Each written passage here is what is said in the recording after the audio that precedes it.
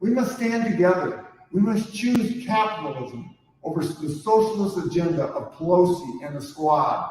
We must be thankful for our men and women in law enforcement, giving them the tools they need to keep our communities safe, not defunding them. We need to stand and protect our rural main streets and our farm families. There's a lot of work to do, but together we will deliver for America. I'm Randy Feenstra, and I'm proud to be the Republican nominee for Congress. Join me in supporting my fellow Republicans up and down the ballot in November so we can keep America great and deliver on our common sense conservative agenda. I'm Paul Young, Republican nominee, taking on liberal Congresswoman Alyssa Slotkin. We're working hard to share our conservative America First message. While Alyssa Slotkin votes 96% of the time with Nancy Pelosi, I'll work for you. I'll stand with President Trump, keeping families safe and rebuilding our economy. And we can revitalize Michigan's economy. We'll do it by cutting taxes, eliminating job-killing regulations, and standing up to China and getting fair trade deals. We know that when we put America first, Michigan families, Michigan businesses, and Michigan job creators win.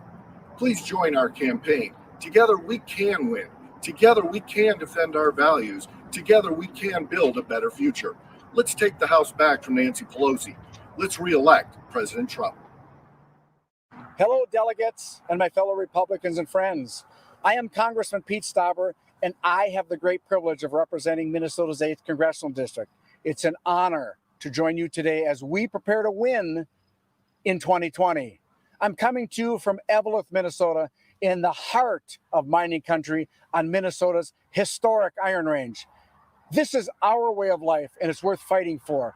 That's what I'm doing in Congress every single day. It is these types of blue-collar jobs that make America great, and I'm both grateful and proud to say President Donald Trump stands strongly with our job creators and workers throughout our great land. So let's do all we can to reject Joe Biden and Nancy Pelosi's socialist policies. Let's do all we can to ensure 4 more years for President Trump so we can preserve the freedoms and prosperity our great country was founded on. May God bless each and every one of you, and may he continue to bless these United States of America.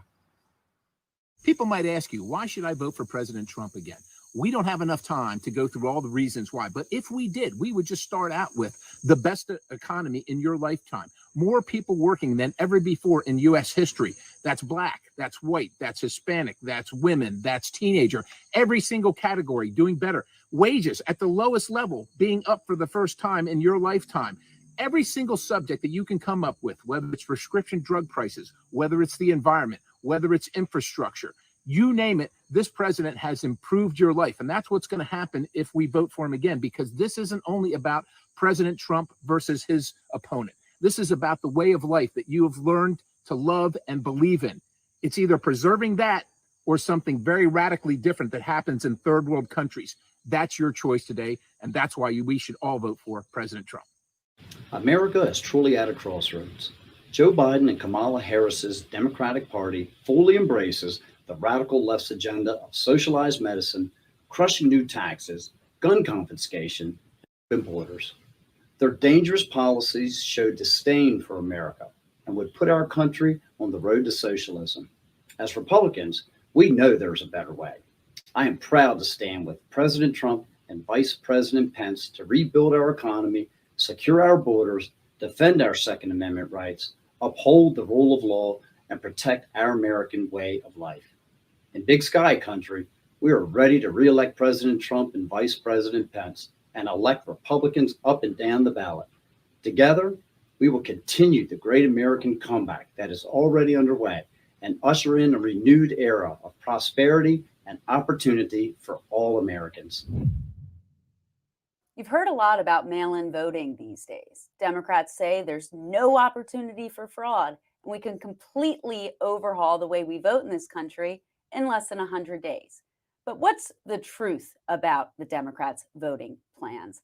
Let's talk to RNC's chief counsel, Justin Reamer, to debunk the Democrats' myths about mail-in voting. Justin, thank you so much for joining us. Thanks, Liz. Great to be here. So, number one myth that Democrats are pushing, the myth that mail-in voting is the exact same thing as absentee. Sure. Well, there's definitely a difference between what we commonly know as absentee voting versus vote by mail. And I think the main thing to point out is whether or not a state is automatically mailing out ballots to voters without applications. And I think that is the big distinction there. If a county, for example, mails ballots out without having received an application from a voter, we view that as a very big problem.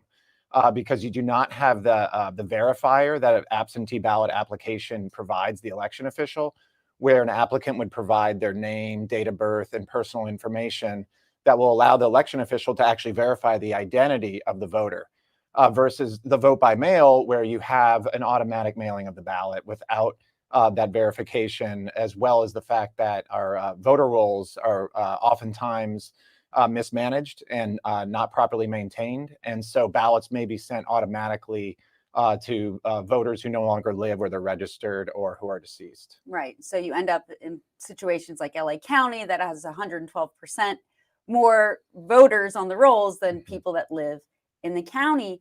And the interesting thing there as well is Democrats keep saying, oh, we've had it since the Civil War. It's the exact same thing as absentee. But why do they keep trying to change the absentee process then, if it's the exact same thing, by going after these voting safeguards that you mentioned?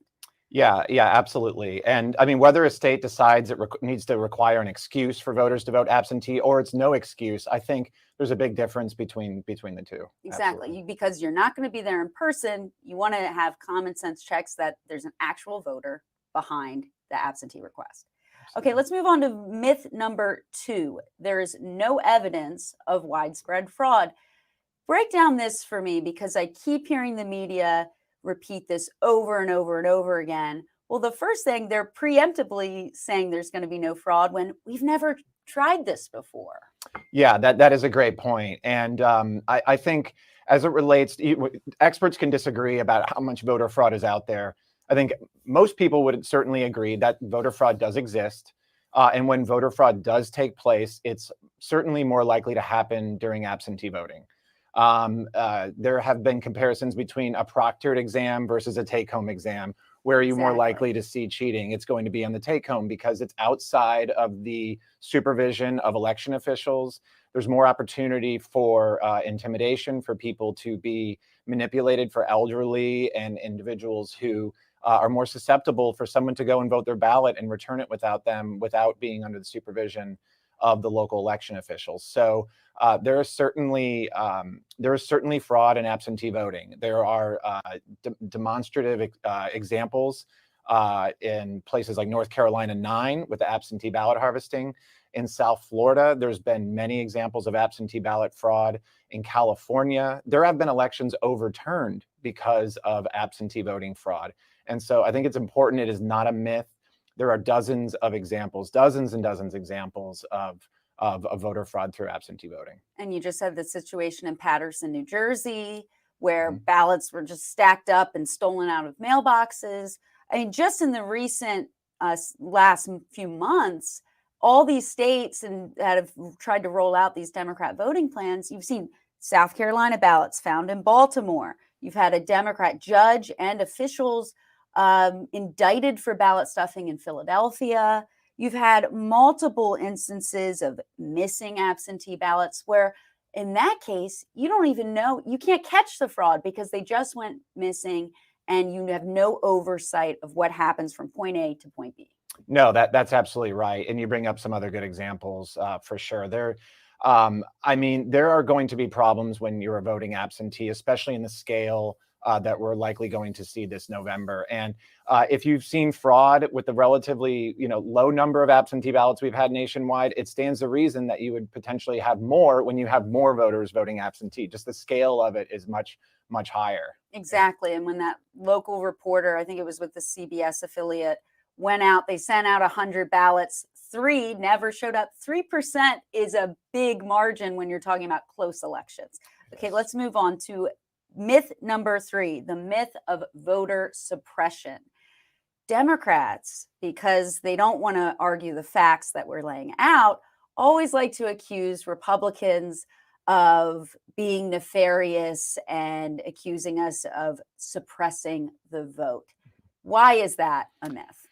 Well, I think it's a myth for a few reasons. One, it's never been easier to vote in America. And I think the Democrats would say, oh, well, that's because of all the policies that we've pushed. But that's not necessarily true by any means. Republicans have been at the forefront of making it easier to vote, of enacting voting reforms. And so I think, one, it's just not true. It's just factually not true. Two, I think as it relates to what we're seeing right now and all the litigation that we're in, we are largely intervening in defending existing state laws. We are defending safeguards in place. And it's amazing to hear the press almost sound like we're the ones out there filing all these lawsuits, when in reality, we are just defending the laws that are on the books, especially in situations where states are refusing to do that. And then I think the last point I'd like to bring up is that I think there's nothing that people like to see less on election day when they're watching the news is these lines wrapped around the block in areas where people are waiting to vote 3 to 4 hours. And I think it's really important because you'll see on Twitter and you'll see the liberal media say this is voter suppression in action. Like, these are the impacts of what Republicans have done. And it's a complete myth because by and large, election administration is handled at the local level in the United States. And these areas where you see the longest lines are largely controlled by Democrats. And so, I mean, we just kind of shake our head and laugh because they're the ones that decide where the polling places are located. They're the ones that purchase the voting equipment. And so while the fingers will be pointed at Republicans, at by and large, they have to look in the mirror because that's where the problems are from. Exactly right. And you saw that in DC and during their primary, and they limited the number of in-person polling in Fulton County in Georgia with all of this just complete disaster. Well, Democrats, by their own logic then, would be suppressing their own voters. And what is wrong about suppressing ballots to not go to dead people or people who have moved away? We should all agree that those ballots should be suppressed. Yes, absolutely. If there's no voter that exists behind it. That's absolutely right. I don't think it's too much to ask for someone to submit an absentee ballot application that gives that election official verification that, one, the person who's asking for the ballot is actually the right person, is not a fictitious person. And then two, that the county official knows where to mail the ballot. Because otherwise, because of our outdated voter rolls, the ballots may be going to the wrong address or, to a dead person if there hasn't actually been a request.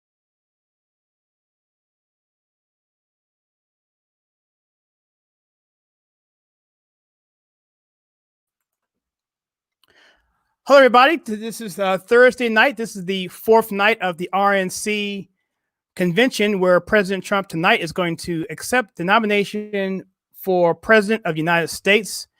Second acceptance speech, essentially. But this is all pomp and circumstance. He's already been officially gotten the votes and everything else. But this is just for introducing himself and the second agenda onto America. And I am so excited. And Mr. Price is Right Review, thank you so much for that. I'm going to be showing this throughout the night just to honor you and your commitment to help us out financially. That's a big deal to me. I don't care what the amount is. And so I just appreciate that very much. Because, I mentioned yesterday that, it's just a situation where I'm not really looking to make money on this, but it does help because my wife doesn't get a lot of chance to see me a lot of times. And we missed some things. And like right now I'm supposed to be out with the family, but I told them I can't make it. My cousin or her brother came in town from Arizona. So I didn't get a chance to go over there, but I'll see him tomorrow. I told him that this is more important than family. I know it's not good, but I've already committed to this, and I believe in honoring commitments. So anyway, so this is the fourth night, and I, as usual, am going to probably jump off here, let you see some of the feed from the RNC. Now, what I've done from yesterday, I've added some more additions. I added some banners here that are scrolling at the bottom here. I also have a banner here that will show the speakers that are going to be lined up. So I don't want this just to be all advertisement. So I have a list of all the speakers that are going to come up. Well, most of them. It won't fit, but more than 2,000 characters. So I got the ones that I thought most people would be interested in and we actually know from name recognition. So you'll be seeing this throughout the night, and you'll be seeing some other things too. And I have a block. So if I go to change the the content on my screen. You won't be distracted by seeing me using my mouse and with everything else. It's all blocked off. So you won't be able to see that. It will just be me changing channels, because around 8 o'clock, that's when the RNC feed kicked off. Well, actually about 7:30, but about 8:30, they're going to kick over at some time. We don't know if it's 8:30 in between then and 9 o'clock. They're going to actually drop the feed without any warning, and then it's just going to go dead. And then we have to go scrambling to go find another feed. So what I'll do occasionally, as this is going on, you'll see that black screen come up, and you'll know that my mouse is behind the scenes doing what needs to do to find more streams, so that when it does come up, we won't be down for more than a few minutes or a few seconds, hopefully. All right. So, is there anything people want to ask tonight in terms of what's going on with the convention? What's going on in the? I really don't want to talk about what's going on in the news, especially with the riots. I'll touch on it a little bit, but if anything involving politics, the polling, what's going on with that, I don't really want to get into some of the negative stuff, because this is probably going to be a evergreen type of deal. I don't want to have these kind of things on here forever. So if we can keep it relative to just politics in terms of the election, in terms of Biden, and did you see where Nancy Pelosi actually threw out the suggestion that we don't want Biden to debate Trump? You know, these Democrats are really, I got to hand it to them, man. They are really doing their best to cover for this man, and it's like we all know the goal. They do not want him on the same stage with President Trump. They do not want that, especially more than one time.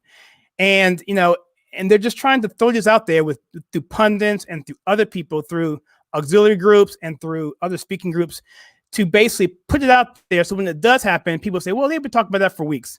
Well, yeah, but we've also been talking about it too, because after Joe Biden says the things he says, like "you ain't black" and "come on, man," and going off all these different things he does, it's just so off the cuff, whatever, that they know that he's just going to say something really stupid on live television and really, really damage his chances from losing by less than 100 electoral votes. So he may get closer if he shuts his mouth. He may lose by 50, but if he opens his mouth, he may lose by 100. So I don't know, guys. I thought that was pretty interesting. Let me see. Hi, Lisa. How are you doing? Yeah, so this is the third night. Oh, actually, this is the fourth night. We did this for 3 nights in a row, and it's been a little bumpy from a technical standpoint. And so, but I think you guys have had a good time. And I think we have too. And so, Price is Right. If you haven't been on before, what happens is essentially we'll comment, and I won't be here. I won't be on the screen. So I'm going to be off the screen watching with you. I may pop my face in the corner, do a picture-in-picture, just a way to say I'm still there, and then get back out again. And we're going to watch it, and then we're going to be chatting as we hear on the right. And as I see them come across, I'm going to post them like this. And what that will do is allow people to interact and comment. And you can see these same comments inside the chat here, but it makes it a little easier on the screen. Now, if you do not want your comment to show up on the screen, including your payment, if you want to, donate financially, that's great. If you don't want that to be shown publicly, then put an asterisk into the comment or prior to you doing it.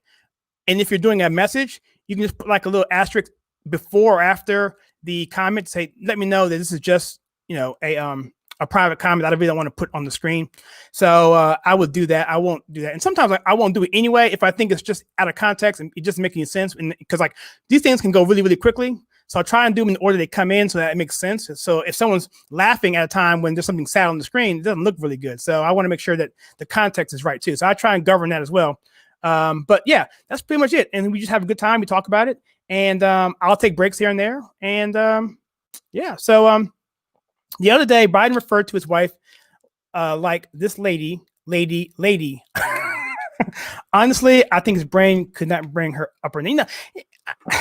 I've had to apologize in my audience and just in other videos for laughing at Biden. I'm not really laughing at him personally because I have close, dear friends of mine who suffered from mental illness in life. That's not what I'm laughing. What I'm laughing at is the audacity that they don't think we know about this stuff. The fact that they just think they can just cover this thing up and just be like, oh, shucks, it's no big deal. It's just Joe. That's how Joe rolls. Well, Joe has always been out of control. I don't know if you remember back in the day when he was on the stump. I think this is with, I don't know if he was actually campaigning or where he's actually vice president at the time.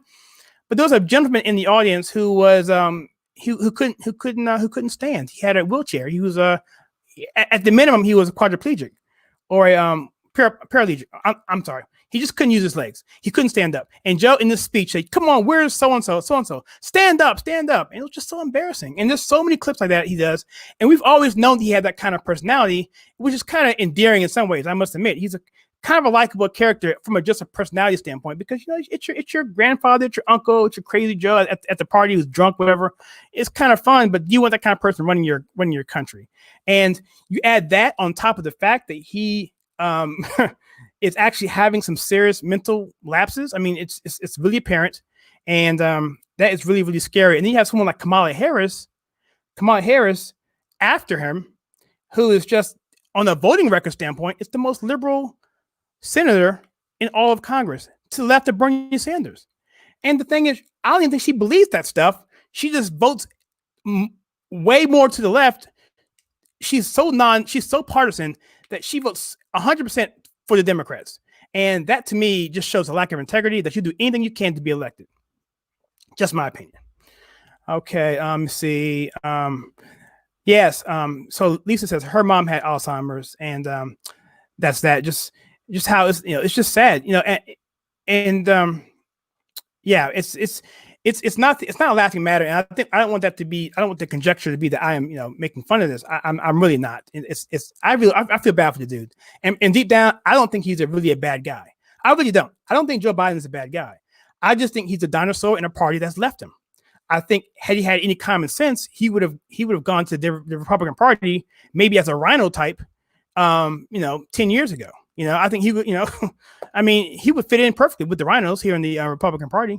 So I just think that he just doesn't fit. And people like Joe Biden, there's no place for people like him in the party. There's no place for any classical liberal in the party.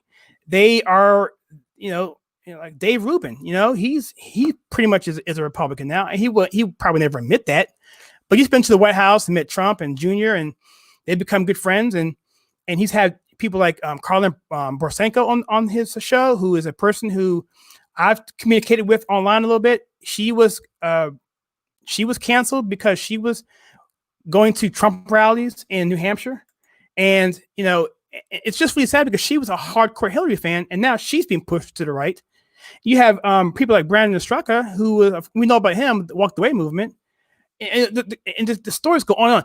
The stories last night from the people who were ex-Democrats or Democrats, still Democrats, but just won't vote for Joe Biden. It's just a pervasive thing. And I'm telling you right now, this walk away movement is no joke, man. It is no joke.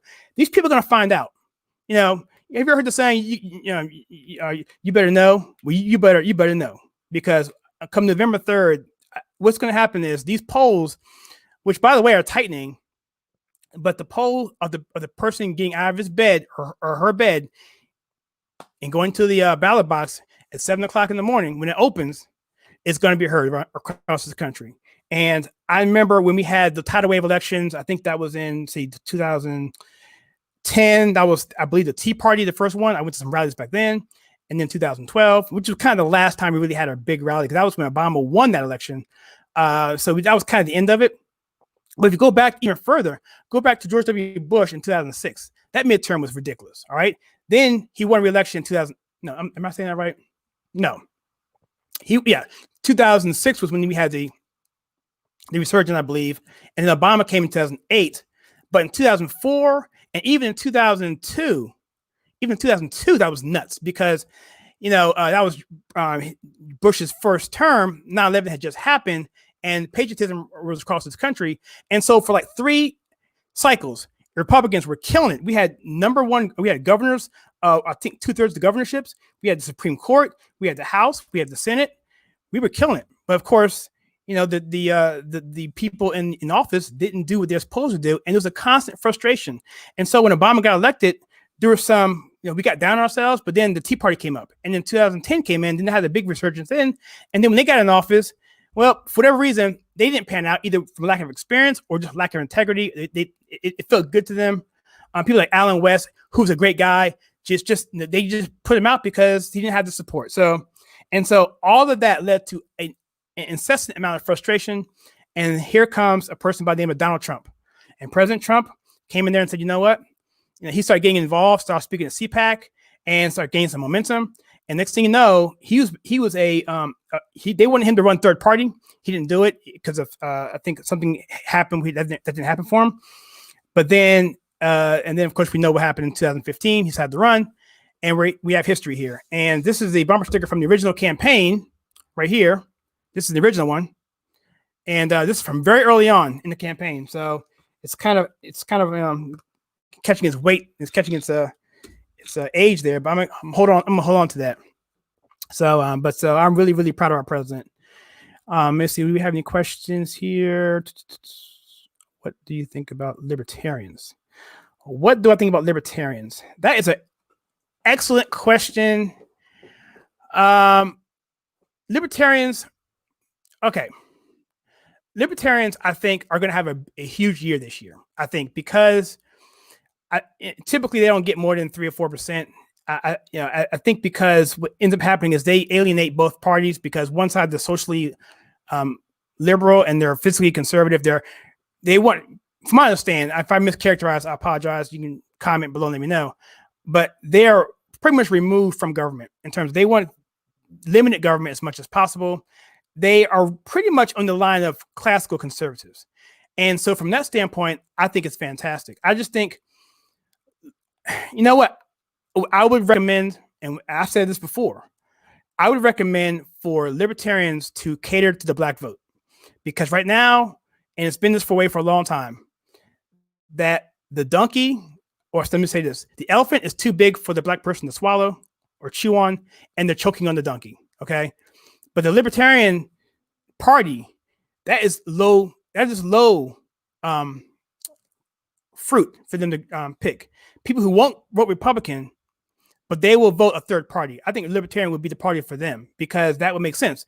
They would want limited government intervention. They would want to be left alone socially and to live their lives that way. And I think that right there, if let's say they got like 30% of the black vote, right? It's not gonna hurt Republicans at all. They'll still get 15%. But the Democrats, it'll crush them. It will destroy them completely. And then you will put everything on an even line. So I would love to see them cater to the black vote. I know it's a very difficult task, but it may happen this time because people just don't want to vote for Joe Biden, but they just don't want to vote for Trump either, which is fine. If you're black and you don't want to vote perfectly, that's great for me. If you want to vote for Trump, obviously that's great for me. And or vote Libertarian or whatever party you want to vote for, it's still good for me, because it's going to take away from that percentage of votes that the Democrats are and counting on. So I have nothing against libertarians. I just wish that they would really work alongside us once that happened. But I understand they have their own agenda, they have their own party, they have their own goals they want to put in place, and we can't ask them to work with us, because I get that. But at the same time, some elections, it may hurt us, some elections it won't. But I don't think it's going to hurt us this election here at all, because I think Democrats are going to be the same way. Democrats who don't want to vote for Biden but aren't voting for Trump are going to vote for libertarians as well. So I think libertarians, I think they'll probably get the largest. I haven't looked at this really carefully, but I've seen some polls out there, or they may get as high as 20%, which is, I'm even saying that on the record sounds kind of crazy. I'm not holding myself to that, but I wouldn't be surprised if it was that high in some areas, but in some states especially. Nationwide, I'm not sure, but some states that are key, I think they may actually do that. So let me see. That's the Kanye question. Kanye West. Let me ask about Kanye West. Let me talk about him. Well, first of all, Kanye, to be on the ballot, he has to get a lot of signatures. I'm not sure if he can get on every single state. So I'm not sure what he's trying to do in terms of nationwide. But his agenda is pretty much a Trump agenda. And so I think what Kanye's trying to do is he's trying to help Trump on the other end by getting his message out there to a group that won't listen to him normally. They won't listen. Trying to get Trump's message out to a group of people that won't listen to Trump normally. Okay. So by Kanye doing that, oh yeah, listen to Kanye. Hold up, what is that message? Oh, by the way, that's Trump's message. And then that's a segue to being red-pilled. That's number one. And attracting anybody who is black away from the Democrat Party, because Kanye West is not going to attract any Trump voter who is black. Trust me. The black Trump voter is not voting for Kanye. But the brother in the hood who loves Kanye just might. So I think he's doing us a service. I really do, because he's brandishing a message that wouldn't otherwise get out there. The moves, agenda, and gender are revealing. I'm not sure what that means. What does this mean? Agenda. Two are revealing. Well, I'm sure someone will. Is that a movie? Oh, I'm sorry. That's a movie. Okay. All right. I'm following you. Part 1 and part 2. Okay. I'll take a look at that. I'm not aware of that. If you can send me a link, or if you can shoot me a private message, that'd be great. Let me see here. Let me see. No, I'm not ignoring you. Hold on. I'm trying to get in line here. Let me see where we're at. I got you. Was that the libertarian message that you were asking about? That was. I hope I answered that question for you. Let me see. Top CPC. Let me see. Was that China? That is.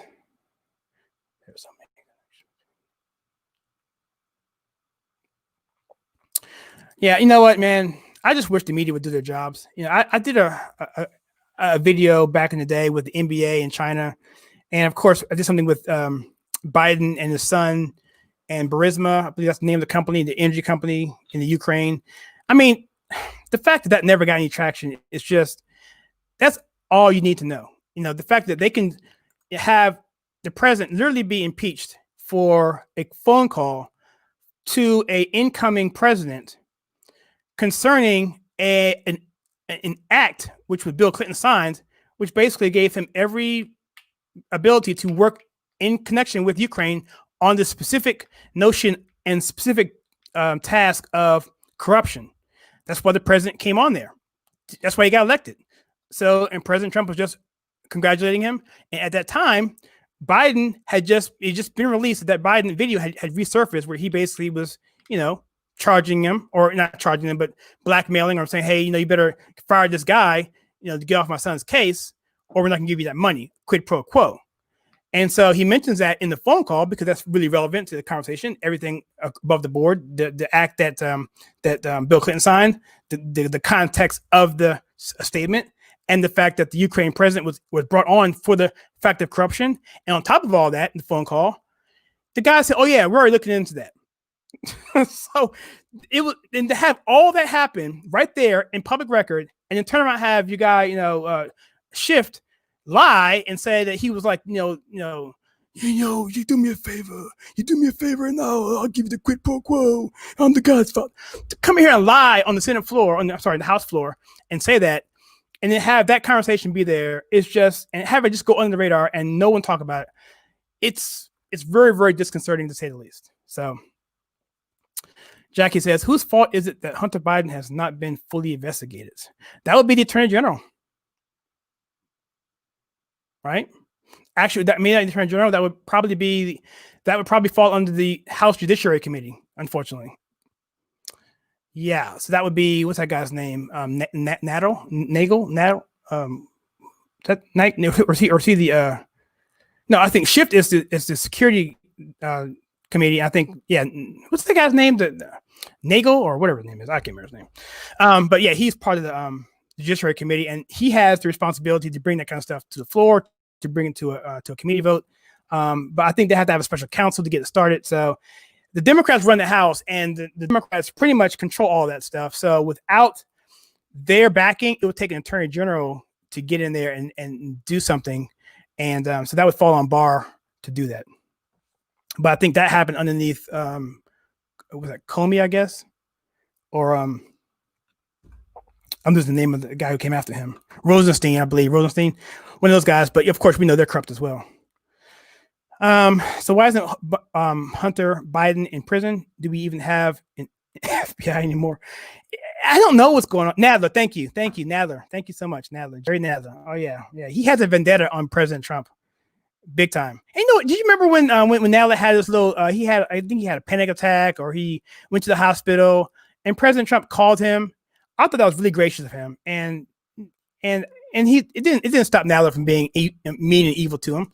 I just think that he's just a nasty person, and I'll say it on the record. I mean, you can just look at what you see in the how he treated Candace Owens, and well, whatever. I'm getting off subject here. So okay, so right now it's 8:21. You guys want me to play the the feed. I can run this feed real quick. I can do that. And let me switch over here to some unpaid advertisement. Right here. I'm gonna put the feed on. If you have any questions, I can see them and I can jump on and answer them. Oh, you know what? The feed stopped. Okay. Excellent. So now I gotta go fix it. All right. So let me go ahead and do my thing here. I added some I added a way to cover myself so I don't have to, so you guys will get distracted by what you're seeing.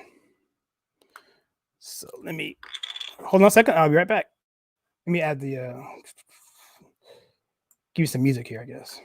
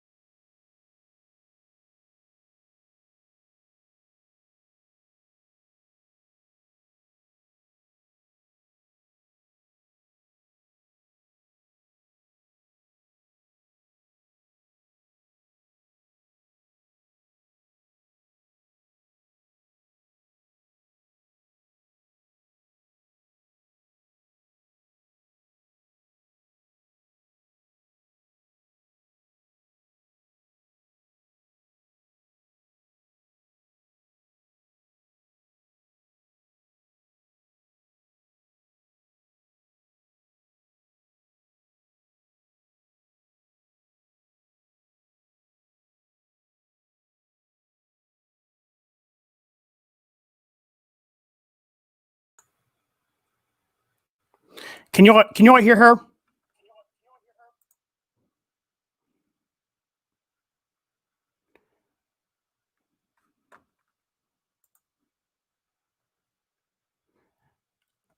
I'm not hearing the audio. So let me try again.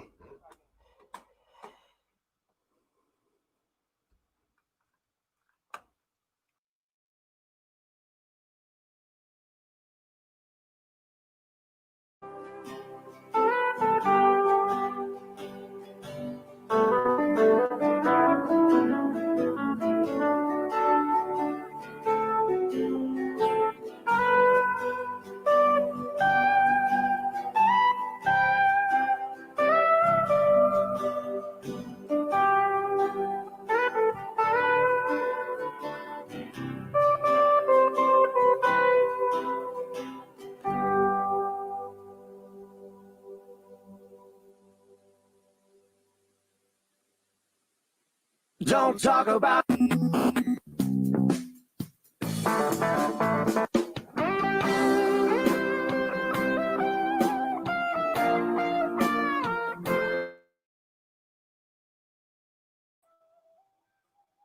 All right, so I gotta say one thing, that because I'm streaming on YouTube, I have to take out the audio because I will get dinged with a copyright.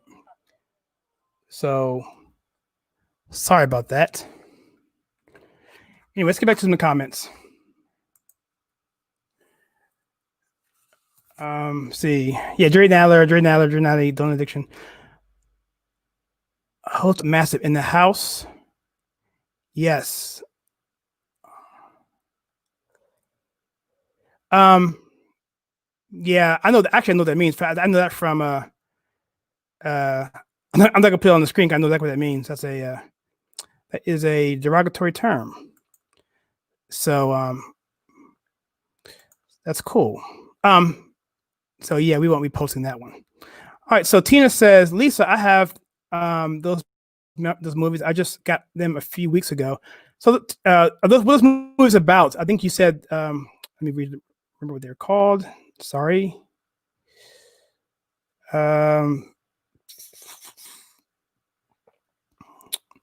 I think Bar Durham Teams is going to pull through with a bombshell. I hope so, Jackie. Because I'm hearing a couple of things here. I know that Durham and his son, I believe there's both of them working on this, that they have a history of just being tenacious and methodical. And that's the kind of thing that you need with these Democrats, because they're going to really push back on anything and fact check what they consider fact checking. And so it's going to take something of almost like a smoking gun almost to prevent them from saying anything.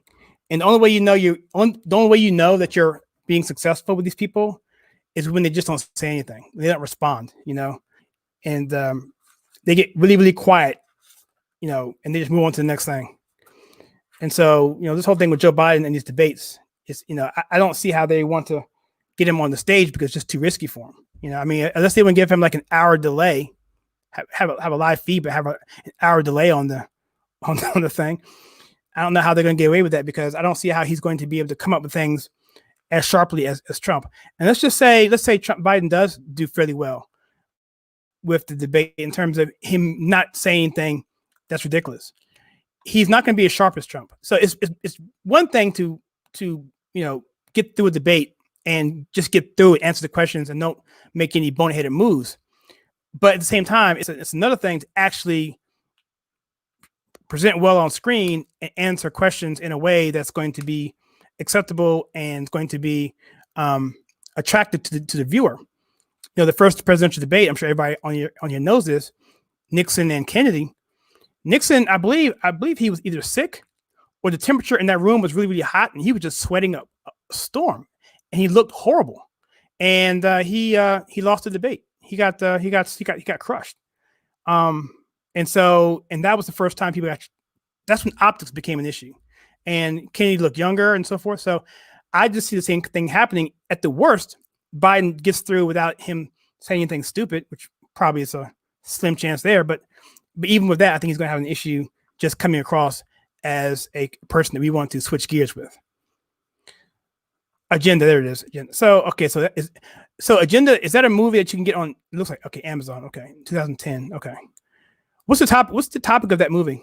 Is that a swamp movie? Let me put the volume on so you can hear it.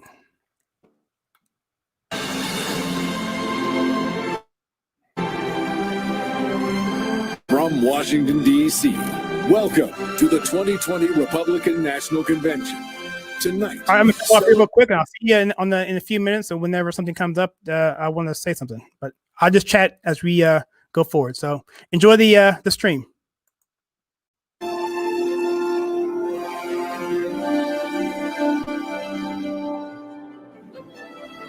Let us pray. Our Heavenly Father, which art in heaven, we thank you for the great bounty you have bestowed on this nation and the many blessings we have received these past 4 years. We are forever grateful. As we come tonight, our country is facing trouble. Tens of thousands are in the path of a deadly storm. The pandemic has gripped millions of hearts with fear. We're divided. We have witnessed injustice. Anger and despair have flowed into the streets. We need your help. We need to hear your voice at this crucial hour. We ask that you would unite our hearts to be one nation under God, for you are our only hope. We declare today our total dependence upon you and our need of repentance as a people. I thank you tonight for our President, Donald J. Trump. We pray that you would give him wisdom from on high, clarity of vision, and strength as he leads this nation forward. Bless him. We pray for our First Lady, Melania, their son, Barron, and all of the family. Protect them and keep them strong and safe.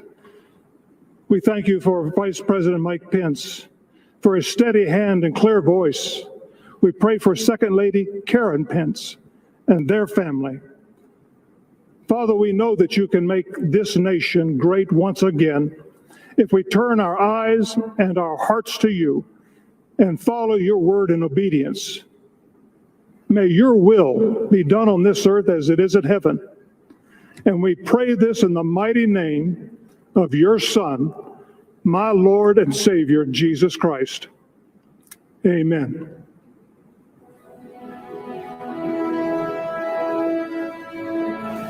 I pledge allegiance to the flag of the United States of America and to the republic for which it stands, one nation, under God, indivisible, with liberty and justice for all.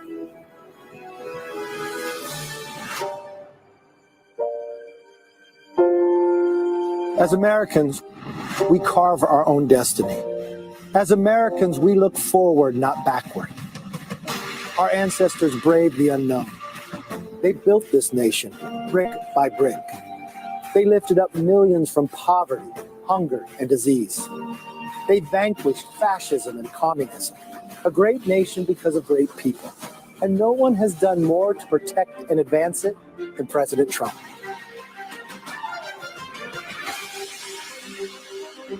As Republicans, we are proud to stand with him and to work for you. Together, we built the greatest economy the world has ever seen, and we will do it again. We confronted China head on, tore up bad trade deals and made better ones, supported our men and women in uniform, and took out the world's top terrorists, achieved energy independence, defended the sanctity of life, and restored law and order at the border. But as every American knows, we face an invisible enemy that we didn't ask for nor invite, but we will defeat it. We will defeat it because America is where innovation happens, and we are developing a vaccine in record time. We will defeat it because President Trump unleashed a Marshall Plan for Main Street and put hardworking taxpayers back on their feet. We will defeat it because tough times don't last. Tough Americans do. And that is what this election is all about. You, not us. Joe Biden and Kamala Harris think this election is about the government. They're wrong. It's about your family and your future. And to secure what really matters, we will call on the bedrock of what makes us the greatest country in the world, the American promise. A promise that everyone is equal under God, under the Constitution, and under the law. A promise that government is accountable to we the people. A promise that if you work hard and play by the rules, your opportunities are endless. As Republicans, it's our mission to renew the American dream, restore our way of life, and rebuild the greatest economy in the world. The Socialist Democrats have a different agenda. They will dismantle our institutions, defund our police, and destroy the economy. So as you cast your vote this November, remember this. 4 years ago, President Trump promised to be your voice. He kept that promise, but there's still so much more to do. The choice before you could not be clearer. Forward in freedom or backward in socialism. Forward in prosperity or backward in poverty. Forward in personal liberty or backwards in more government control. I know which direction I'm headed. Join us, because the best is yet to come.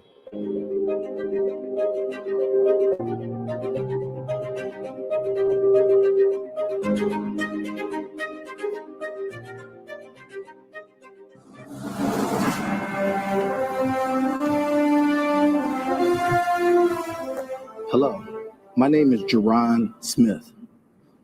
20 years ago, I moved to Washington, D.C. to attend Howard University. I was at a crossroads, just like America is today. I grew up on Strand Hill Road in Cleveland, a blue-collar street in a blue-collar city. When the media talks about forgotten places or working-class people who are overlooked and struggling hard, there's usually some stock photo of people who don't look like me. They never seem to show people like my mom, who worked 2 jobs as a gas station clerk, and the mom, she showed me how to persevere. They never seem to show people like my dad, who plowed snow in the winter and paved streets in the summer, who stood by me through thick and thin and taught me strong values every day.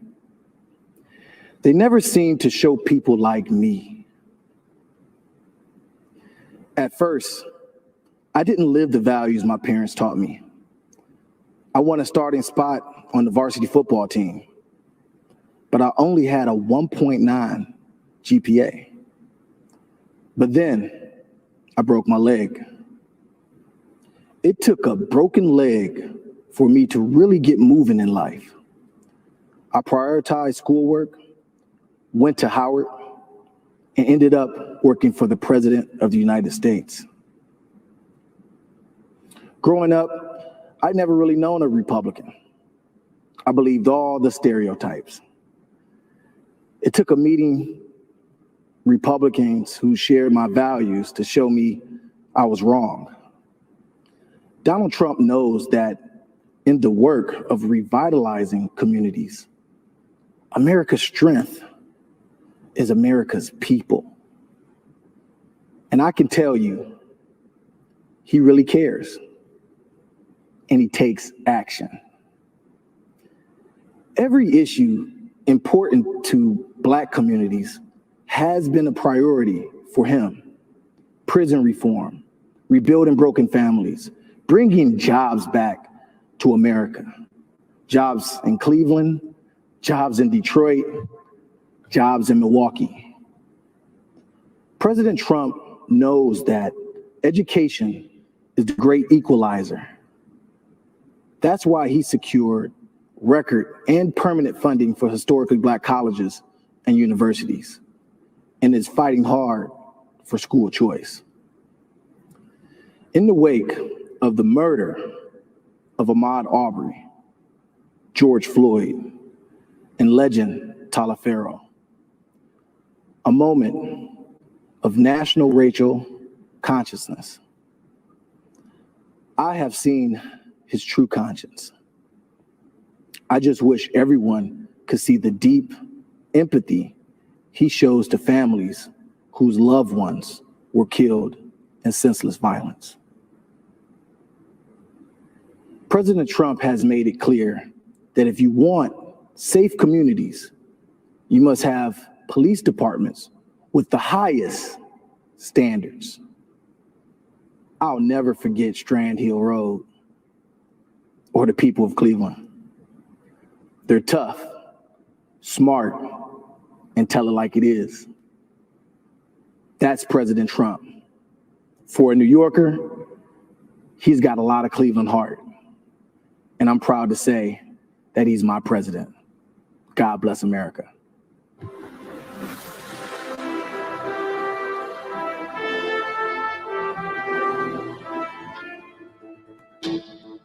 People assume that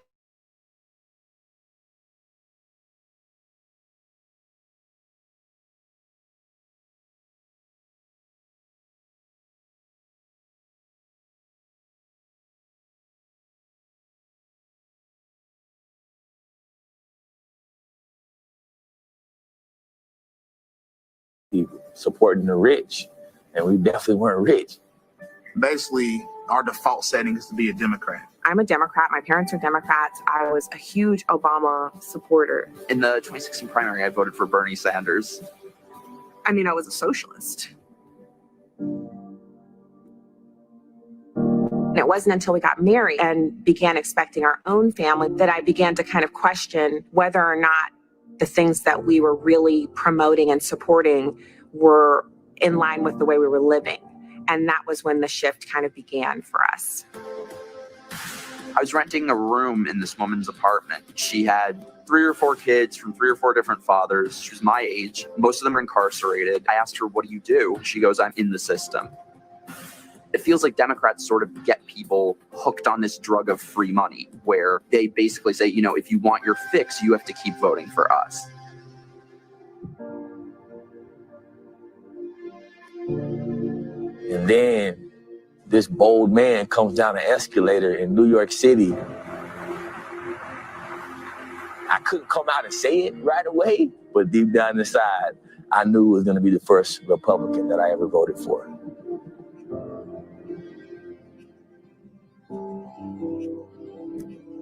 His entire campaign, Worse for All Americans, that was a turning point for me. One of the hardest things to do is to challenge your own beliefs. Going straight to the source is really how I was able to overcome some of those pitfalls. And so I want people to hear my story and know that you can actually go from being a democratic socialist to a Trump supporter, but you have to look deeper. I think there's a political realignment that's taking place. I've always been very anti-war, and now Trump is by a mile the anti-war candidate. I've always been very much for free speech. Trump is now by a mile the more pro-free speech candidate. What's at stake in November is pretty much everywhere you look. You either see prosperity and liberty and things that you want to preserve, or if you're a Democrat, everywhere you look, you see something you want to tear down and remake in the image of some other country that's not as successful as we are. I'm trying to conserve our values, our Constitution, God-given rights, right to bear arms, freedom of speech, all the things that has always made this country great.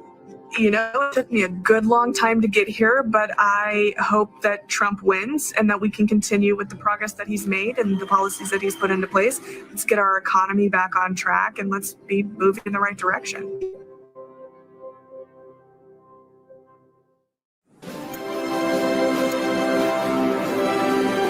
Good evening. My name is Jeff Van Drew. I speak to you as a member of the Republican Party, but it always wasn't that way. How I became a Republican says a lot about today's Democratic Party. I'm from South Jersey, where we work hard, look after our neighbors, and care about our communities.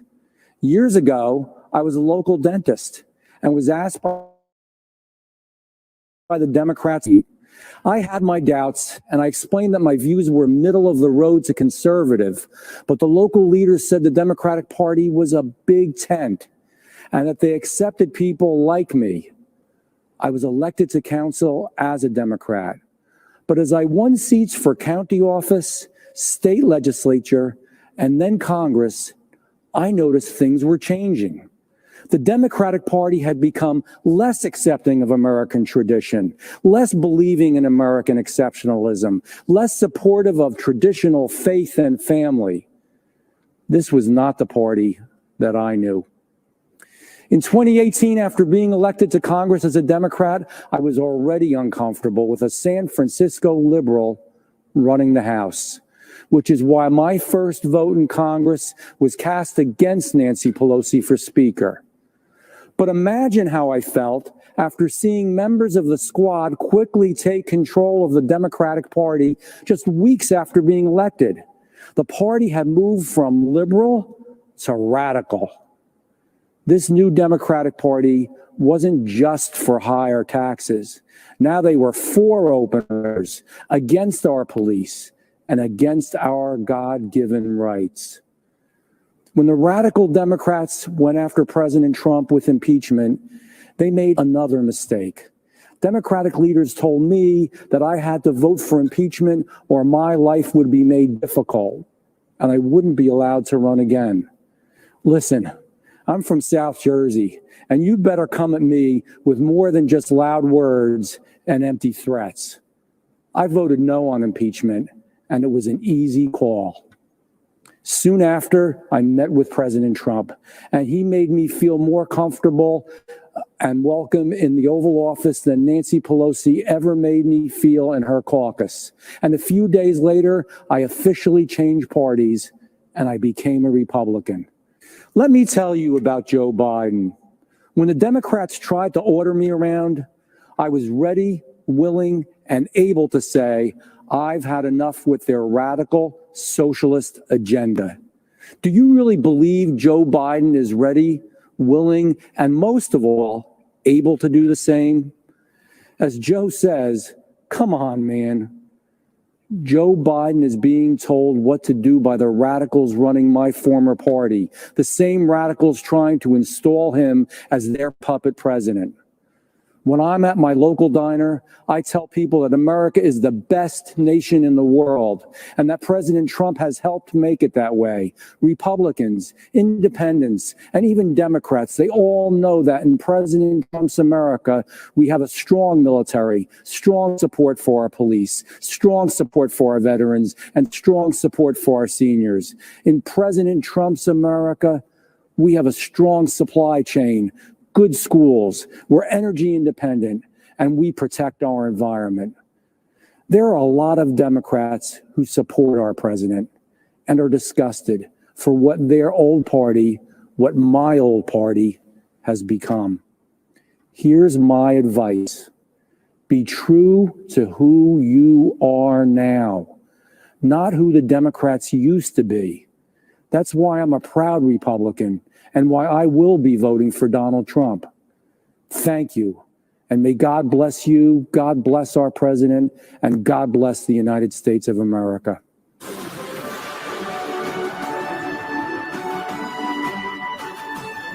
For me, the most important issue is jobs. We need to be able to pay our bills.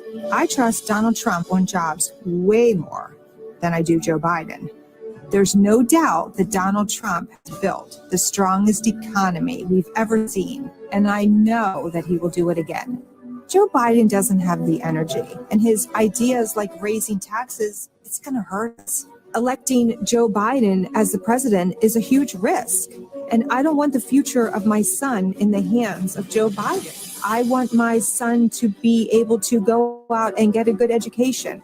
I want the economy to be strong. I want the country that he lives in to be safe, and I want our borders to be secure. And I don't want that in Joe Biden's hands. Donald Trump has built the strongest economy we've ever seen. He has made our country safe. And as a mom, those are things that I'm very proud of. And those are things that are very important to me when I'm looking for a president. I'm sticking with Donald Trump. My name is Stacia Brightman. I'm a single mother of 2 boys, and I work in Houston, Texas for S&B Engineers and Constructors as a warehouse receiving clerk. After serving my country in the Marine Corps, I worked various jobs, but I thought I needed a degree in order to have a career. I put myself into significant debt to earn my bachelor's degree in finance. Despite my degree and all of my efforts, at one point, my boys and I even found ourselves homeless. After being laid off yet again, I received an email from the Texas Workforce Commission about SMB's Women in Construction Earn While You Learn apprenticeship program. I thought I'd give it a try. I was a bit skeptical at first, but I said to myself, hey, if they're willing to take a chance on me, I should be willing to take a chance on myself. At the start of the program, I was making $16 an hour while I trained to become a pipe fitter helper. Looking back, it wasn't easy, but boy, was it worth it. I felt empowered that I was learning new skills and able to support my family again. I worked hard, got promoted, and even got a few raises. Later, I learned what President Donald Trump and Ivanka Trump were doing behind the scenes to make sure that people like me and you had a chance to rise up and succeed. President Trump started the National Council for the American Worker and the American Workforce Policy Advisory Board. Together with Ivanka, he wrote policies that made it easy for states and companies to give opportunities to hardworking Americans like me. The president and Ivanka also partnered with the Ad Council to launch findsomethingnew.org, helping to connect workers and workers with training and apprenticeship programs where they live. If you find yourself in a situation like mine, where you feel you have nowhere to turn, nothing to really fall back on, and you feel like no one believes in you, go online to findsomethingnew.org and see that President Trump believes in you. And more importantly, please believe in yourself. Keep trying, keep pushing. Times will get hard. Remember, just a few years ago, I was homeless. And you know what now? I'm set to close on a brand new home at the end of the month. So my message to you is keep pushing. You can do it. Find a training program like the one I participated in. And like me, you'll have an opportunity to build a career in life that you're proud of. So with that being said, I'd like to talk to you about a different kind of training. This is the Trump campaign's National Week of Volunteer Training. If you're like me, you know how important it is to put Americans back to work. So get trained and get involved with the campaign. Go online to www.trumpvictory.com and sign up and keep the president fighting for you for another 4 years. Thank you and God bless.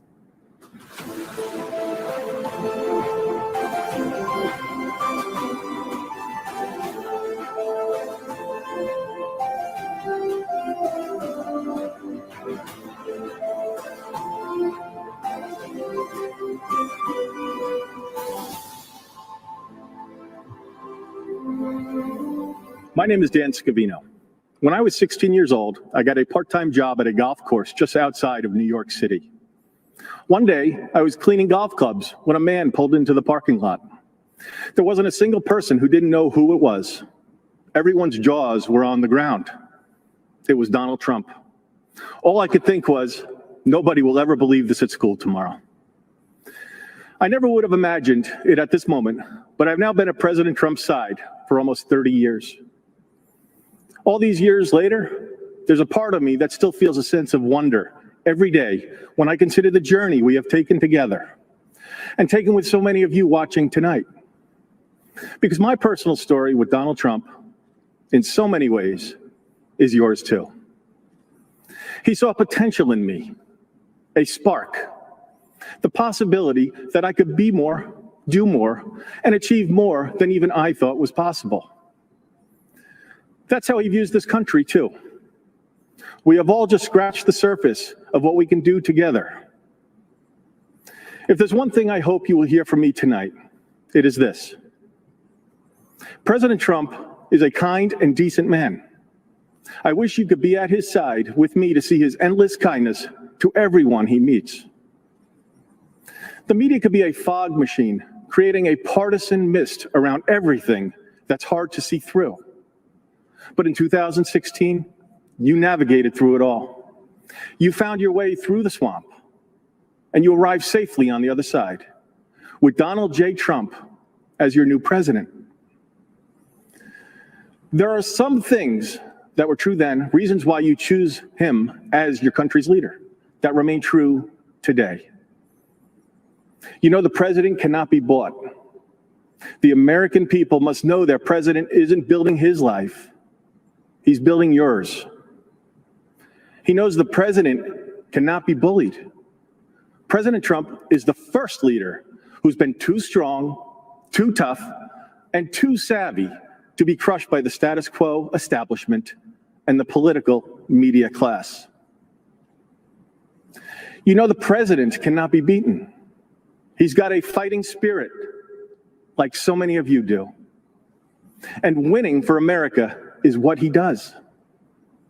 While they call it chaos, President Trump calls it change. Just think about what we achieved together with President Trump. The strongest economy in history, the lowest unemployment rate for almost all demographic groups, Black Americans, Hispanic Americans, women, and so many more. He did that once, and he will do it again. You know it, and I know it. We all just need somebody to believe in our capacity to do great things. Donald Trump believed in me when I was a teenage golf caddy, and he was already one of the wealthiest, most famous people on the entire planet. He saw my potential, even when I couldn't. He sees greatness in our country too, and in each of you. He believes the world you dream about at night can be yours. He truly is a man of the people. Just think about what he has done with this convention. You've heard from real Americans with real stories. People who are just like us. People whose lives have been forever impacted by the president and his policies. You've heard from people like John Peterson, who has a factory in Ohio. Tanya Weinreis, who has a small business in Montana. Jason Joyce, a fisherman from Maine. And Chris Peterson, a dairy farmer from Wisconsin. You've seen a man who turned his life around get a second chance with a presidential pardon. You've seen brand new Americans become our fellow citizens in a ceremony at the White House. You felt the passion of pro-life and religious freedom advocates, and listened to the heartfelt words of a man whose family fled communism and oppression. Who needs a nonstop parade of politicians when you got an army of the people behind you? On November 3rd, vote for the man who believes in America and believes in you. Vote for my friend, your friend, our friend, Donald J. Trump. Thank you, and God bless the United States of America.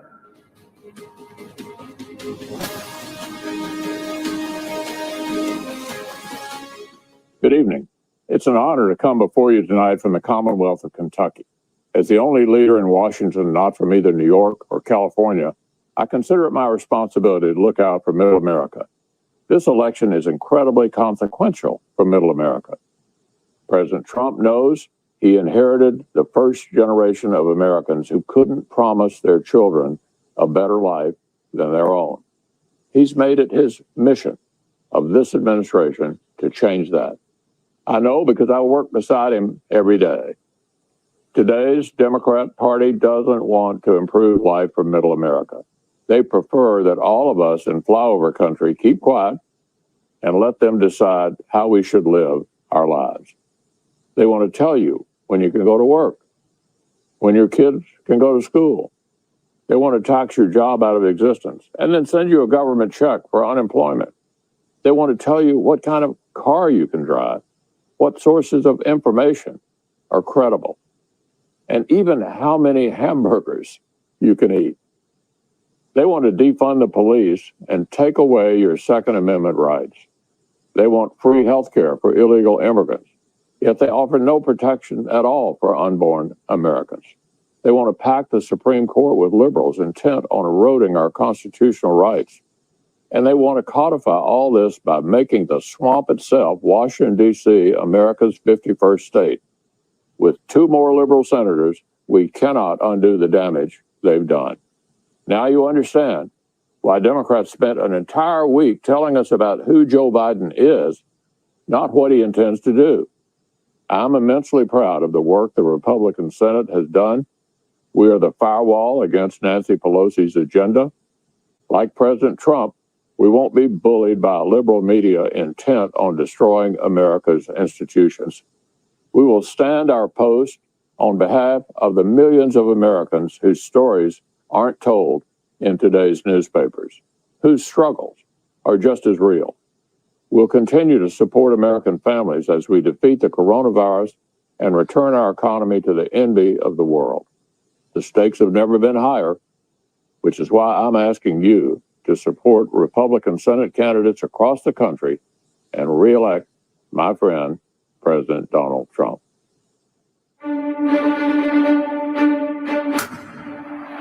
So all of these titans of American sport know that many of life's most valuable lessons are learned on the field of competition, and the ability to overcome adversity. But I might have been given a bad grade, but I've got an awful lot to live for. And your relentless will to win, win, win. These qualities embody the American spirit of pushing boundaries, defying limits. It's a game cast in sports immortality. And always striving for greatness. You stayed in the fight. You finished the fight. Often bumpy roads lead to beautiful places. This great building is celebrating great people. And your winners all. Would you please rise for the playing of our national anthem? It's our honor to be in the company of great champions. Team USA will indeed take home the gold. We have to get our sports back. We can't wait to see what's next.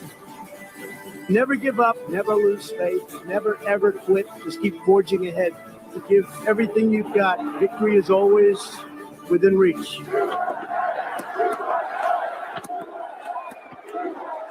Hey everyone, I am Dana White, the president of the UFC. Many of you know who I am, what I do, and that I am friends with the president. I spoke at this convention 4 years ago, and I'm back because I believe we need President Trump's leadership now more than ever. Before the pandemic, President Trump built the greatest economy in our nation's history and created opportunities for all Americans like no one before him. Financial markets hit all-time highs, unemployment was at an all-time low, and we weren't facing the lawless destruction that now is occurring in a few of our great cities. It blows my mind how quickly some of the leadership in this country has forgotten the critical role first responders play in our society. Police departments and other law enforcement, even some fire departments, have faced opposition from many in this country. But they are always the people who are asked to step up when things are at their worst and put themselves at risk. That has certainly been the case during this ongoing pandemic. Come on, America. Defunding these vital positions is not the answer. The first responders have always taken care of us. And now, more than ever, we need to take care of them. Now, let's talk about COVID. And let's be very honest about it. No one person and no one place could have anticipated the challenges that COVID would bring. But President Trump has faced all these obstacles head on. He immediately put protective measures in place, and he reached out to the best and the brightest leading American businesses across all industries to discuss what he and his administration could do to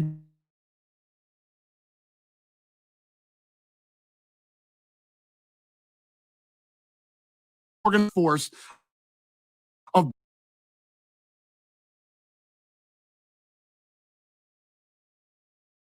leaders across the country. And I was fortunate enough to serve on that task force. Firsthand, I had the opportunity to witness how hardworking and determined President Trump was to solve unprecedented problems our country was facing. I personally observed his ability to listen and understand the issues impacting Americans of all backgrounds. It was clear his highest priority was always the health and safety of everyone in our country. Not just Republicans, not just supporters, but every single American. President Trump recognized that one of the small ways to instill a sense of normalcy in people's lives was to bring back entertainment options. The president went above and beyond to help all sports leagues involved. figure out a way to overcome the challenges of staging live professional sporting events in the middle of a pandemic. And you know what? We did it. The UFC was the first to do it, and we are continuing to do it. Now, other sports have joined us, and some of the lessons learned are being used to help reopen other types of businesses and schools. Make no mistake about it. We still have a long way to go. And that is why we need a leader with President Trump's unique attributes at this critical time. I have said it before, and I will say it again. He is one of the most loyal human beings I have ever met. The man has unstoppable energy.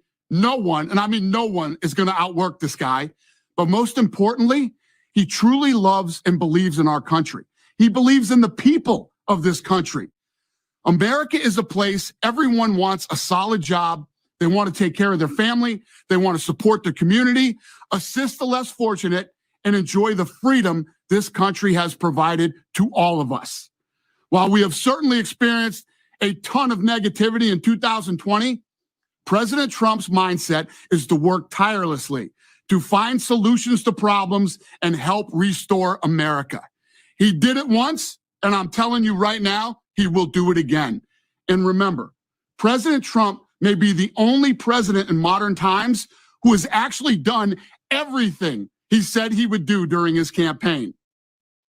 There's this quote that I love from Ronald Reagan, where he said, "There isn't any problem we can't solve if government will give us the facts, tell us what needs to be done, then get out of the way and let us have at it." And what that means to me is, as Americans, we work hard to overcome adversity, and we face the tough times head on, irrespective of your gender, race, religion, or sexual orientation. What unites us as a nation is freedom, equality, and opportunity. That's what it means to be an American. Ladies and gentlemen, let's re-elect President Trump. Let's figure out what the problems are and continue to find solutions to those problems. Then let's get to work. I'd like to close with this. While it's critically important to re-elect President Trump, this pandemic has also taught us to be very, very careful who you select as your next governor, senator, congressperson, and mayor. It is so important to vote. And don't think that your vote doesn't matter, because to be honest with you, it has never mattered more than it does right now. Thank you, and have a great evening, America.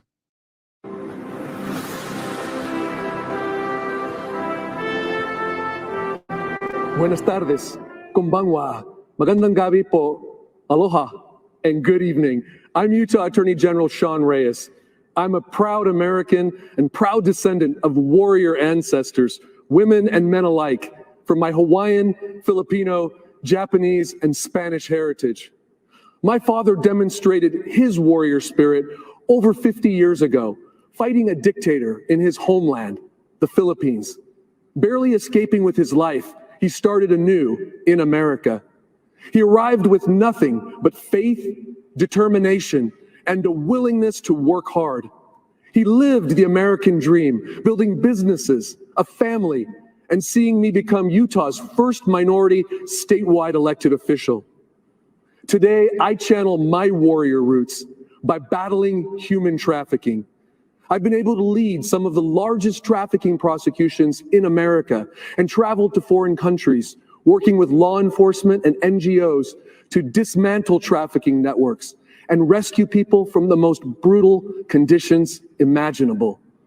Young girls and women sold into sex slavery, young boys and men forced into labor servitude, illegal adoptions, organ harvesting, human life utterly debased. President Donald Trump is a fierce warrior against human trafficking. How do I know? Early in 2017, I had occasion to visit with him about our rescues. He asked insightful questions, expressed deep concern for victims. Overwhelmed with compassion, he promised to attack this evil. President Trump summoned Ivanka and leaders from his cabinet, directing resources and hundreds of millions of dollars for raising awareness, liberating victims, prosecuting predators, and empowering survivors. Together, they've done more to combat human trafficking than any administration in modern history. Now that's a promise kept. President Trump's taken similar aggressive action to break the chains of drug addiction and improve mental and behavioral health. He declared the opioid epidemic a national public health emergency and made available billions of dollars to confront this threat. He also signed a bill creating a phone number like 911, but for mental health. When activated, 988 will be a lifeline for those struggling with thoughts of suicide, depression, addiction, self-harm, or even hurting others. It will save countless American lives. A few months ago, my father, my warrior hero, lost his fight with cancer. When he passed, he had by his bedside his scriptures, family photos, and a pen President Trump gave me to give him. Dad loved that pen. It represented freedom to him, the freedom that only exists when someone is willing to fight for it. To my father, President Trump is that ultimate warrior fighting for our freedom. If you listen to Democrats, the media, and liberal elite, they will tell you that America's light doesn't shine as brightly around the world as it once did. That is simply not true. The same light that brought my father to America inspires the desperate and downtrodden equally today. Believe me, I interact with some of the most marginalized victims on earth, and they love America. They love President Trump because he's fighting for their freedom and America's freedom.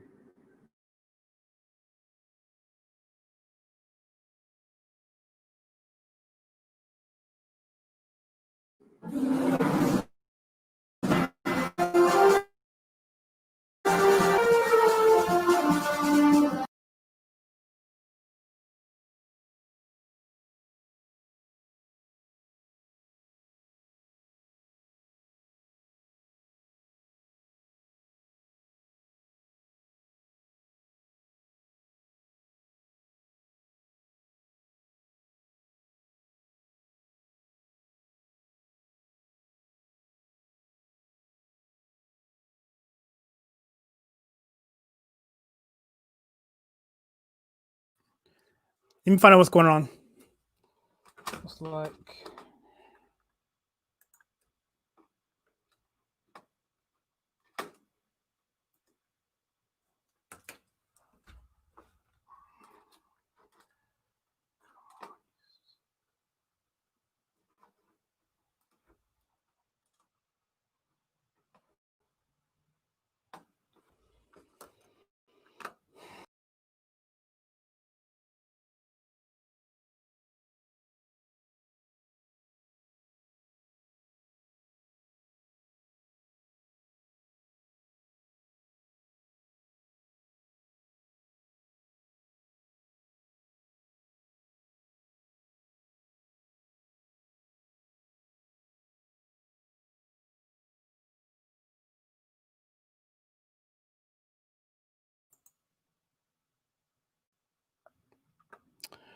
all right, let me just talk to you while I'm doing this. I will leave an empty screen. So looks like the stream died.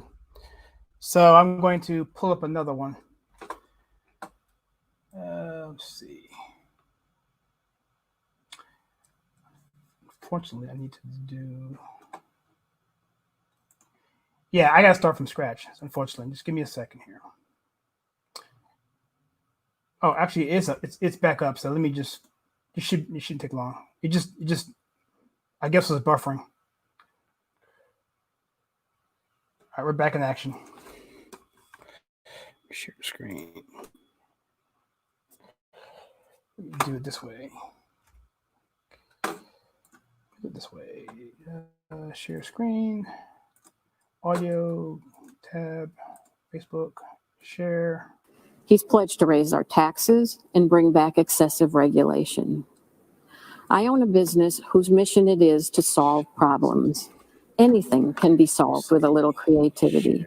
It takes courage, commitment, and ideas. And those are all things that come naturally to President Trump. And that's why he has my support.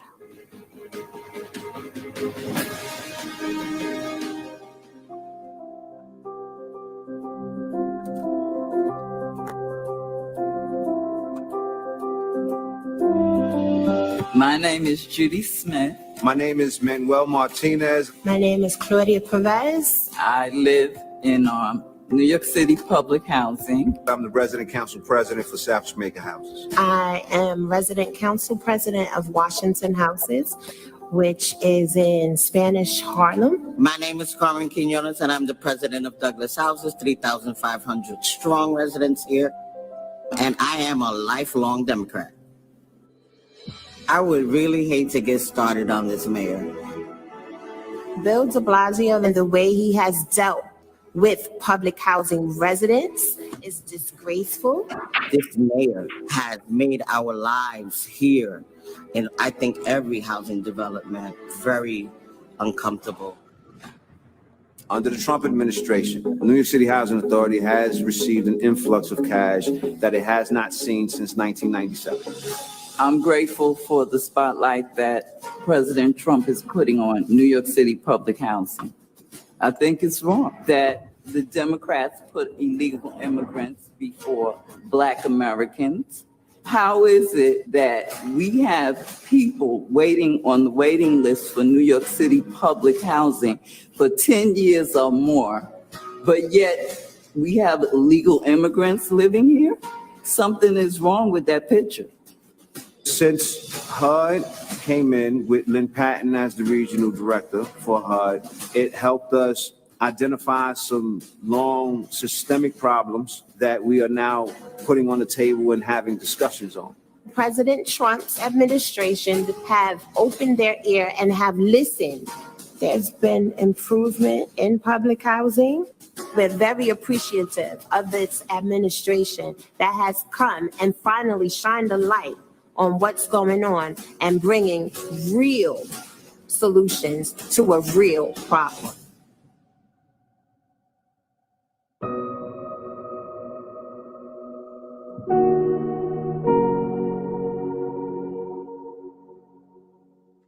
Hello, my name is Ann Dorn.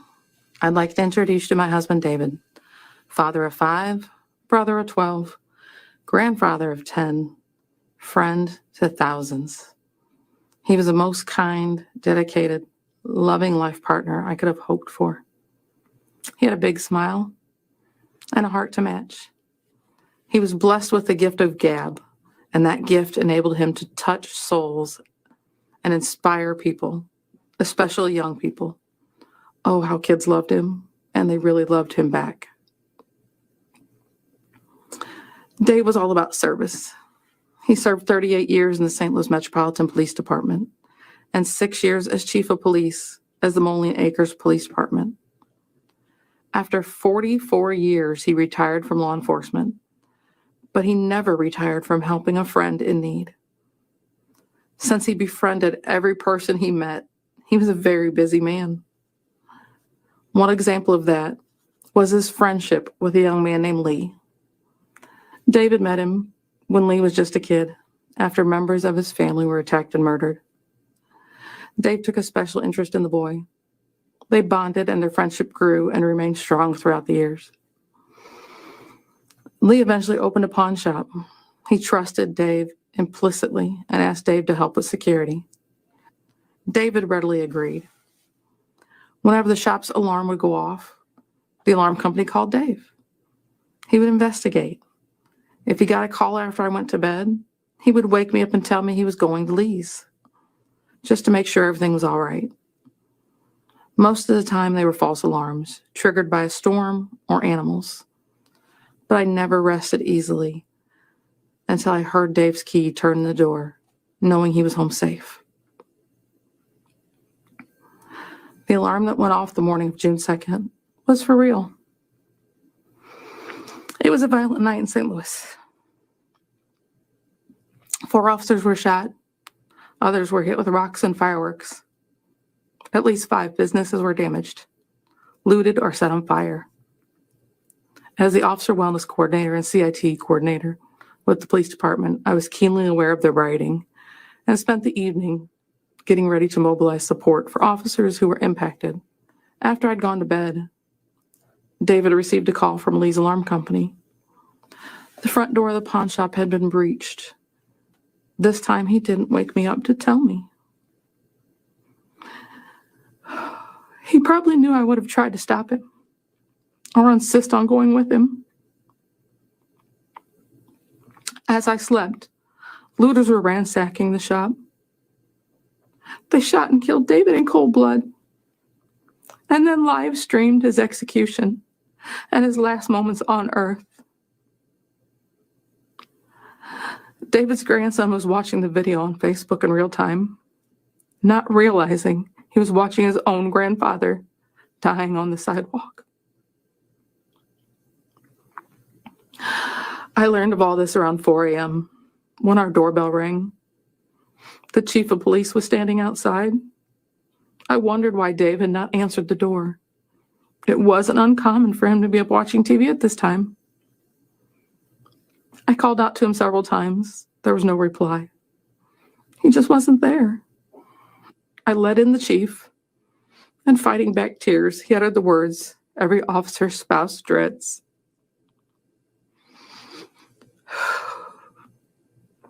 I relive that horror in my mind every single day. My hope is that having you relive it with me now will help shake this country from this nightmare we are witnessing in our cities and bring about positive, peaceful change. How do we get to this point where so many young people are callous and indifferent towards human life? This isn't a video game where you can commit mayhem and then just hit reset and bring all the characters back to life. David is never coming back to me. He was murdered by people who didn't know and just didn't care. He would have done anything to help them. Violence and destruction are not legitimate forms of protest. They do not safeguard Black lives. They only destroy them. President Trump understands this, has offered federal help to restore order in our communities. In a time when police departments are short on resources and manpower, we need that help. We should accept that help.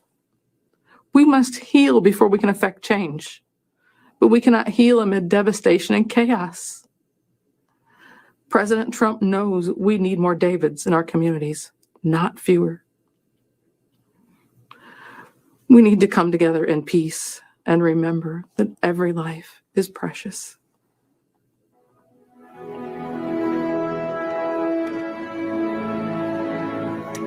Good evening. I'm Ben Carson, a retired neurosurgeon and a public servant. Before I begin, I'd like to say that our hearts go out to the Blake family and the other families who've been impacted by the tragic events in Kenosha. As Jacob's mother has urged the country, let's use our hearts, our love, and our intelligence to work together to show the rest of the world how humans are supposed to treat each other. America is great when we behave greatly. In order to succeed and change, we must first come together in love of our fellow citizens. History reminds us that necessary change comes through hope and love, not senseless and destructive violence. Abraham Lincoln once said to an America divided that, quote, "Your purpose then, plainly stated, is that you will destroy the government unless you be allowed to construe and enforce the Constitution as you please on all points in dispute between you and us. You will rule or ruin in all events," unquote. These words of warning are relevant today. We have a choice. Do we want big government that controls our lives from cradle to grave? Or do we believe in the power and wisdom of the people and their ability to self-govern? with help from a limited federal government. Our president, Donald J. Trump, believes in the people. He is one of us. He makes promises and he keeps them. He is transparent, and we certainly know what he's thinking. He does not submit to political correctness or to its enforcers, the media. He is real. Right now, we need real. We need courage. We can't cower in the corner and hope that no one calls us a name, believing that will keep us safe. That is not courage, and that will not lead us to a good and just place.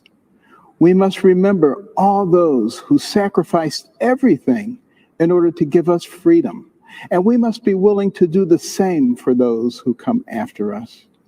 President Trump does not dabble in identity politics. He wants everyone to succeed and believes in the adage, a rising tide lifts all boats. Many on the other side love to incite division by claiming that President Trump is a racist. They could not be more wrong. Years ago, Jesse Jackson gave Donald Trump an award for the economic opportunities he created for Black people. In Palm Beach, Florida, Donald Trump led the crusade to allow Blacks and Jews into private clubs and resorts. One of the first things he did as president was bring the Office of Historically Black Colleges and Universities into the White House so that it could get proper attention and financial support. Before the pandemic, African American unemployment was at an all-time low. President Trump accomplished prison reform. He created incentives to encourage investors to become involved with economically deprived areas of America. He strongly supports school choice, fully recognizing that no matter what circumstances a person is born into, they can achieve success with a good education. It was true for me. When my mother forced me to read books about doctors, entrepreneurs, inventors, and scientists, I began to recognize that the person who has the most to do with what happens to you in life is you. My mother always told me, Ben, you can do anything, but I will never allow you to become a victim. It was then that I stopped listening to the people who were trying to convince me that I was a victim and that others were responsible for my victimhood. What is racist is the fact that African Americans have the highest abortion rate.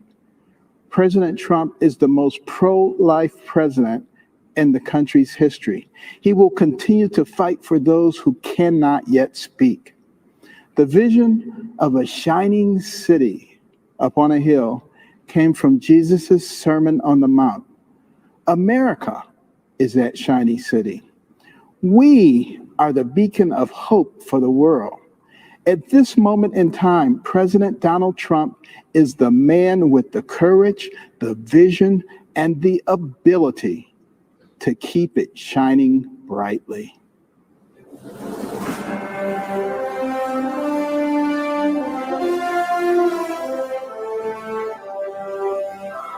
I'm Pat Lynch, president of the Police Benevolent Association, speaking to you on behalf of 50,000 active and retired New York City police officers. We are the proud men and women who wear a shield on our chest and put ourselves in harm's way to protect our city.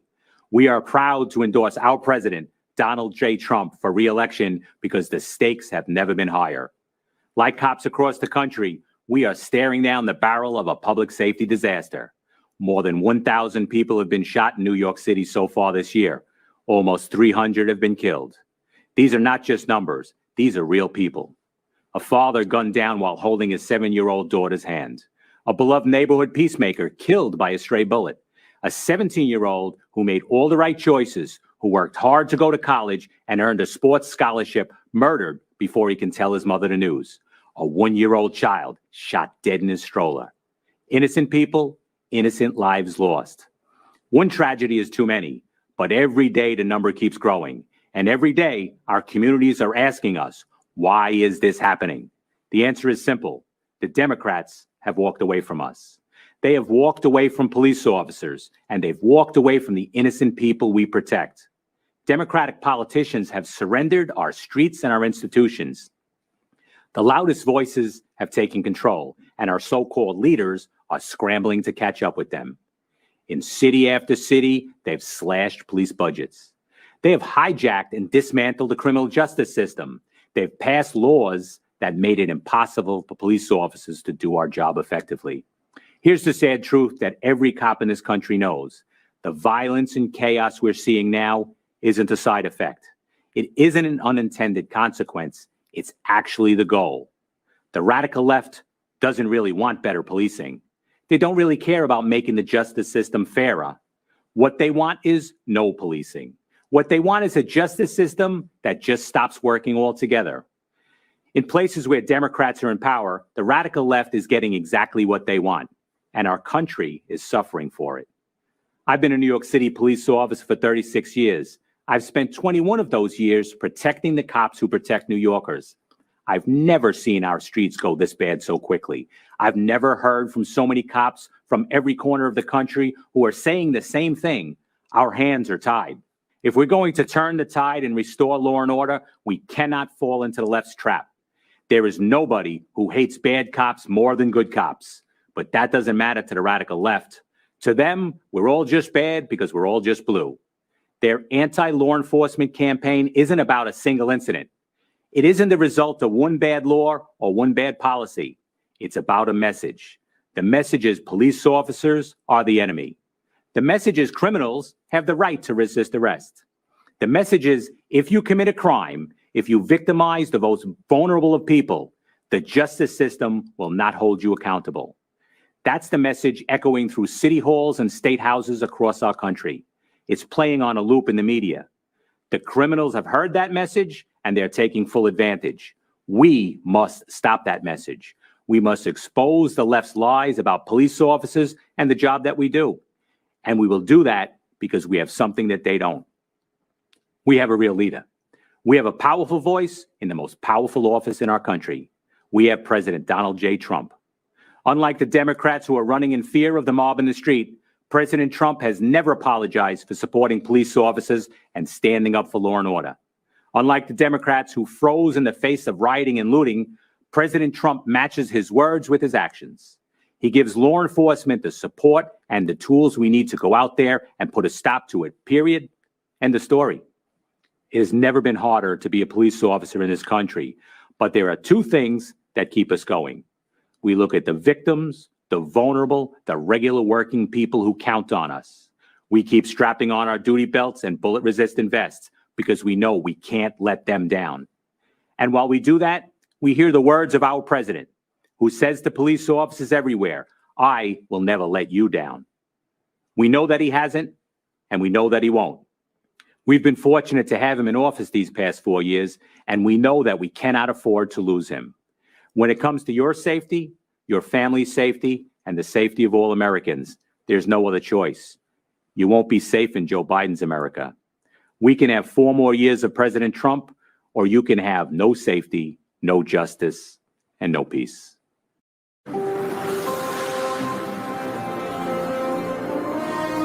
Good evening. My name is Rudy Giuliani, and I'm the former mayor of New York City. In 2013, my city elected a self-described progressive Democrat as mayor. New York City, once described as America's crime capital, had become, by the mid-1990s, America's safest large city. Now today, my city is in shock. Murders, shootings, and violent crime are increasing at percentages unheard of in the past. We're seeing the return of rioting and looting. During riots, this Democrat mayor, like others, has often prevented the police from making arrests. And even when arrests are made, liberal, progressive DAs release the rioters so as not to disrupt the rioting. New Yorkers wonder, how did we get overwhelmed by crime so quickly and decline so fast? Don't let Democrats do to America what they have done to New York. Again, the Democrats are urging you to vote for an obviously defective candidate. Biden has changed his principles so often, he no longer has any principles. He's a Trojan horse with Bernie, AOC, Pelosi, Black Lives Matter, and his party's entire left wing, just waiting to execute their pro-criminal, anti-police, socialist policies. The whole unprecedented wave of lawlessness began with a truly just cause: the unforgivable police killing of George Floyd in Minneapolis. Peaceful protests began all over the land. The condemnation of the killing was universal, from President Trump to Democrat leaders. It seemed, for a few brief shining moments, Democrat and Republican leaders would come together with a unified proposal to reduce police misconduct. This possibility was very dangerous to the left. They had a president to beat and a country to destroy. And although an agreement on action against police brutality would be very valuable for the country, it would also make President Trump appear to be an effective leader. They could have none of that. So Black Lives Matter and Antifa sprang into action, and in a flash, they hijacked the peaceful protests into vicious, brutal riots. Soon protests turned into riots in many other American cities, almost all Democrat. Businesses were burned and crushed, people beaten, shot and killed, police officers routinely assaulted, badly beaten, and occasionally murdered. And the police handcuffed by progressive Democrat mayors from doing anything but observe the crimes and absorb the blows. But the worst of it was the slaughter of innocent young people with their whole lives ahead of them. The murder of 4-year-old LeGrand Talfaro in Kansas City shocked the nation, but not Black Lives Matter or their many Democrat supporters. 17-year-old basketball star Brandon Hendricks was killed in the Bronx just days after graduating high school and on his way to St. John's to play basketball. He passed with only a brief mention. 1-year-old Davil Gardner Jr. was shot and killed in a stroller at a cookout in Brooklyn, and it caused no outrage. For President Trump and for us Republicans, all Black lives matter. And the lives of LeGrand and Brandon and Davil matter to us. All lives matter to us. These continuous riots in Democratic cities gives you a good view of the future under Biden. All 5 of the top cities for homicides, like the top cities for rioting and looting, are governed by progressive Democrats, using the progressive Democrat approach to crime, which is to do nothing substantive to reduce it, to release prisoners, as many and as soon as possible, and to go to war with the police, the only group with the capability to protect your citizens. It is clear that a vote for Biden and the Democrats creates the risk that you will bring this lawlessness to your city, to your town, to your suburb. There is no question that this awesome job of restoring safety for our people cannot be done from your basement, Joe. There's also no question that President Trump will fight with all his strength to preserve the American system of government and our way of life. In critical times in our history, America has always been blessed with the right person to handle the crisis. Washington, Lincoln, Roosevelt, Reagan were perfect for the challenges they faced and brought our nation through gloriously. President Trump, with his boundless love of our country and all our people, his disciplined work ethic, his exceptional ability to inspire, and his deep understanding of our system of government and the strength of American values, is the man we can trust to preserve and even improve our way of life. Mr. President, make our nation safe again.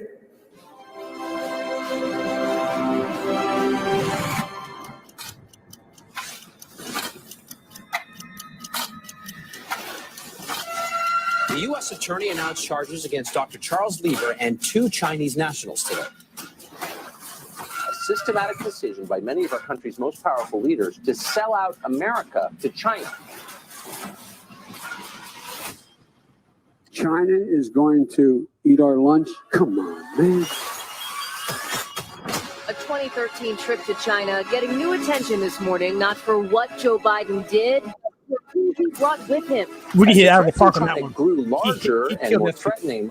Biden seemed to grow more accommodating to the Chinese government. Questions about money he made from foreign business dealings while his father was vice president. And they knew they can get to Joe Biden's heart through his son, Hunter Biden. They hoped to raise $1.5 billion. One person who did not want to talk about it, Joe Biden. When it was already clear China had lied to the world in ways that hurt the world about a deadly outbreak of the Wuhan coronavirus, Biden was still flacking for the Chinese government.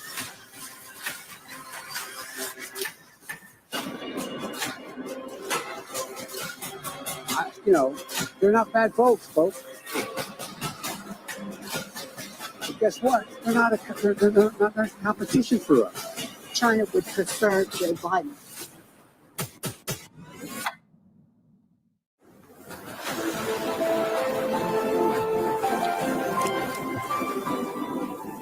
Good evening. I'm Senator Tom Cotton. A lot's changed in 4 years. Back then, we gathered in a rowdy arena.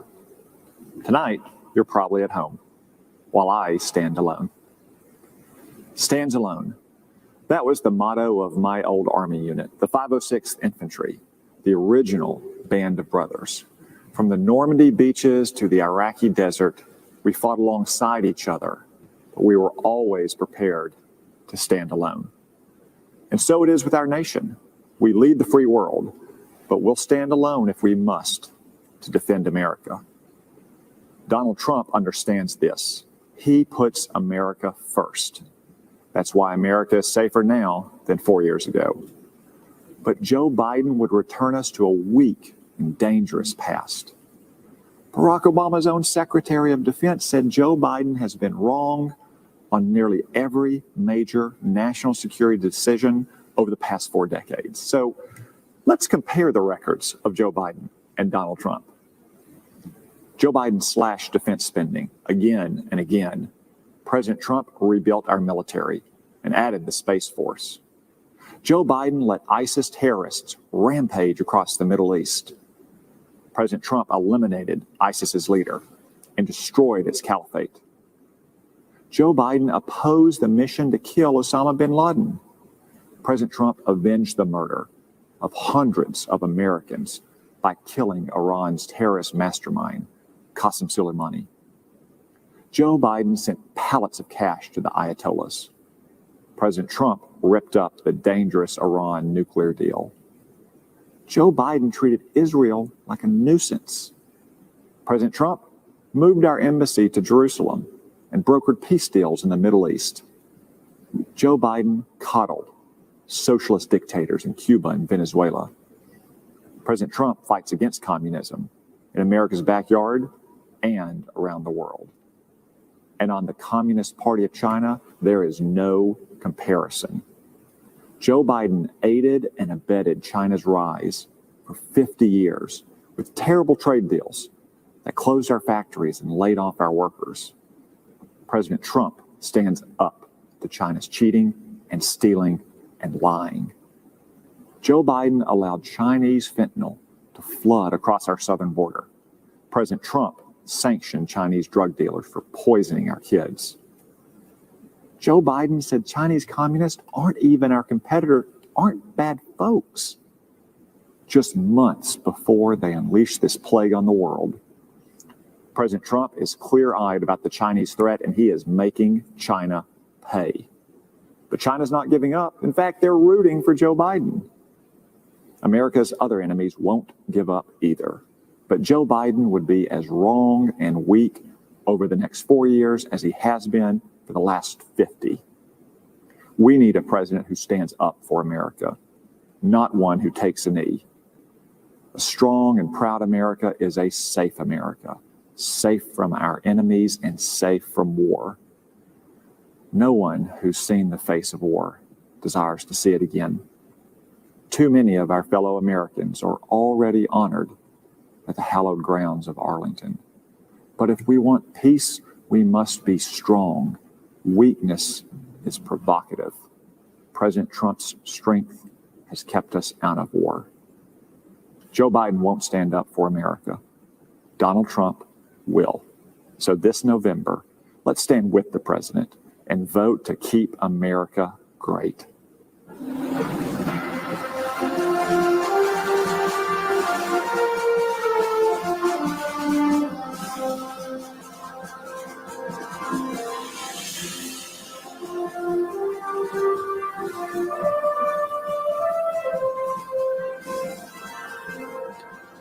My name is Marsha Mueller.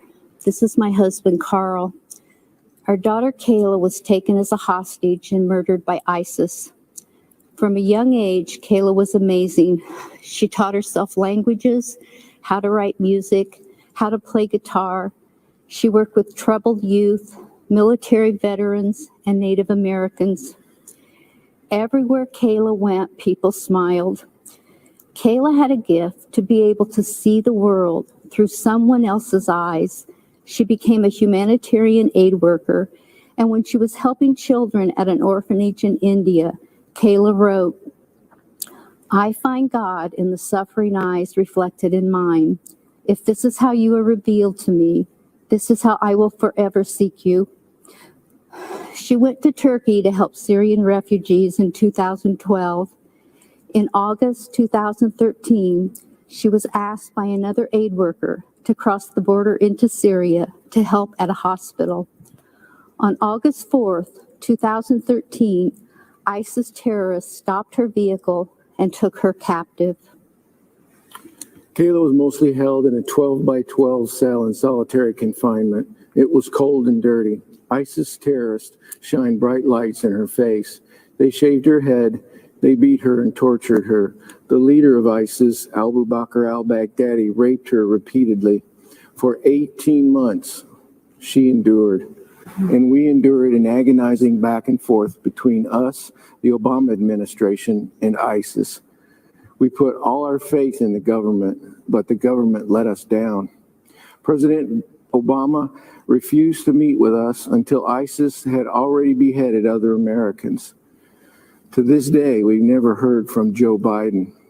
Instead, the Obama administration had hid behind policy so much that we felt hopeless when they kept us from negotiating to save Kayla's life.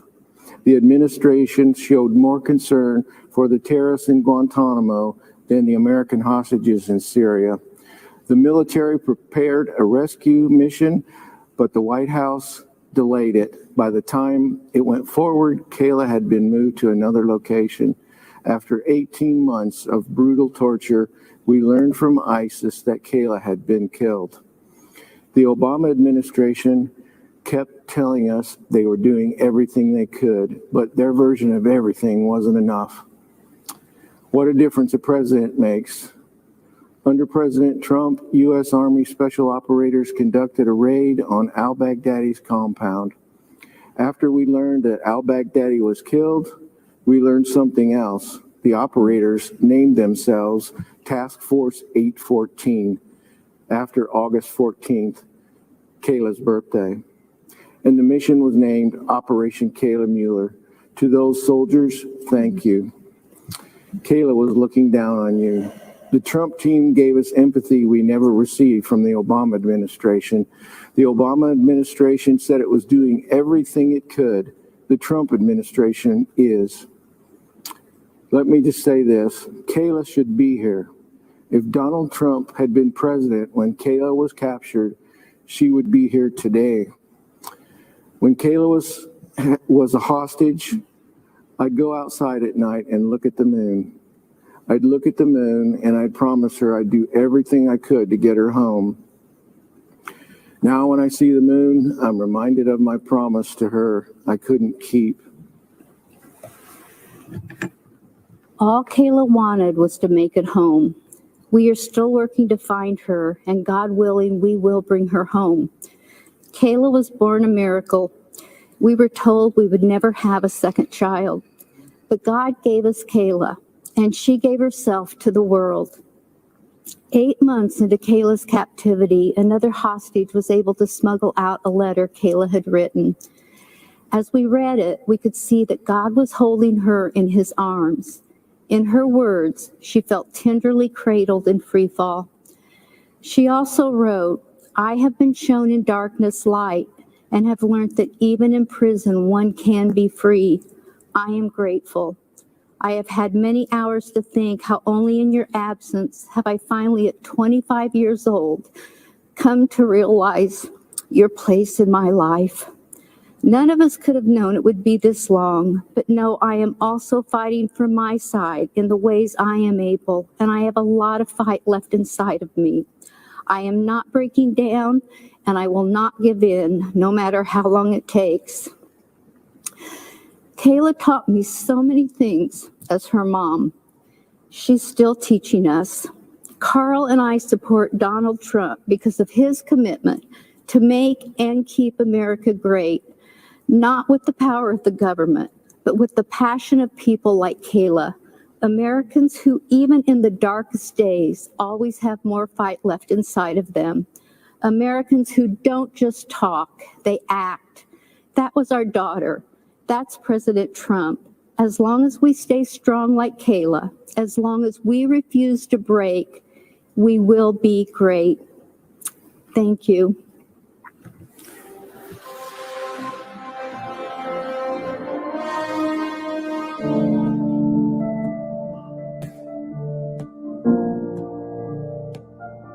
I'm free to hug my family. I'm free to start over. This is the greatest day of my life. My heart is just bursting with gratitude. I want to thank President Donald John Trump. Almost all people said that criminal justice reform would never pass. But we came together as a group, worked across party lines, and we got it done. I'm an example of a woman who has been given a second chance in life. God bless you and God bless America.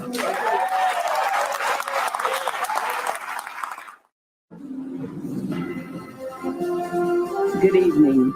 I'm Alice Marie Johnson. I was once told that the only way I would ever be reunited with my family would be as a corpse. But by the grace of God and the compassion of President Donald John Trump, I stand before you tonight, and I assure you, I'm not a ghost. I am alive, I am well, and most importantly, I am free. In 1996, I began serving time in prison, life plus 25 years. I had never been in trouble.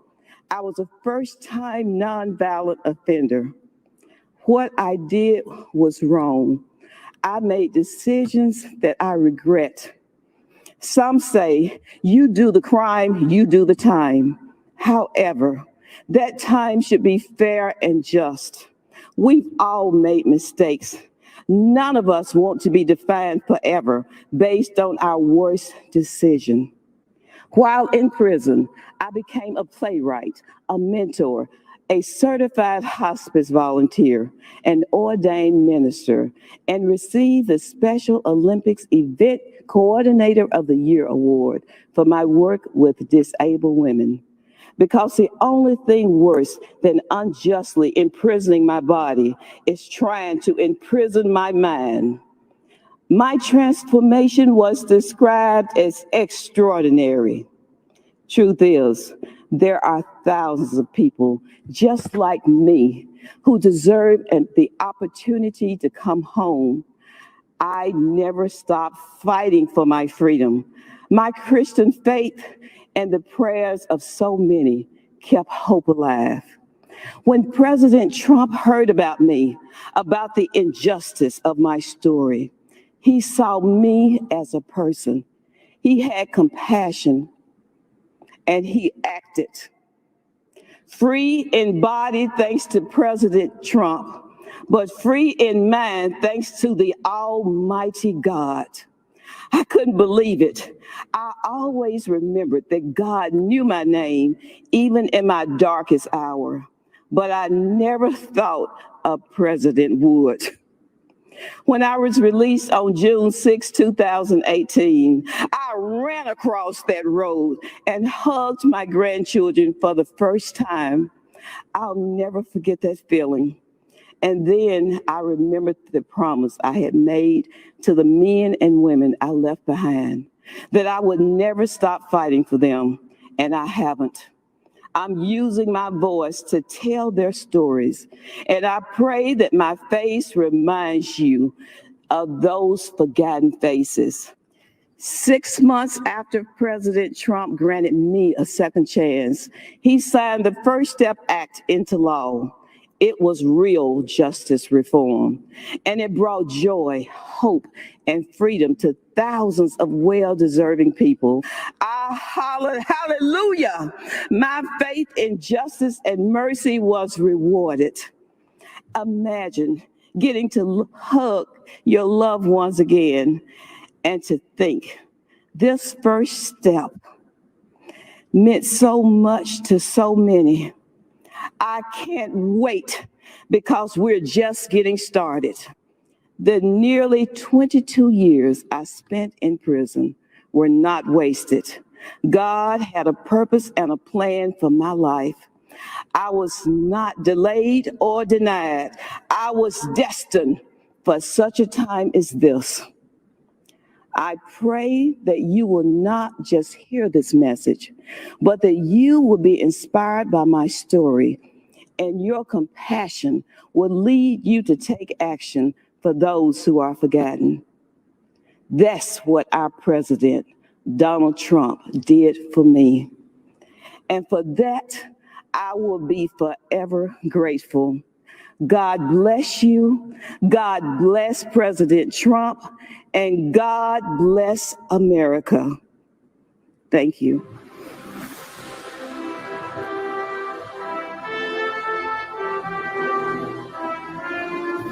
It's one of the great American success stories. A builder who left his mark on skylines around the world. A businessman with an extraordinary ability to communicate directly with the American people. A leader who grew tired of politicians, leading our country down a road to ruin. He didn't do it for money or power or fame. He had all that. He did it because of his love for our great country. And we will make America great again. Donald J. Trump beat the odds, smashed the establishment, and won the presidency for the American people. Donald Trump has defeated Hillary Clinton to become president-elect. Hillary Clinton has called Donald Trump to concede the race. It has been a stunning night. It has been a historic night. Washington, D.C., the establishment is terrified, and they should be. They were all of them wrong, making this one of the greatest upsets in American political history. Immediately upon taking office, President Trump changed things. But change threatened the establishment, and the establishment fought back. Democrat obstruction, phony investigations, the dishonest media, an incredible 92% of stories are negative. No president has seen anything like it.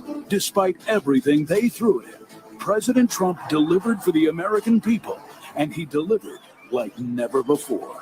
Building the strongest economy in American history, 7 million new jobs, the lowest ever unemployment for Black and Hispanic Americans, ending the Biden era of lopsided trade deals that sent our factories overseas, passing the historic USMCA, taking on China, winning the trade war, protecting and strengthening Medicare and Social Security, lowering the cost of insulin, delivering the first real drop in drug prices in 50 years, restoring our military, fixing the VA, bringing our troops home, and taking the world's deadliest terrorists off the battlefield. Soleimani, al-Baghdadi, ISIS, brought to justice. Moving America's embassy to Jerusalem, a new era of strength and solidarity with our ally Israel. Negotiating a historic peace deal between Israel and the United Arab Emirates, securing our border, miles of new border wall being built, illegal immigration dropped to the lowest point in a decade, tackling the coronavirus head-on, banning travel from China, mobilizing government, business, and the American people to manufacture masks, ventilators, and medical supplies, and launching Operation Warp Speed, an unprecedented effort to develop a vaccine to eradicate the coronavirus from the face of the earth in record time. President Trump has accomplished more for the American people in 4 years than any other president in history. And in his second term, he will lead America to even greater heights, draining the swamp, rebuilding the economy, bringing back millions of jobs, creating 10 million new jobs in 10 months, new opportunities for all Americans, not just those at the top, lowering drug costs, expanding access to high-quality health care for every American family, defending America's police, restoring law and order to our cities, stopping illegal immigration and protecting American families, and ending America's reliance on China once and for all, bringing back jobs and factories, making medicine and products in America again. President Trump will rebuild America's infrastructure, renew hope and our entrepreneurial spirit for a new generation, and restore the American dream. It won't be easy, never pretty. The swamp will continue to fight him every step of the way. But under President Trump, our families will thrive. Our incomes will rise. Our communities will be kept safe. Our factories will flourish. Our flag will fly high. Our country will soar. And we will make America great again.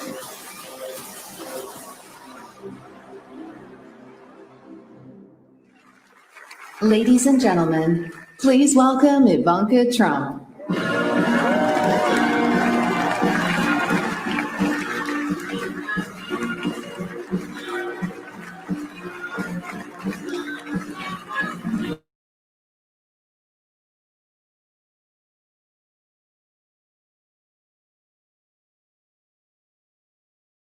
Behind that mask.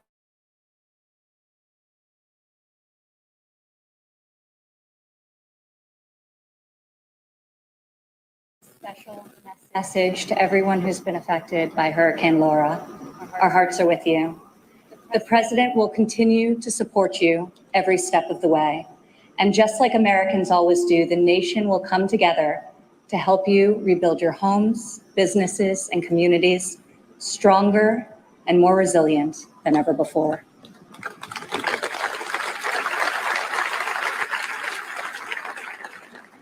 Four years ago, I introduced to you a builder, an entrepreneur, an outsider, and the people's nominee for President of the United States. Tonight, I stand before you as the proud daughter of the people's president.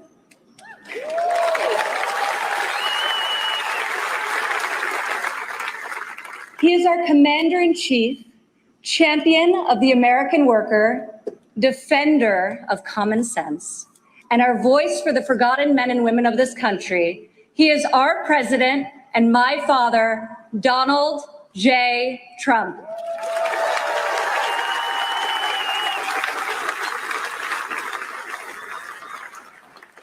This evening, I want to tell you about the leader I know and the moments I wish every American could see. I want to tell you the story of a president who is fighting for you from dawn to midnight, when the cameras have left, the microphones are off, and the decisions really count. When Jared and I moved with our 3 young children to Washington, we didn't exactly know what we were in for, but our kids loved it from the start. My son, Joseph, promptly built Grandpa a Lego replica of the White House. The president still displays it on the mantle in the Oval Office right over there so that he can show world leaders, just so they know he has the greatest grandchildren on earth. I agree. Over the last 4 years, we've learned a lot. I've seen in Washington it's easy for politicians to survive if they silence their convictions and skip the hard fights. I couldn't believe so many politicians actually prefer to complain about a problem rather than fix it. I was shocked to see people leave major challenges unsolved, so they can blame the other side, campaign on the same issue in the next election. But Donald Trump did not come to Washington to win praise from the Beltway elites. Donald Trump came to Washington for one reason and one reason alone: to make America great again.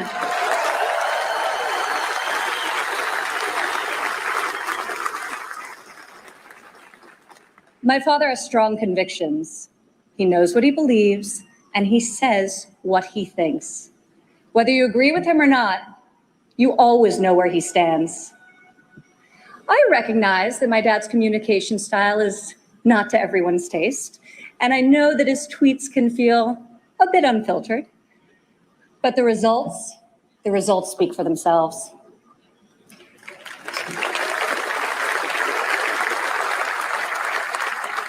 He is so unapologetic about his beliefs that he has caused me and countless Americans to take a hard look at our own convictions and ask ourselves, what do we stand for?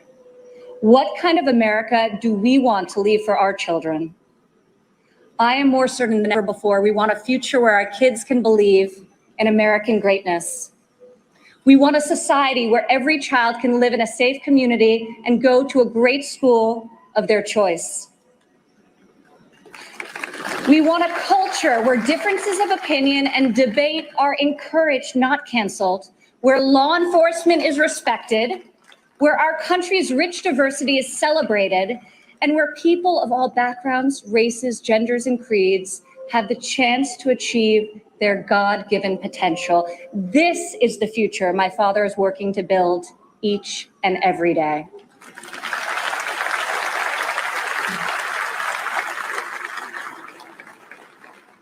Building, after all, is what he's done his whole life. He has admired and befriended construction workers on countless job sites. But it has been a new and profound experience for him and for me to see these stoic machinists and steel workers come to him with a tear in their eye and thank him for being the only person willing to go to the mat for them, for their jobs, for their families, and for their futures.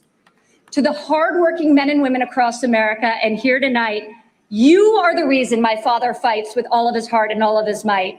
You are the reason he ran for president in the first place, and you are the reason he is going to keep fighting for 4 more years.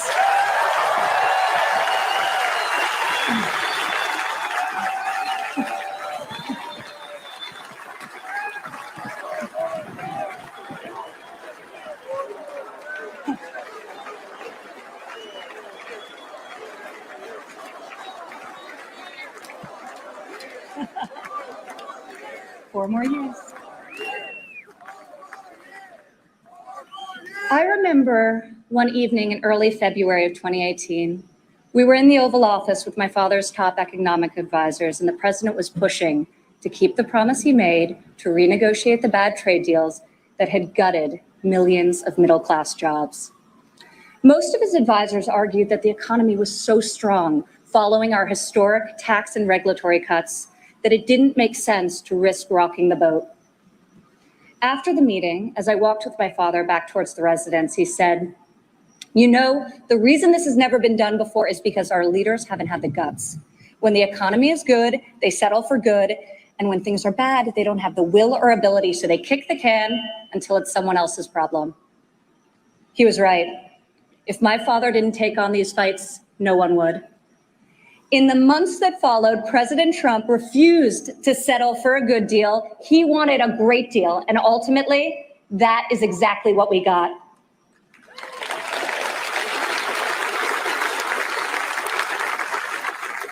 I remember each time he was updated on the progress of the new trade deal with Mexico and Canada, he would say, "Don't let down those dairy farmers I met in Wisconsin. I don't want them to like this deal. I want them to love it."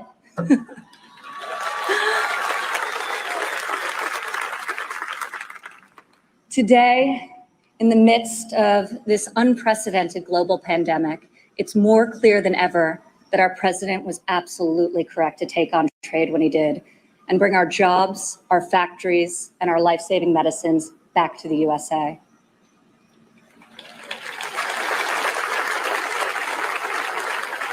As our nation endures this grave trial, I pray for the families who are mourning the loss of a loved one, for those who are battling COVID-19, and for the first responders and the healthcare heroes who remain on the front line of this fight.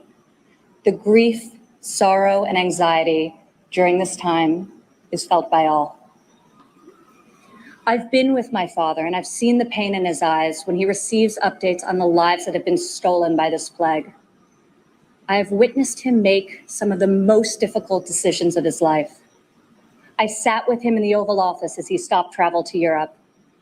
I watched him take the strongest, most inclusive economy in a lifetime, the lowest unemployment in a half century, and the highest wage increase for working families in decades, and close it down to save American lives. It is why our president rapidly mobilized the full force of government and the private sector to produce ventilators within weeks, to build the most robust testing system in the world, and to develop safe and effective treatments, and very, very soon a vaccine. My father isn't deterred by defeatist thinkers. The word impossible, well, it only motivates him. Donald Trump rejects the cynical notion that this country's greatest achievements are behind us. He believes that nothing is beyond our reach and that the best is yet to come.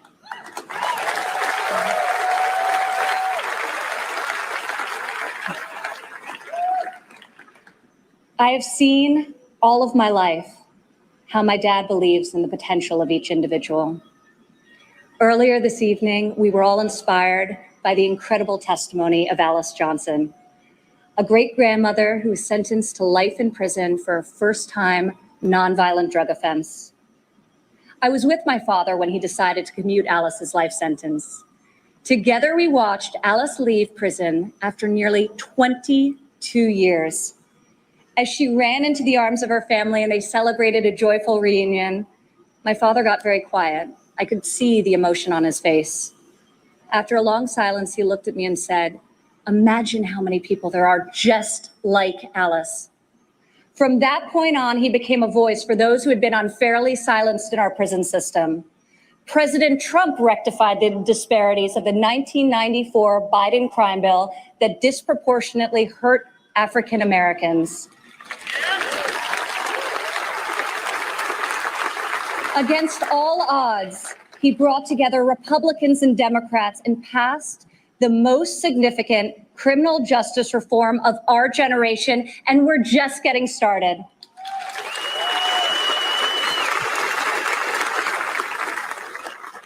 My father did not campaign on this issue. He tackled this injustice because he has a deep compassion for those who have been treated unfairly. More than rhetoric and political prose, the ability to build consensus and achieve bipartisan success will help heal our country's racial inequities and bring us forward together. President Trump is advancing the American values of work and family.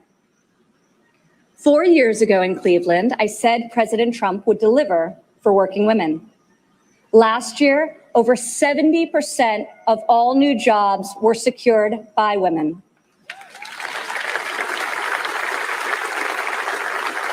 Four years ago, I told you my father would focus on making childcare affordable and accessible. In President Trump's first term, we secured the largest ever increase for childcare funding, giving more than 800,000 low-income families great childcare at a cost they can afford. As part of Republican tax cuts, in 2019 alone, our child tax credit put over $2,000 into the pockets of 40 million American families. Democrat politicians recently introduced a plan to increase the child tax credit. Yet when I was fighting less than 3 years ago at the president's direction to get Congress to double the child tax credit, not a single Democrat voted to pass the law. We got it done anyway.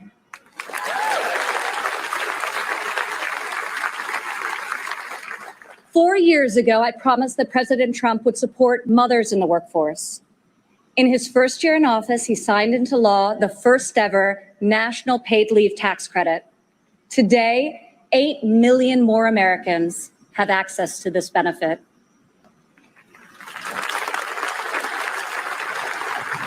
Four years ago, I said that Americans needed an economy that permits people to rise again. During President Trump's first 3 years in office, 72% of all new jobs went to Americans who had been outside of the workforce. 4 years ago, I told you I would fight alongside my father, and 4 years later, here I am.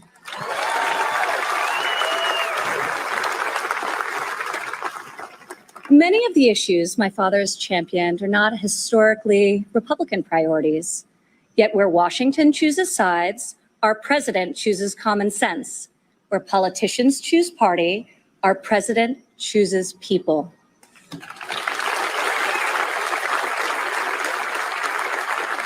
Since the day he took the oath of office, I've watched my father take on the failed policies of the past and do what no leader has done before.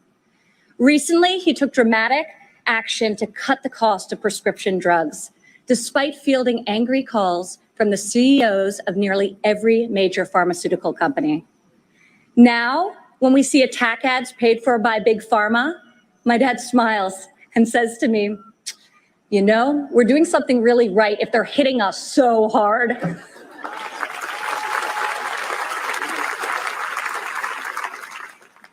This spring, our president saw that American crops were going to waste because food supply chains were disrupted by the virus.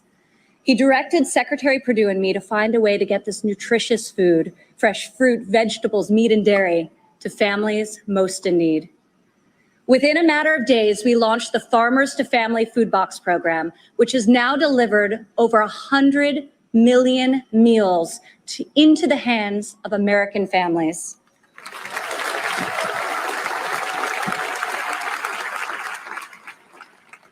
To protect the most vulnerable among us, I've worked alongside the president as he signed into law 9 pieces of legislation to combat the evil of human trafficking.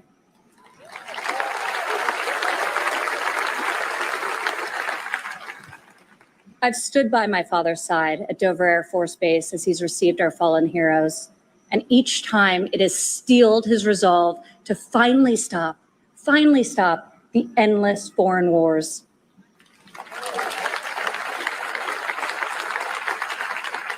To change the paradigm in the Middle East, he took a fresh approach.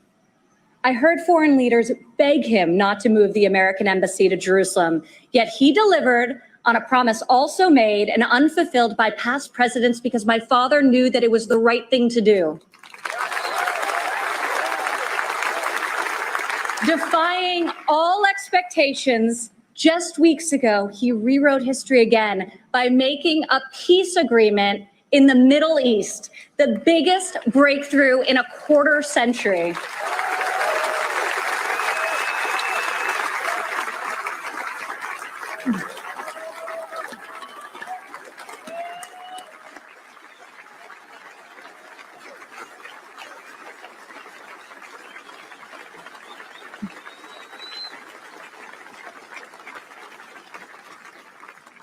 For the first time in a long time, we have a president who has called out Washington's hypocrisy, and they hate him for it. Dad, people attack you for being unconventional, but I love you for being real, and I respect you for being effective. Our president refuses to surrender his beliefs to score point with the political elite. To my father, you are the elite. You are the only people he cares about scoring points with. If these problems were easy to solve, previous presidents would have done so. But you don't achieve different results by doing things the same way. Washington has not changed Donald Trump. Donald Trump has changed Washington.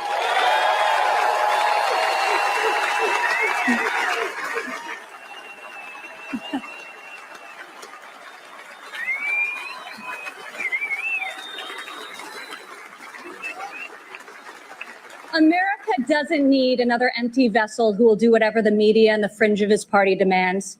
Now more than ever, America needs 4 more years of a warrior in the White House.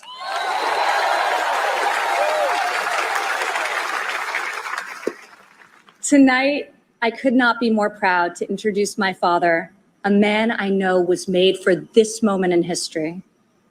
My fellow Americans, our First Lady and the 45th President of the United States, Donald J.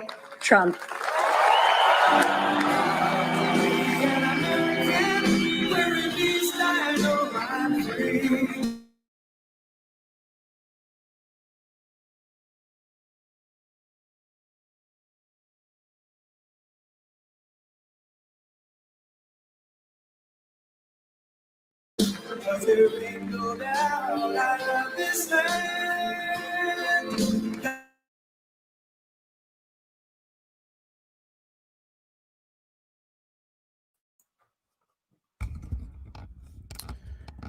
Sorry, I gotta block the audio. Otherwise, Facebook and YouTube will ban me for whatever. So hopefully it will be not much longer. Let's see what's going on.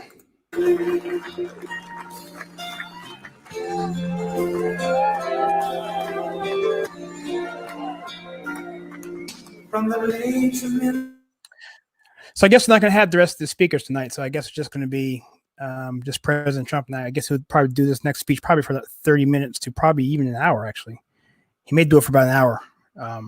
He's got a lot to cover. Her dress is amazing, by the way. The optics, what's going on here at the White House, I was skeptical at first, but I think this is fantastic. I think they were considering doing this at Gettysburg, but they decided to do it in D.C., and I think it's a good choice.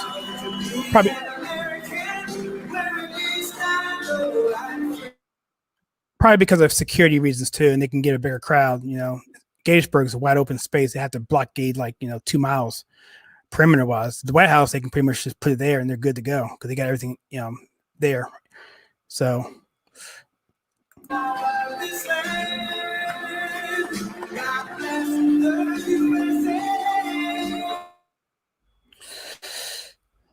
imagine I got a lot of notes here. I took 6 pages of notes, believe it or not, 6 pages of notes. And I won't go through all of them, but there's a lot of cool stuff talking tonight. So I thought Ivanka's speech was good. I thought Rudy's was very good. I thought, his contrast between Biden and Trump and the contrast there was really, really good. And I think Ben Carson really nailed what he's done in the Black community. So I'm looking forward to this speech.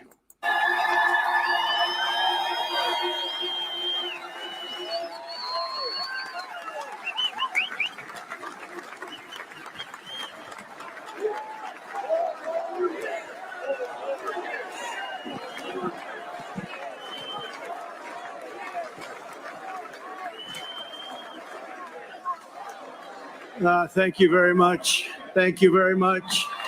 Thank you. Thank you very much. Friends, delegates, and distinguished guests, please. I stand before you tonight, honored by your support, proud of the extraordinary progress we have made together over the last 4 incredible years, and brimming with confidence in the bright future we will build for America over the next 4 years.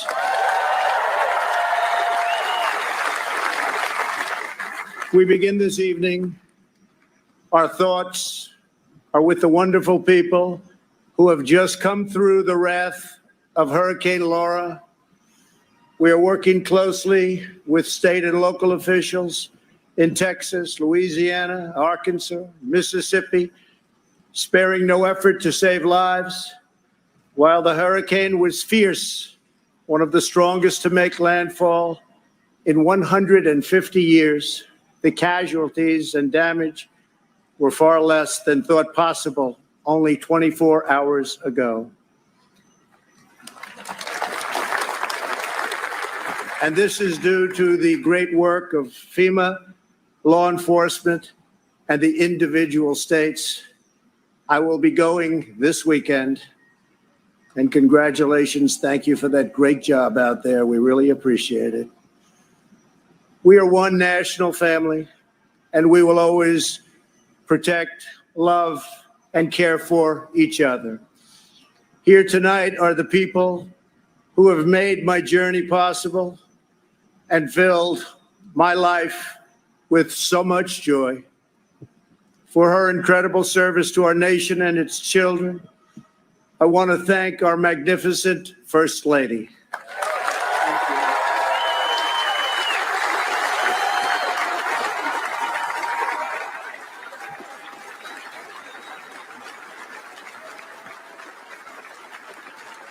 Thank you, sweetheart.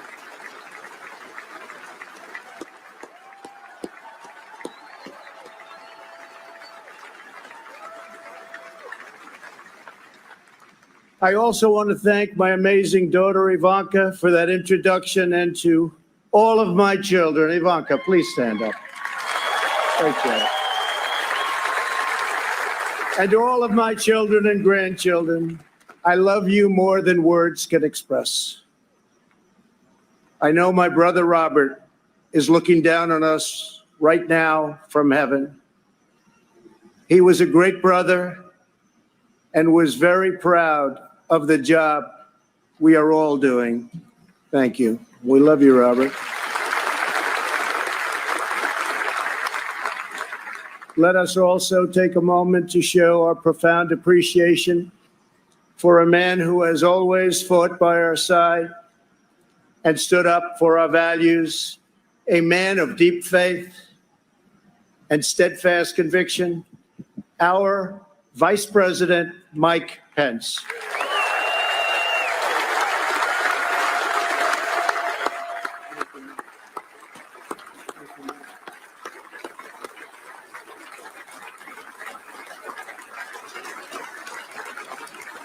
And Mike is joined by his beloved wife, a teacher, and military mom, Karen Pence. Thank you, Karen.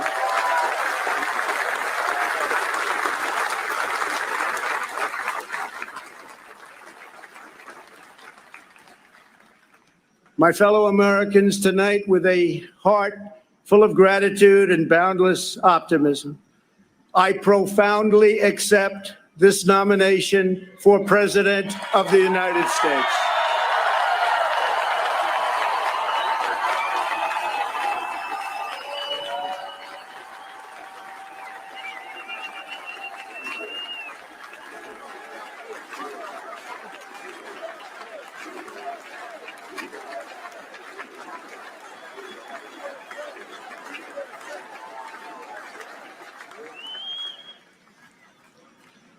The Republican Party, the party of Abraham Lincoln, goes forward united, determined, and ready to welcome millions of Democrats, independents, and anyone who believes in the greatness of America and the righteous heart of the American people.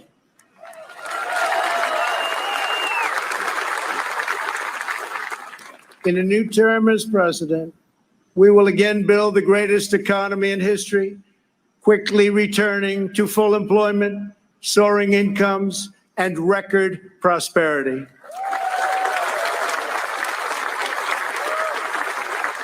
We will defend America against all threats and protect America against all dangers. We will lead America into new frontiers of ambition and discovery, and we will reach for new heights of national achievement. We will rekindle new faith in our values, new pride in our history, and a new spirit of unity that can only be realized through love for our great country.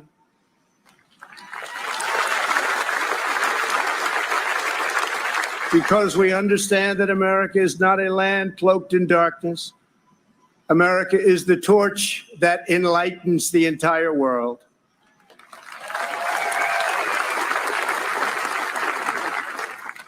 Gathered here at our beautiful and majestic White House, known all over the world as the People's House, we cannot help but marvel at the miracle that is our great American story. This has been the home of larger-than-life figures like Teddy Roosevelt and Andrew Jackson, who rallied Americans to bold visions of a bigger and brighter future. Within these walls lived tenacious generals like President Grant and Eisenhower, who led our soldiers in the cause of freedom. From these grounds, Thomas Jefferson sent Lewis and Clark on a daring expedition to cross a wild and uncharted continent. In the depths of a bloody civil war, President Abraham Lincoln looked out these very windows upon a half-completed Washington Monument and asked God in his providence to save our nation. 2 weeks after Pearl Harbor, Franklin Delano Roosevelt welcomed Winston Churchill, and just inside, they set our people on a course to victory in the Second World War. In recent months, our nation and the entire planet has been struck by a new and powerful, invisible enemy. Like those brave Americans before us, we are meeting this challenge. We are delivering life-saving therapies and will produce a vaccine before the end of the year, or maybe even sooner.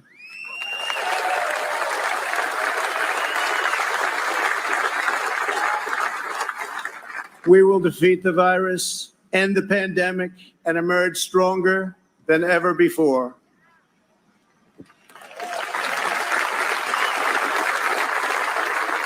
What united generations past was an unshakable confidence in America's destiny and an unbreakable faith in the American people.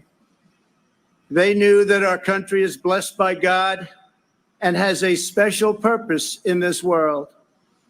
It is that conviction that inspired the formation of our union, our westward expansion, the abolition of slavery, the passage of civil rights, the space program, and the overthrow of fascism, tyranny, and communism. This towering American spirit has prevailed over every challenge and lifted us to the summit of human endeavor. And yet, despite all of our greatness as a nation, everything we have achieved is now in danger. This is the most important election in the history of our country.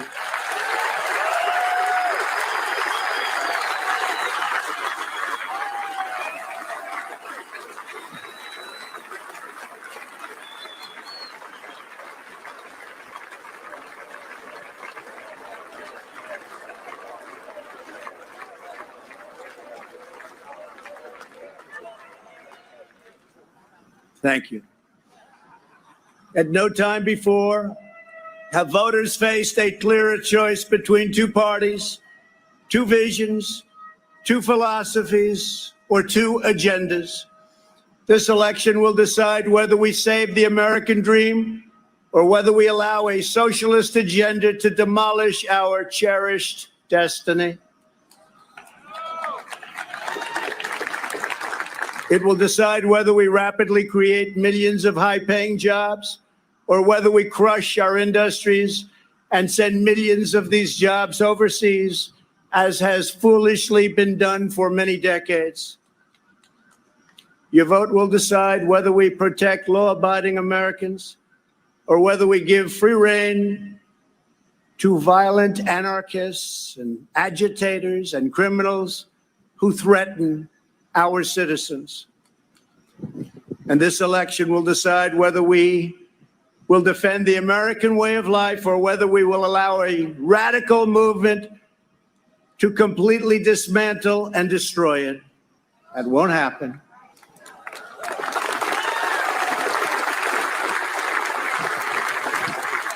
At the Democrat National Convention, Joe Biden and his party repeatedly assailed America as a land of racial, economic, and social injustice. So tonight I ask you a simple question. How can the Democrat Party ask to lead our country when it spends so much time tearing down our country?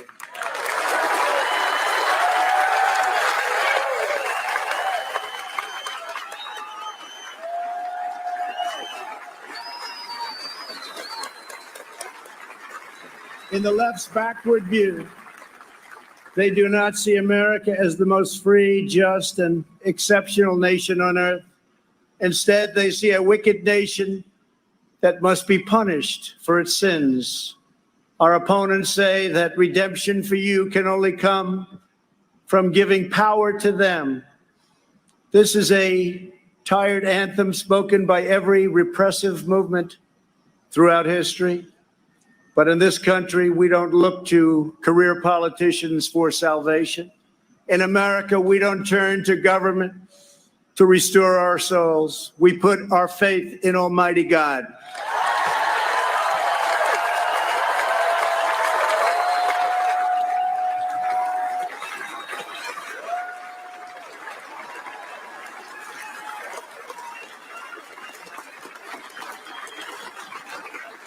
Joe Biden is not a savior of America's soul. He is the destroyer of America's jobs. And if given the chance, he will be the destroyer of American greatness. For 47 years, Joe Biden took the donations of blue-collar workers, gave them hugs and even kisses,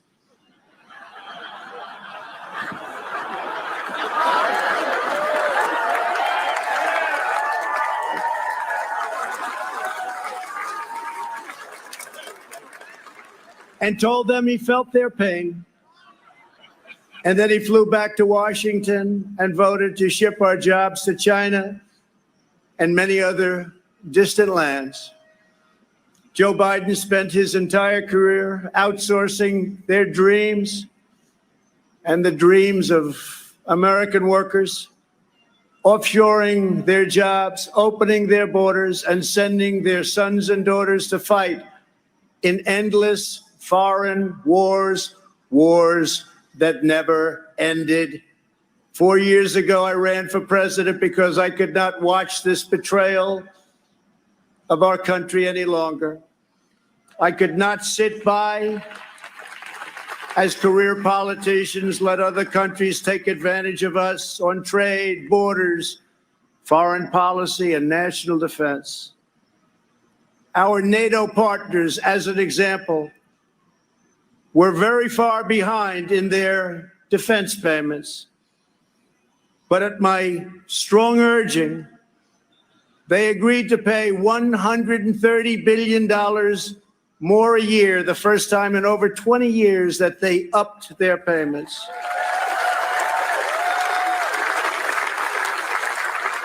And this $130 billion will ultimately go to $400 billion a year. And Secretary General Stoltenberg, who heads NATO, was amazed after watching for so many years and said that President Trump did what no one else was able to do. Thank you.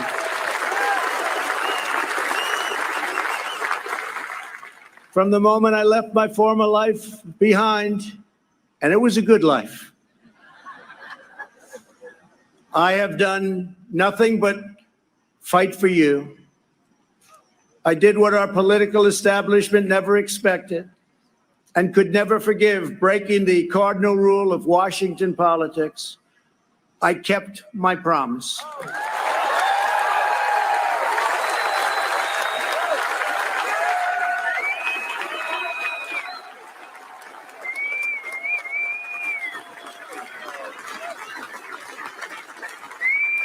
Together, we have ended the rule of the failed political class, and they are desperate to get their power back by any means necessary. You've seen that.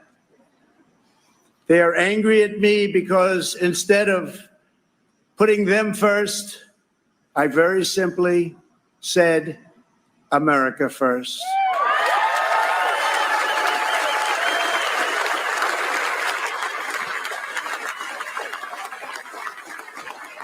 Thank you. Days after taking office, we shocked the Washington establishment and withdrew from the last administration's job-killing Trans-Pacific Partnership. I then immediately approved the Keystone XL and Dakota Access pipelines, ended the unfair and very costly Paris Climate Accord, and secured for the first time American energy independence.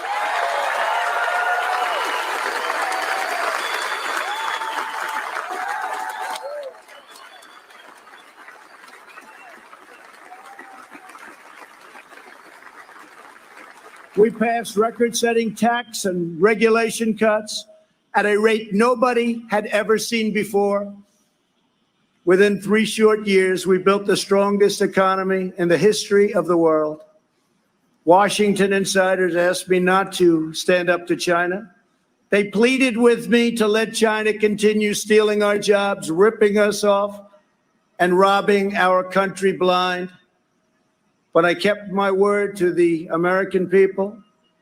We took the toughest, boldest, strongest, and hardest hitting action against China in American history by far.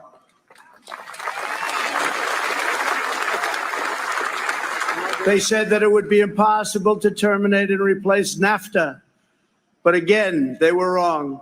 Earlier this year, I ended the NAFTA nightmare and signed the brand new U.S.-Mexico-Canada agreement into law.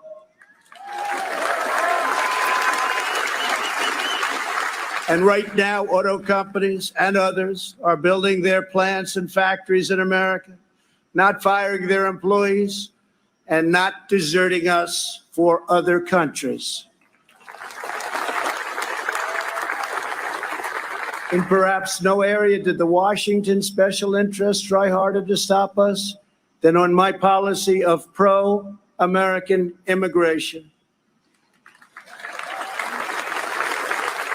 But I refuse to back down, and today America's borders are more secure than ever before.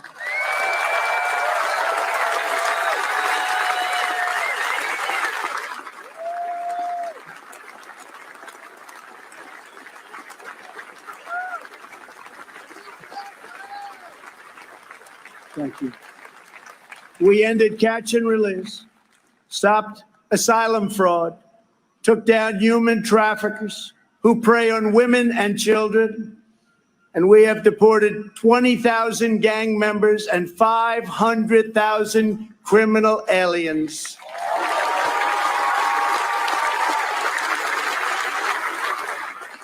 We have already built 300 miles of border wall, and we are adding 10 new miles every single week. The wall will soon be complete, and it is working beyond our wildest expectations.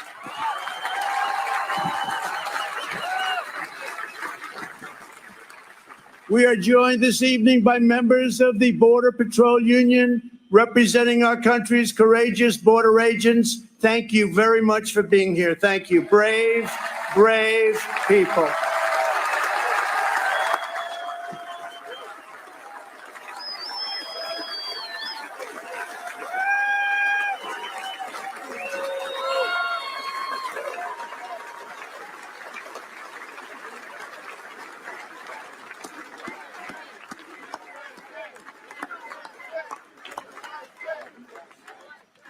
You see, this country loves our law enforcement. They do. They do. They really do. Love and respect. When I learned that the Tennessee Valley Authority laid off hundreds of American workers and forced them to train their lower-paid foreign replacement, I promptly removed the chairman of the board. And now those talented American workers have been rehired and are back providing power to Georgia, Alabama, Tennessee, Kentucky, Mississippi, North Carolina, and Virginia.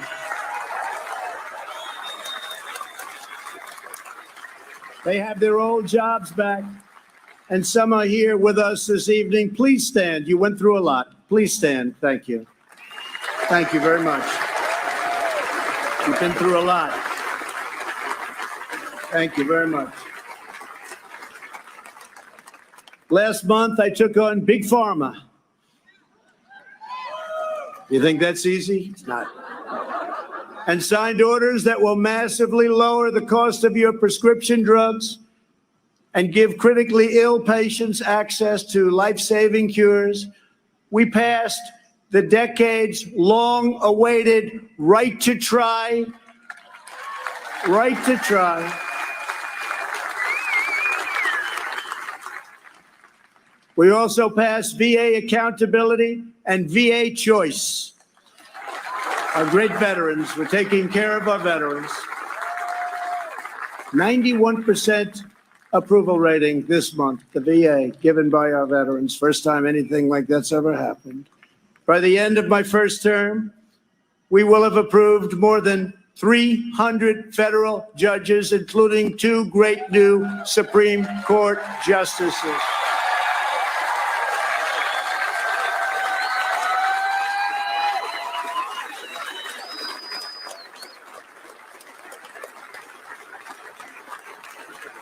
And to bring prosperity to our forgotten inner cities, we worked hard to pass historic criminal justice reform, prison reform, opportunity zones, and long-term funding of historically Black colleges and universities. And before the China virus came in, produced the best unemployment numbers for African Americans, Hispanic Americans, and Asian Americans ever recorded.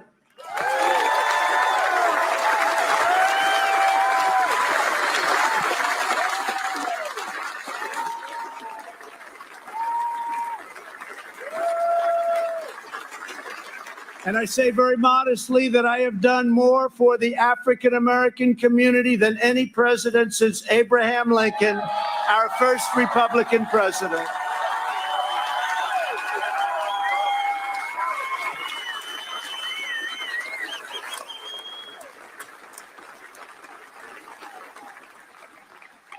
And I have done more in 3 years for the Black community than Joe Biden has done in 47 years.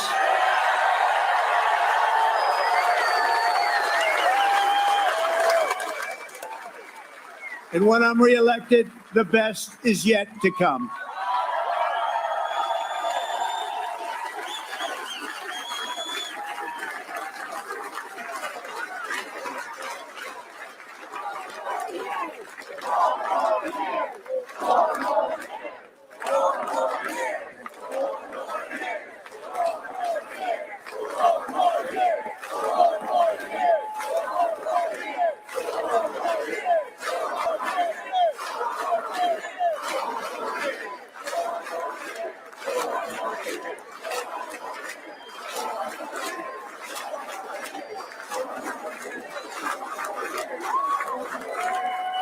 Thank you very much.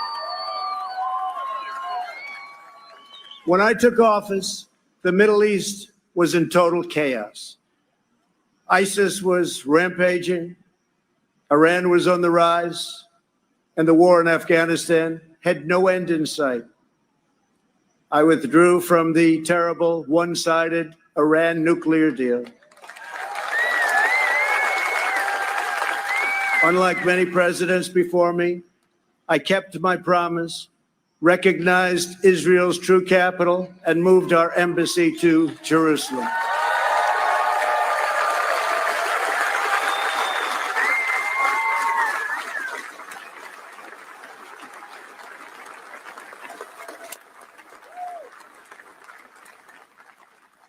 But not only did we talk about it as a future site, we got it built. Rather than spending $1 billion on a new building as planned, we took an already owned existing building in a better location. Real estate deal, right?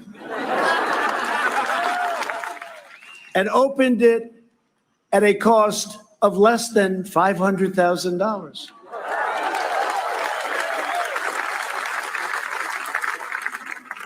many things like that that government is doing right now. We also recognized Israeli sovereignty over the Golan Heights. And this month we achieved the first Middle East peace deal in 25 years. Thank you to UAE. Thank you to Israel.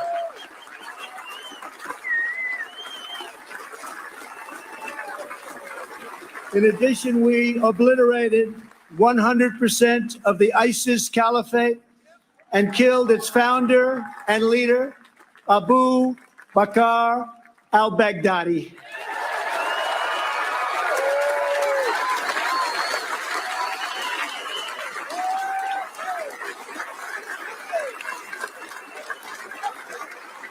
Then in a separate operation, we eliminated the world's #1 terrorist by far, Qasem Soleimani.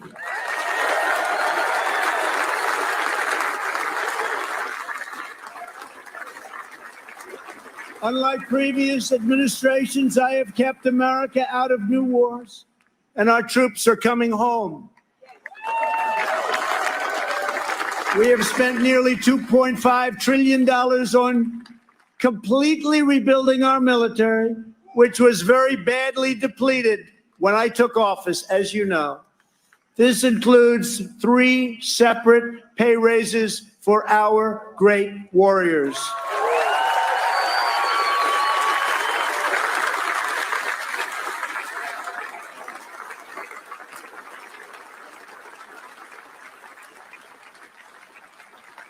We also launched the Space Force, the first new branch of the United States military since the Air Force was created almost 75 years ago. We have spent the last 4 years reversing the damage Joe Biden inflicted over the last 47 years. Biden's record is a shameful roll call of the most catastrophic betrayals and blunders in our lifetime. He has spent his entire career on the wrong side of history. Biden voted for the NAFTA disaster, the single worst trade deal ever enacted. He supported China's entry into the World Trade Organization, one of the greatest economic disasters of all time. After those Biden calamities, the United States lost 1 in 4 manufacturing jobs. We laid off workers in Michigan, Ohio, New Hampshire, Pennsylvania, and many other states. They didn't want to hear Biden's hollow words of empathy. They wanted their jobs back. As vice president, he supported the Trans-Pacific Partnership, which would have been a death sentence for the U.S. auto industry. He backed the horrendous South Korea trade deal, which took many jobs from our country and which I've reversed and made a great deal for our country. He repeatedly supported mass amnesty for illegal immigrants. He voted for the Iraq War. He opposed the mission to take out Osama bin Laden. He opposed killing Soleimani. He oversaw the rise of ISIS and cheered the rise of China as a positive development for America and the world, some positive development. That's why China supports Joe Biden and desperately wants him to win. I can tell you that upon very good information. China would own our country if Joe Biden got elected. Unlike Biden, I will hold them fully accountable for the tragedy that they caused all over the world. In recent months, our nation and the world has been hit by the once-in-a-century pandemic that China allowed to spread around the globe. They could have stopped it, but they allowed it to come out. We are grateful to be joined tonight by several of our incredible nurses and first responders. Please stand and accept our profound thanks and gratitude.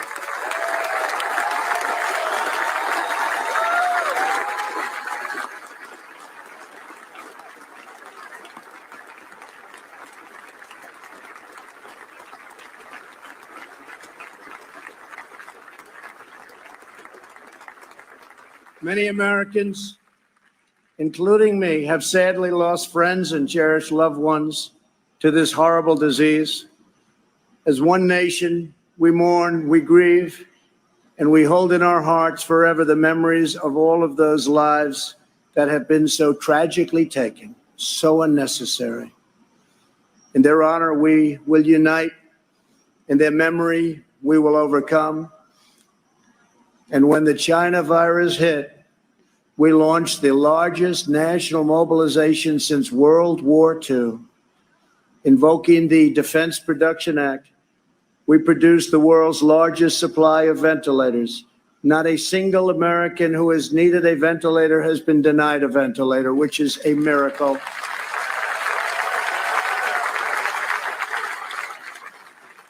Good job heading the task force by our great Vice President. Thank you very much, Mark. Please stand up.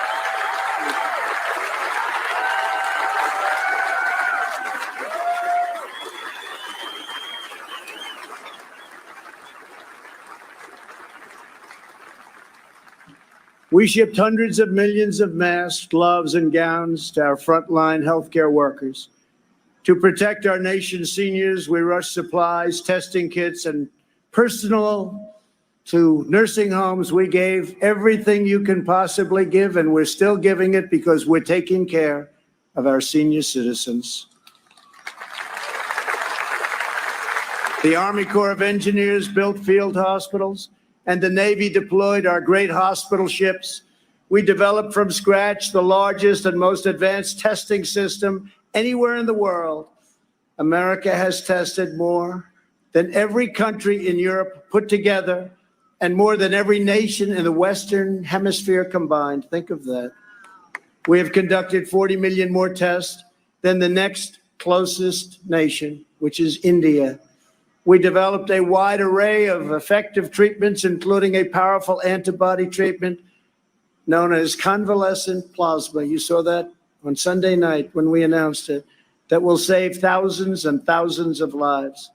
Thanks to advances, we have pioneered the fatality rate, and you look at it and you look at the numbers, it has been reduced by 80% since April, 80%. The United States has among the lowest case fatality rates of any major country anywhere in the world. The European Union's case fatality rate is nearly 3 times higher than ours, but you don't hear that. They don't write about that. They don't want to write about that. They don't want you to know those things. Altogether, the nations of Europe have experienced a 30% greater increase in excess mortality than the United States. Think of that. We enacted the largest package of financial relief in American history. Thanks to our Paycheck Protection Program, we have saved or supported more than 50 million American jobs. That's one of the reasons that we're advancing so rapidly with our economy. Great job. As a result, we have seen the smallest economic contraction of any major Western nation, and we are recovering at a much faster rate than anybody. Over the past 3 months, we have gained over 9 million jobs, and that's a record in the history of our country. Unfortunately, from the beginning, our opponents have shown themselves capable of nothing but a partisan ability to criticize. When I took bold action to issue a travel ban on China, very early indeed, Joe Biden called it hysterical and xenophobic. And then I introduced a ban on Europe very early again. If we had listened to Joe, hundreds of thousands more Americans would have died. Instead of following the science, Joe Biden wants to inflict a painful shutdown on the entire country. His shutdown would inflict unthinkable and lasting harm on our nation's children, families, and citizens of all backgrounds. The cost of the Biden shutdown would be measured in increased drug overdoses, depression, alcohol addiction, suicides, heart attacks, economic devastation, job loss, and much more. Joe Biden's plan is not a solution to the virus, but rather it's a surrender to the virus.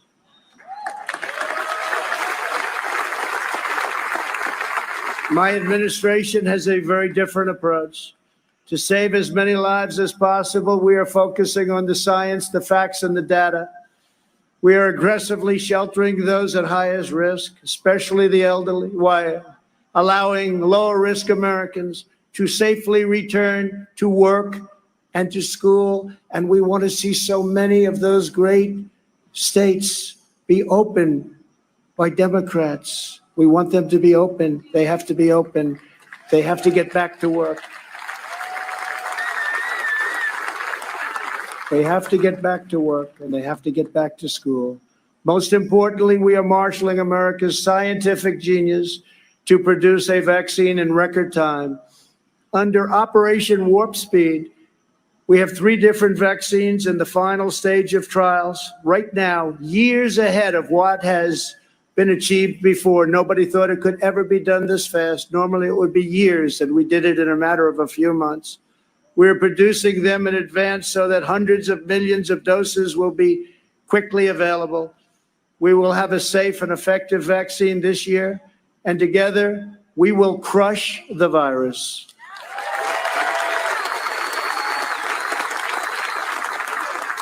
At the Democrat convention, you barely heard a word about their agenda. But that's not because they don't have one. It's because their agenda is the most extreme set of proposals ever put forward by a major party nominee. Joe Biden may claim he is an ally of the light, but when it comes to his agenda, Biden wants to keep us completely in the dark. He doesn't have a clue. He has pledged a $4 trillion tax hike on almost all American families, which will totally collapse our rapidly improving economy. And once again, record stock markets that we have right now will also collapse. That means your 401ks, that means all of the stocks that you have. On the other hand, just as I did in my first term, I will cut taxes even further for hardworking moms and dads. I will not raise taxes. I will cut them, and very substantially. And we will also provide tax credits to bring jobs out of China back to America, and we will impose tariffs on any company that leaves America to produce jobs overseas. We will make sure our companies and jobs stay in our country, as I've already been doing for quite some time, if you've noticed. Joe Biden's agenda is made in China. My agenda is made in the USA.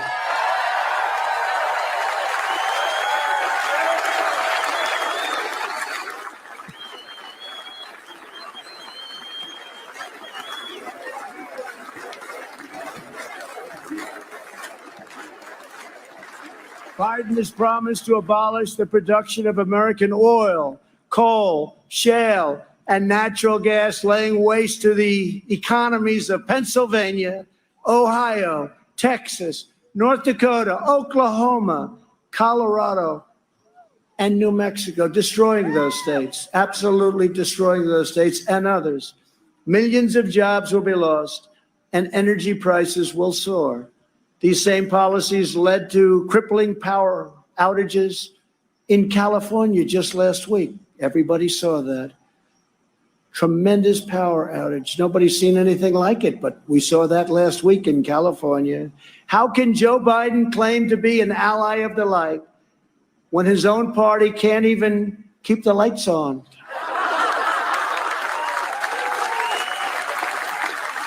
Joe Biden's campaign has even published a 110-page policy platform. You can't get away from this. Co-authored with far-left Senator Crazy Bernie Sanders. The Biden-Bernie manifesto calls for suspending all removals of illegal aliens, implementing nationwide catch and release, and providing illegal aliens with free taxpayer-funded lawyers. Everybody gets a lawyer. Come on over to our country. Everybody has a lawyer. We have a lawyer for you. That's what we need is more lawyers. Joe Biden recently raised his hand on the debate stage and promised to your giveaway, he was going to give it away, your health care dollars to illegal immigrants, which is going to bring massive number of immigrants into our country. Massive numbers will pour into our country in order to get all of the goodies that they want to give, education, health care, everything. He also supports deadly sanctuary cities that protect criminal aliens.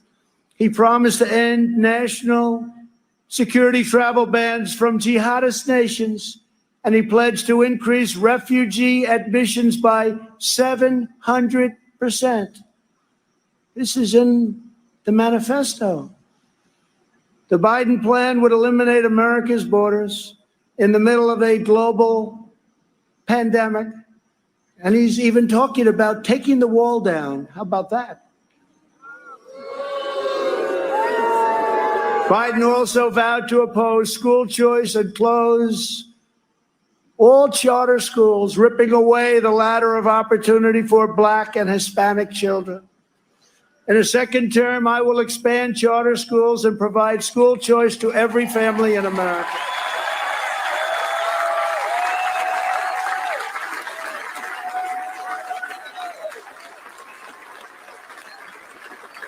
And we will always treat our teachers with the tremendous respect that they deserve. Great people. Great, great people.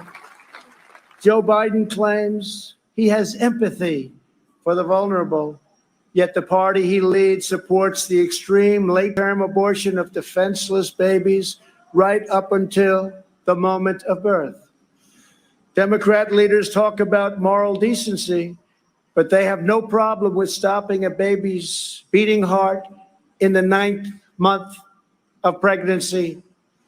Democrat politicians refuse to protect innocent life, and then they lecture us about morality and saving America's soul. Tonight, we proudly declare that all children, born and unborn, have a God-given right to life.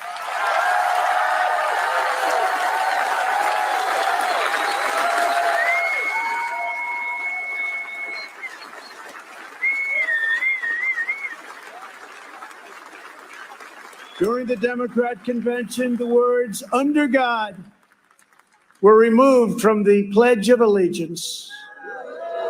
Not once, but twice. We will never do that. But the fact is, this is where they're coming from. Like it or not, this is where they're coming from. If the left gains power, they will demolish the suburbs, confiscate your guns, and appoint justices who will wipe away your Second Amendment and other constitutional freedoms. Biden is a Trojan horse for socialism. If Joe Biden doesn't have the strength to stand up to wild-eyed Marxists like Bernie Sanders and his fellow radicals, and there are many, we see them all the time, it's incredible actually, then how is he ever going to stand up for you? He's not. The most dangerous aspect of the Biden platform is the attack on public safety.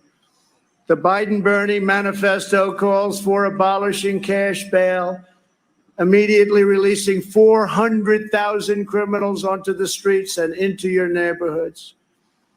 When asked if he supports cutting police funding, Joe Biden replied, yes, absolutely.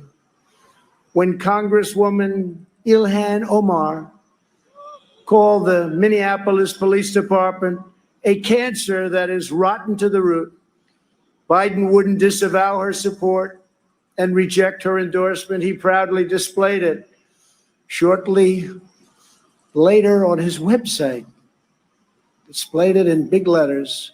Make no mistake, if you give power to Joe Biden, the radical left will defund police departments all across America. They will pass federal legislation to reduce law enforcement nationwide. They will make every city look like Democrat-run Portland, Oregon. No one will be safe in Biden's America. My administration will always stand with the men and women of law enforcement.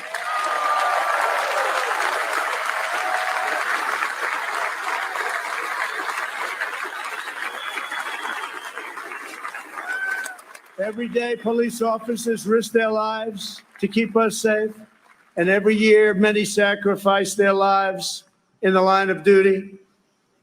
One of these incredible Americans was Detective Miostas Familia. She was part of a team of American heroes called the NYPD, or New York's Finest, who I was very, very proud to get their endorsement just the other day. Great people, great people. They were allowed to do their job. You'd have no crime in New York. Rudy Giuliani knows that better than anybody. Thank you, Rudy. 3 years ago, on the 4th of July weekend, Detective Familia was on duty in her vehicle when she was ambushed just after midnight and murdered by a monster who hated her purely for wearing the badge. Detective Familia was a single mom. She recently asked for the night shift so she could spend more time with her kids. 2 years ago, I stood in front of the U.S. Capitol alongside those beautiful children and held their grandmother's hand as they mourned their terrible loss, and we honored Detective Familia's extraordinary life. It was extraordinary. Detective Familia's 3 children are with us this evening. Genesis, Peter, Delilah, we are so grateful to have you here tonight. Thank you very much for coming. Thank you very much. Thank you very much.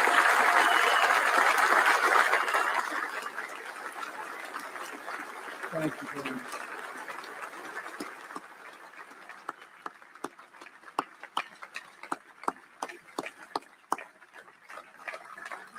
I promise you that we will treasure your mom in our memories forever.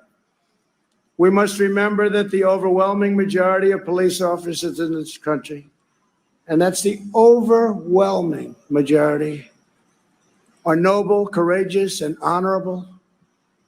We have to give law enforcement, our police, back their power. They are afraid to act. They are afraid to lose their pension. They are afraid to lose their jobs. And by being afraid, they are not able to do the job that they so desperately want to do for you. And those who suffer most are the great people who they protect and who they want to protect at an even higher level.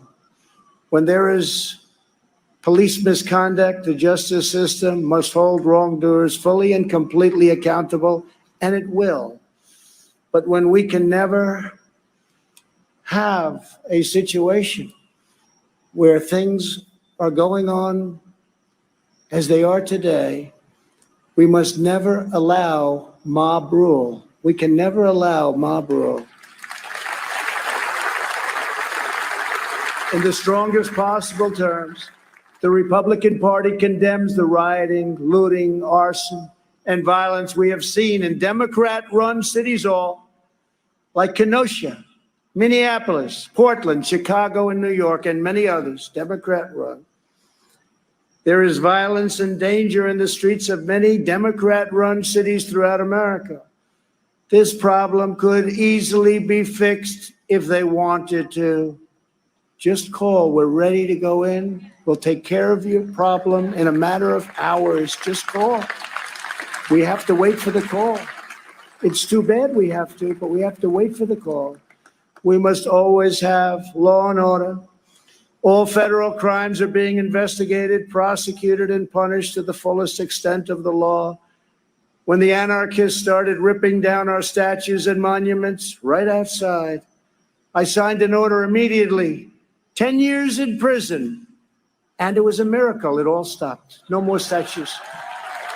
They said, that's just too long, as they looked at a statue. I think we'll rip it down. Then they said 10 years in prison. I think that's too long. Let's go home. During their convention, Joe Biden and his supporters remained completely silent about the rioters and criminals spreading mayhem in Democrat-run cities. They never even mentioned it during their entire convention, never once mentioned. Now they're starting to mention it because their poll numbers are going down like a rock in water. It's too late, Joe. In the face of left-wing anarchy and mayhem in Minneapolis, Chicago, and other cities, Joe Biden's campaign did not condemn it. They donated to it. At least 13 members of Joe Biden's campaign staff donated to a fund to bail out vandals, arsonists, anarchists, looters, and rioters from jail. Here tonight is the grieving family of retired police captain David Dorn, a 38-year veteran of the St. Louis Police Department, a great man and a highly respected man by all.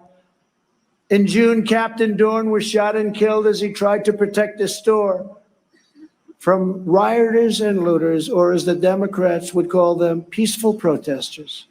They call them peaceful protesters. We're honored to be joined tonight by his wonderful wife, Ann, and beloved family members, Brian and Kaylin.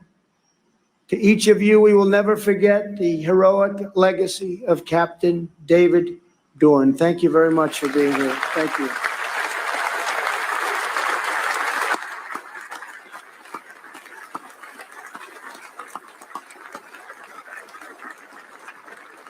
Thank you very much. Great man, great man. As long as I am president, we will defend the absolute right of every American citizen to live in security, dignity, and peace. If the Democrat Party wants to stand with anarchists, agitators, rioters, looters, and flag burners, that is up to them. But I, as your president, will not be a part of it. The Republican Party will remain the voice of the patriotic heroes who keep America safe and salute the American flag.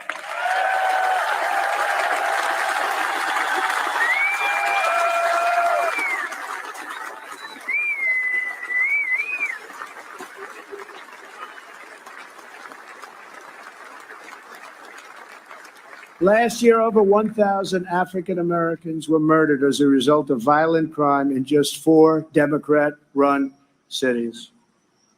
The top 10 most dangerous cities in the country are run by Democrats and have been for many decades. Thousands more African Americans are victims of violent crime in these communities. Joe Biden and the left ignore these American victims. I never will. If the radical left takes power, they will apply their disastrous policies to every city, town, and suburb in America. Just imagine if the so-called peaceful demonstrators in the streets were in charge of every lever of power in the U.S. government. Just think of that. Liberal politicians claim to be concerned about the strength of American institutions, but who exactly is attacking them? Who is hiring the radical professors, judges, and prosecutors? Who is trying to abolish immigration enforcement and establish speech codes designed to muzzle dissent? In every case, the attacks on American institutions are being waged by radical left. Always remember, they are coming after me because I am fighting for you. That's what's happening. And it's been going on from before I even got elected.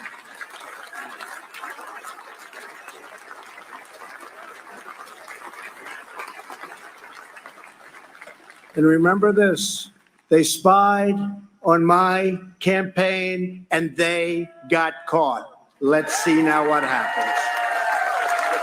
We must reclaim our independence from the left's repressive mandates. Americans are exhausted trying to keep up with the latest lists of approved words and phrases and the ever more restrictive political decrees. Many things have a different name now, and the rules are constantly changing. The goal of cancel culture is to make decent Americans live in fear of being fired, expelled, shamed, humiliated, and driven from society as we know it. The far left wants to coerce you into saying what you know to be false and scare you out of saying what you know to be true. It's very sad. But on November 3rd, you can send them a very thundering message they will never forget.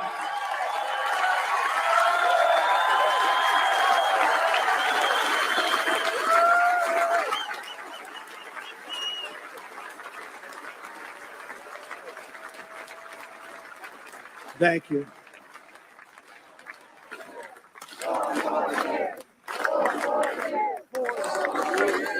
Thank you very much.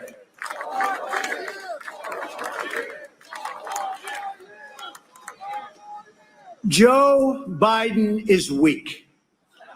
He takes his marching orders from liberal hypocrites who drive their cities into the ground while fleeing far from the scene of the wreckage.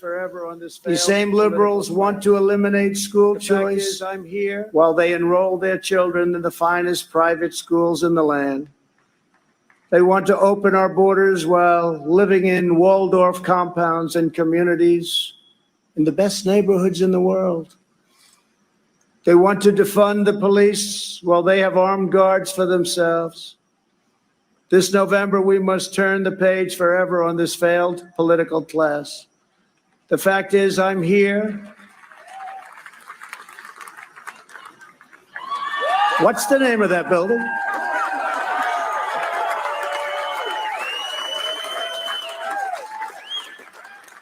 But I'll say it differently. The fact is, we're here and they're not.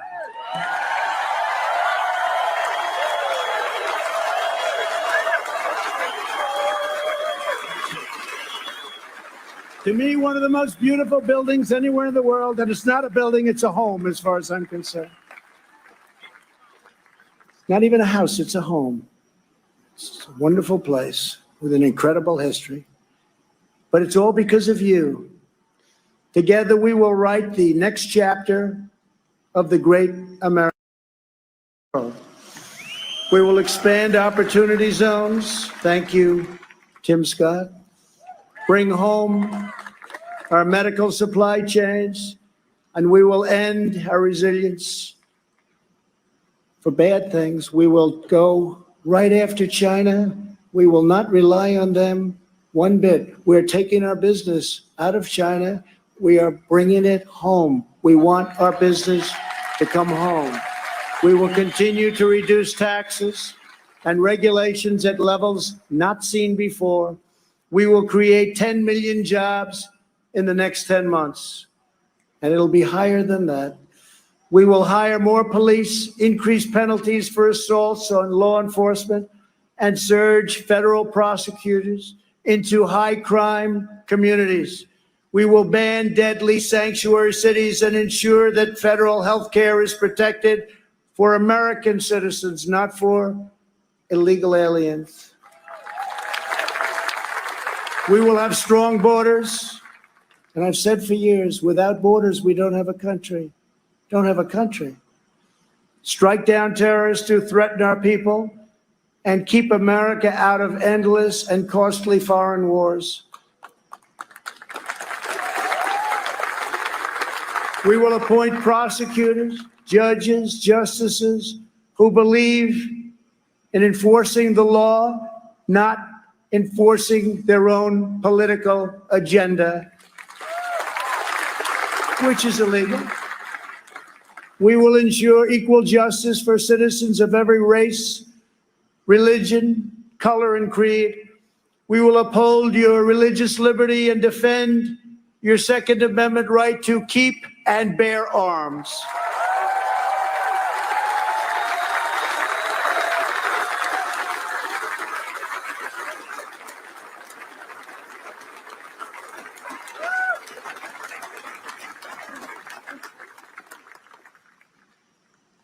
And if we don't win, your Second Amendment doesn't have a chance. I can tell you that. I have totally protected it. We will protect Medicare and Social Security. We will always and very strongly protect patients with pre-existing conditions. And that is a pledge from the entire Republican Party. Thank you, Kevin. We will end surprise medical billing, require price transparency, and further reduce the cost of prescription drugs and health insurance premiums. They're coming way down. We will greatly expand energy development, continuing to remain the #1 in the world and keep America energy independent.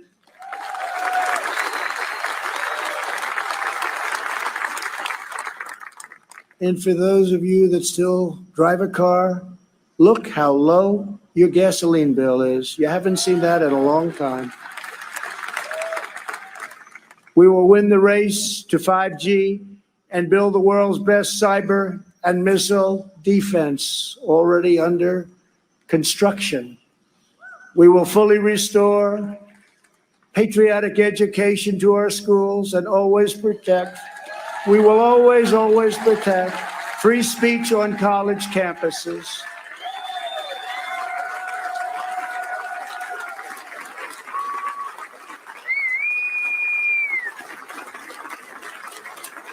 And we put a very big penalty in. They do anything having to do with your free speech, colleges have to pay a tremendous, tremendous financial penalty. And again, it's amazing how open they've been lately. We will launch a new age of American ambition in space. America will land the first woman on the moon, and the United States will be the first nation to plant its beautiful flag on Mars. This is the unifying national agenda that will bring our country together. So tonight I say to all Americans, this is the most important election in the history of our country. There has never been such a difference between two parties or two individuals in ideology, philosophy, or vision than there is right now. Our opponents believe that America is a depraved nation. We want our sons and daughters to know the truth. America is the greatest and most exceptional nation in the history of the world.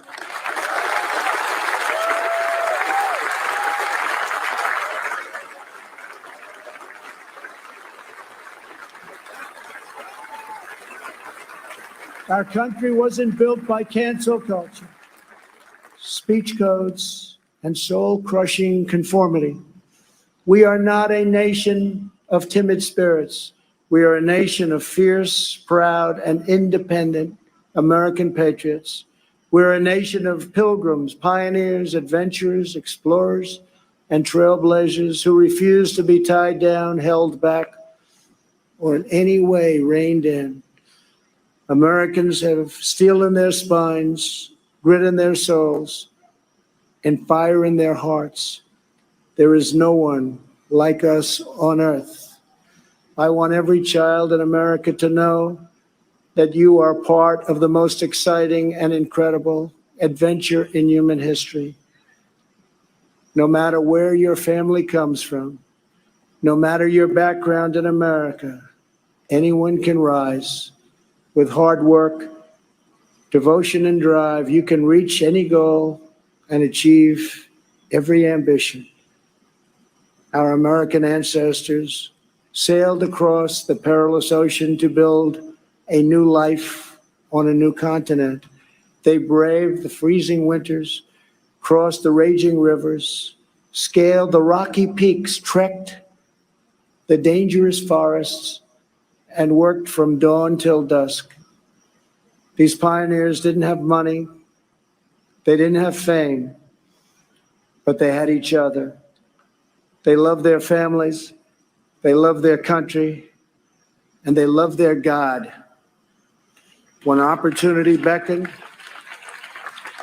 they picked up their Bibles, packed up their belongings, climbed into their covered wagons, and set out west for the next adventure. Ranchers and miners, cowboys and sheriffs, farmers and settlers, they pressed on past the Mississippi to stake a claim in the wild frontier. Legends were born: Wyatt Earp, Annie Oakley, Davy Crockett, and Buffalo Bill. Americans built their beautiful homesteads on the open range. Soon they had churches and communities, then towns, and with time, great centers of industry and commerce. That is who they were. Americans build their future. We don't tear down our past. We are the nation that won a revolution, toppled tyranny and fascism, and delivered millions into freedom. We laid down the railroads, built the great ships, raised up the skyscrapers, revolutionized industry, and sparked a new age of scientific discovery.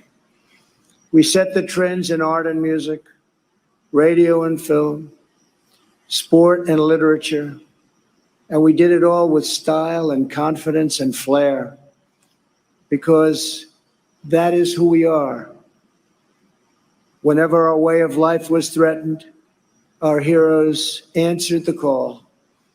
From Yorktown to Gettysburg, from Normandy to Iwo Jima, American patriots raced into cannon blasts, bullets, and bayonets to rescue American liberty. They had no fear, but America didn't stop there. We looked into the sky and kept pressing onward. We built a 6 million pound rocket and launched it thousands of miles into space. We did it so that two brave patriots could stand tall and salute our wondrous American flag planted on the face of the moon. For America, nothing is impossible. Over the next 4 years, we will prove worthy of this magnificent legacy.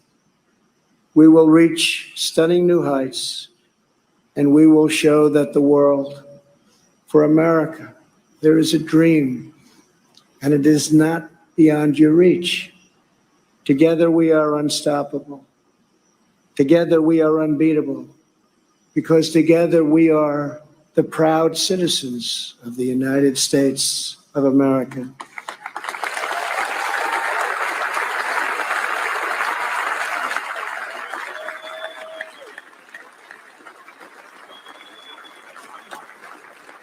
And on November 3rd,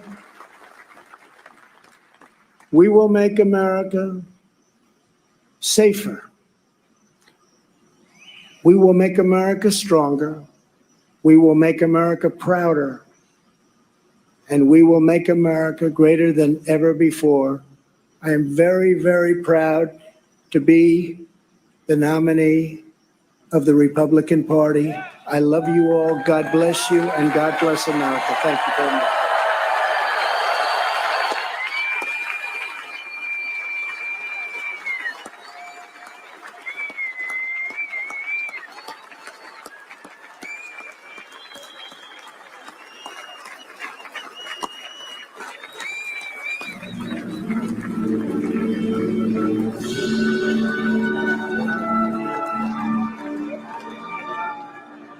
What an incredible speech by the President of the United States. I know a lot of Democrats out there right now are pushing the panic button. How does Joe Biden compete with that? This was an incredible speech tonight by the President, capping off just a highly energetic, amazing Republican National Convention. There you see on the right, we are there tonight, folks. It was an honor for us to be there tonight. So that concludes the convention. And, for the fact that it was a semi-virtual, in-person, real-time convention, I thought they did an excellent job. And, if you know anything about President Trump, you know that he doesn't do stuff halfway. I mean, and this is his convention. The first convention back in 2016, it was his convention, and he got a lot of pushback from the swamp and from people who just didn't want anything to do with it because they got their feelings hurt. But it just shows you the ones that didn't have a problem. People like Ben Carson and people like I'm drawing a blank on some of the few ones, but they came in and supported them regardless. And those are the ones who are loyal to the country and don't take things personally because and Ted Cruz was another one that came in. And just said, we're gonna put our feelings aside. It was a bitter election, but the greater good. And the ones that didn't, like Kasich, those guys, and Jeb, it just shows you what we're up against. And I want to just go over a few things. First of all, everyone, thank you for coming out at the fireworks coming out in Washington D.C. I grew up in Washington D.C. I was born in Washington D.C. I've spent many years working downtown and for various organizations within the government. Labor Statistics, Smithsonian, Housing Urban Development, Federal Trade Commission. I just been through pretty much all of the congressional buildings. At one point or the other, my parents had contracts with those buildings and those particular organizations. So I'm near and dear to that city. But with the Democrats running it, for the past, since under Obama, it's just not a cool place to go. Obama shut down the White House; you couldn't visit it anymore. And so, anyway, it's just, one of those things. So, just want to go over a few things here quickly if you guys want to stick around with me a little bit.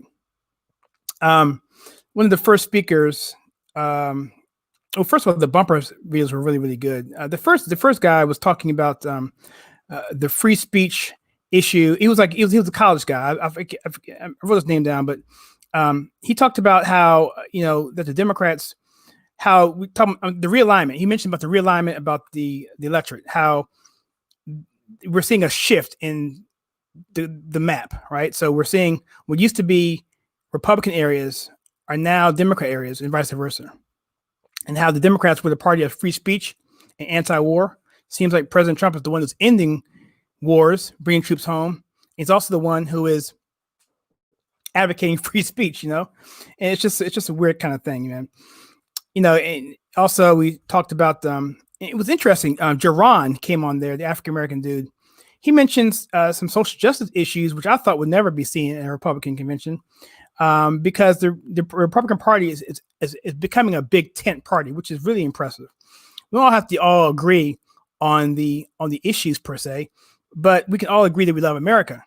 And the Democrats at one point had that. They had a diverse party, but their attitude was what brings them together was the hate for Republicans. But that's not going to do it in this kind of climate right now, because they've gone so far that that's not going to work anymore. And so it looks like the Republican Party is the big tent party that's bringing all types of people from all walks of life with different ideologies, but ultimately we want, the same things. We had Van Dorn came on to talk about him being a Democrat and how he was being bullied by the squad and how he called Joe Biden a Trojan horse. And then you had the woman come in, I think her name was Brightman. She was really good. She was a council worker and she was unemployed and homeless. And then she actually went to the National American Workers Ad Council. National Council of American Workers in combination with the Ad Council. And she talked about the website. I wrote it down here, findsomethingnew.com. And she talked about how Trump was helping her advance in her job career. That's where I put up the trumpvictory.com link there. Had Dan Scavino, who was the press media outlet guy. He's been with Trump for over 30 years. I follow him on Facebook. He's an awesome dude. He has some really clever ad campaigns on Facebook that he does. And of course, Dana White comes in there. He's a good friend of President Trump. President Trump actually was the one who actually got him his first gig when nobody else wanted to take the risk on UFC, Ultimate Fighting Championship. It was at the time, it's pretty brutal when it first came out. It was like no holds barred. You could only do a couple of things. Like you couldn't bite and you couldn't gouge eyes. Everything else was pretty much legal. And it was an exciting time because, boxing wasn't as popular, especially in the heavyweight ranks. And Dana White had an idea. And Trump said, you know what, why don't you do it at one of my hotels? And it took off from there. And now they're best friends. And he had a good speech there as well. So we had a good talk on human trafficking, about the number 988, and organ harvesting. I mean, who does that?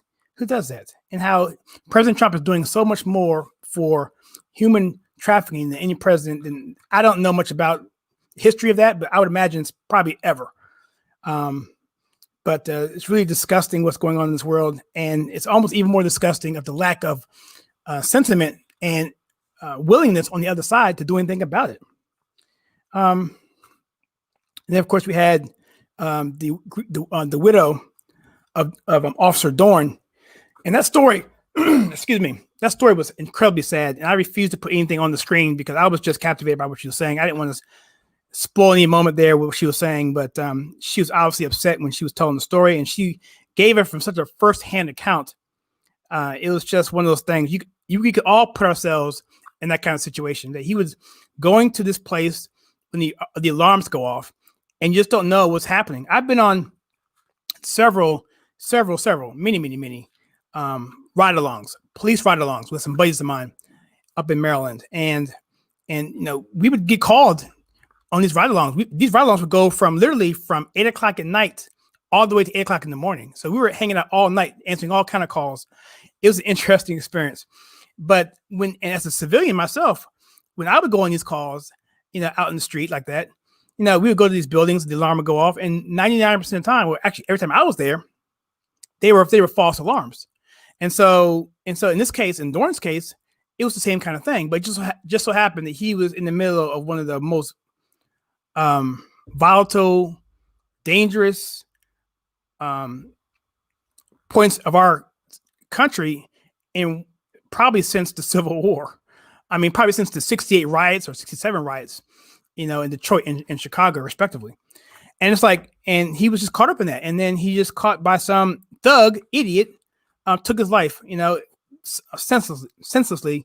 And that whole story where she just put that in the way she put it was just utterly heart-wrenching. Then, of course, then Ben Carson came up. He talked about political correctness. He talked about keeping promises. He talked about HBCUs. I went to one, Aggie Pride. That's the school that actually started the sit-in movements for college students at the Woolworth buildings in downtown Greensboro, North Carolina. And Jesse Jackson, he mentioned Jesse giving Trump an award for civil rights. And I spent a lot of time. Well, I'll say a lot of time. I spent probably about 6 or 7 hours straight with Jesse Jackson. A few years back, he came to Greensboro for the dedication of the Civil Rights Museum. And one of my buddies was invited because he was one of his handlers. He was up in Chicago doing radio, and he called me up and said, "Hey, Kyle, I got someone in town. I can't tell you who it is, but come into the hotel and I'll tell you about it." So I came to the hotel, and then he told me Jesse Jackson was there. He was up in the room. He didn't want to come down, but he said, "If you come to the Civil Rights Museum tomorrow, then we can hang out and we can do whatever." Now he knew he was a Republican too, but he was more of a pundit on the radio, so he kind of got a pass. Me, I was an active member of the Republican Party, and in many, many ways. And so, but Jesse, I have to say, being with him, hanging out with him, he was pretty cool dude. In person, he was a cool dude. And it was interesting when he would tell me behind the closed doors. He was like, "Look, man," it's like people aren't. He said, people were chill back then. People were not as, Bull Connor, the sheriff down in wherever that was, deep south. He was bad, and a few other people were bad. But most people were cool. Most white people got along with us. So he was pretty much downplaying playing it. But when the cameras went on, everything changed. It was really hilarious, man. I even had a cell phone for a little while. He went off to do whatever. I didn't look through a cell phone, but I could have. But it just shows you that these people they're really in it for just. I hate to say it, they're really just in it for themselves. I mean, they're in it because they have an agenda they have to do, and it pays their bills. And I hate to put it that way, but I think people are seeing that for what it is, and this is one of the reasons why the Black community is waking up too. Carson also mentioned about African unemployment, African American unemployment, Black unemployment, investors, and one thing he did mention about the incentives that are in the tax bill, or the tax bill was I think it was well, I read it. It was actually a situation where businesses are actually encouraged to go into Black communities and build them up, and there's a tax incentive for that. And I forget all the details in that, but that was actually there. And he mentioned that. He mentioned school choice. And Rudy Giuliani came on talking about the riots and about Floyd and how we can and he talked about the names of people that we didn't talk about. Of course, George Floyd is everyone talks about, but he rattled off several names of people, including a baby who was killed in a stroller, and how no one seems to care about those people. Stark contrast with that. And then Representative Cotton came up. He talked about some things as well. He contrasted very well between Biden and Trump and what their policies are in terms of foreign policy, which is really, really good because Biden was against the getting a bin Laden, and if you are against getting a bin Laden, then I'm sorry, I'm not sure what the heck you're trying to do. And then Ivanka came on. Well, I forgot about the person who got pardoned. She was also fantastic as well, very moving. And then of course we had Ivanka, basically priming the pump for our speaker, President Trump, and doing a good job making it personal. What Trump is like behind the doors, her being in the Oval Office when things were happening, going down, and his reaction to those things from a human perspective. Because one thing I said yesterday is that they have to demystify Trump. They have to make him a human. They have to counter the orange man bad narrative that's been out there that Trump to the left is just a caricature. He's a caricature.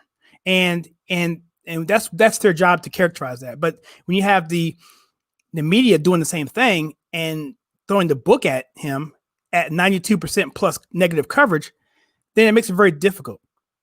But I read something or I saw something today with Newt Gingrich, and he was talking to Hannity. I think this was about, when was this? This was a few days ago, I think. Maybe it was a month ago. I don't remember. But Hannity asked, no, it was about a month ago, about July. And Hannity asked Gingrich, so what are we going to do? I mean, the media is not going to cover him, and this and that, and the press and the internet, the tech giants, whatever, are suppressing all of this. What are we going to do? And Gingrich said, look, Trump has an advantage. He said, despite everything that's going on, that he has been able to create a internet and a social and a just from a terms of just third party and auxiliary groups, a monstrosity of infrastructure that allows him to get his message out despite everything thrown at him. Partially because people don't trust the media and they're looking online, which is why we're seeing the numbers for the ratings on TV ratings higher for the DNC than for the Republican convention. But yet the online is just crazy high in terms of Democrats, which means that people are sitting at their desks watching TV like drones being fed, and people who actually want to know the truth, which is a bigger percentage, who are going out to C-SPAN or going out to other areas in the internet, right side broadcasting like we're on right now, and they're getting the truth there. And so that is a telling sign. And that's pretty much predictable based on what we're seeing in the polling numbers.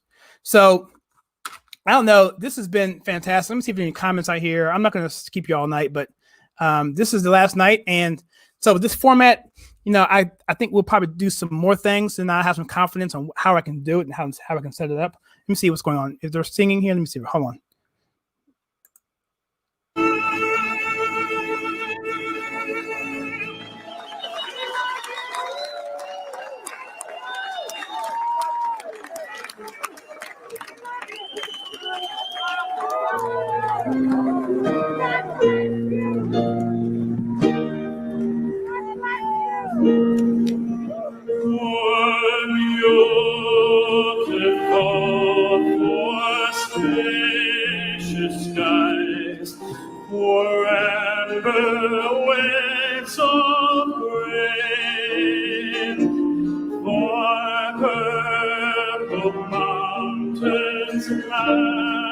Majesty, above the broken plain.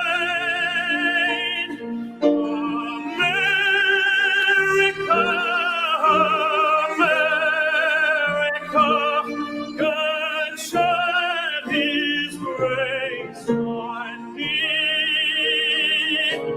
But the crown by God with brotherhood from a sea to shining sea.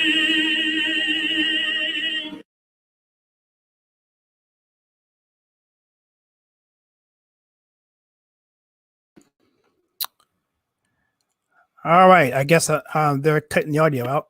Hold on. That's the audio.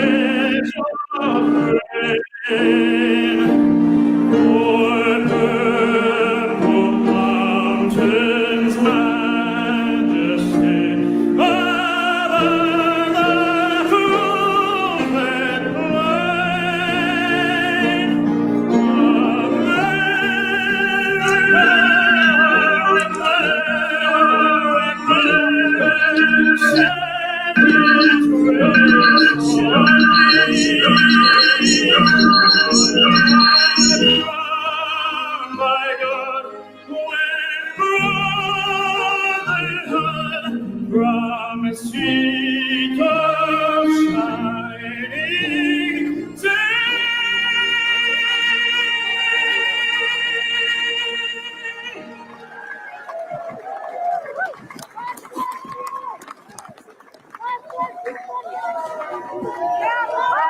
Let's hear it one more time for our president, Donald J. Trump.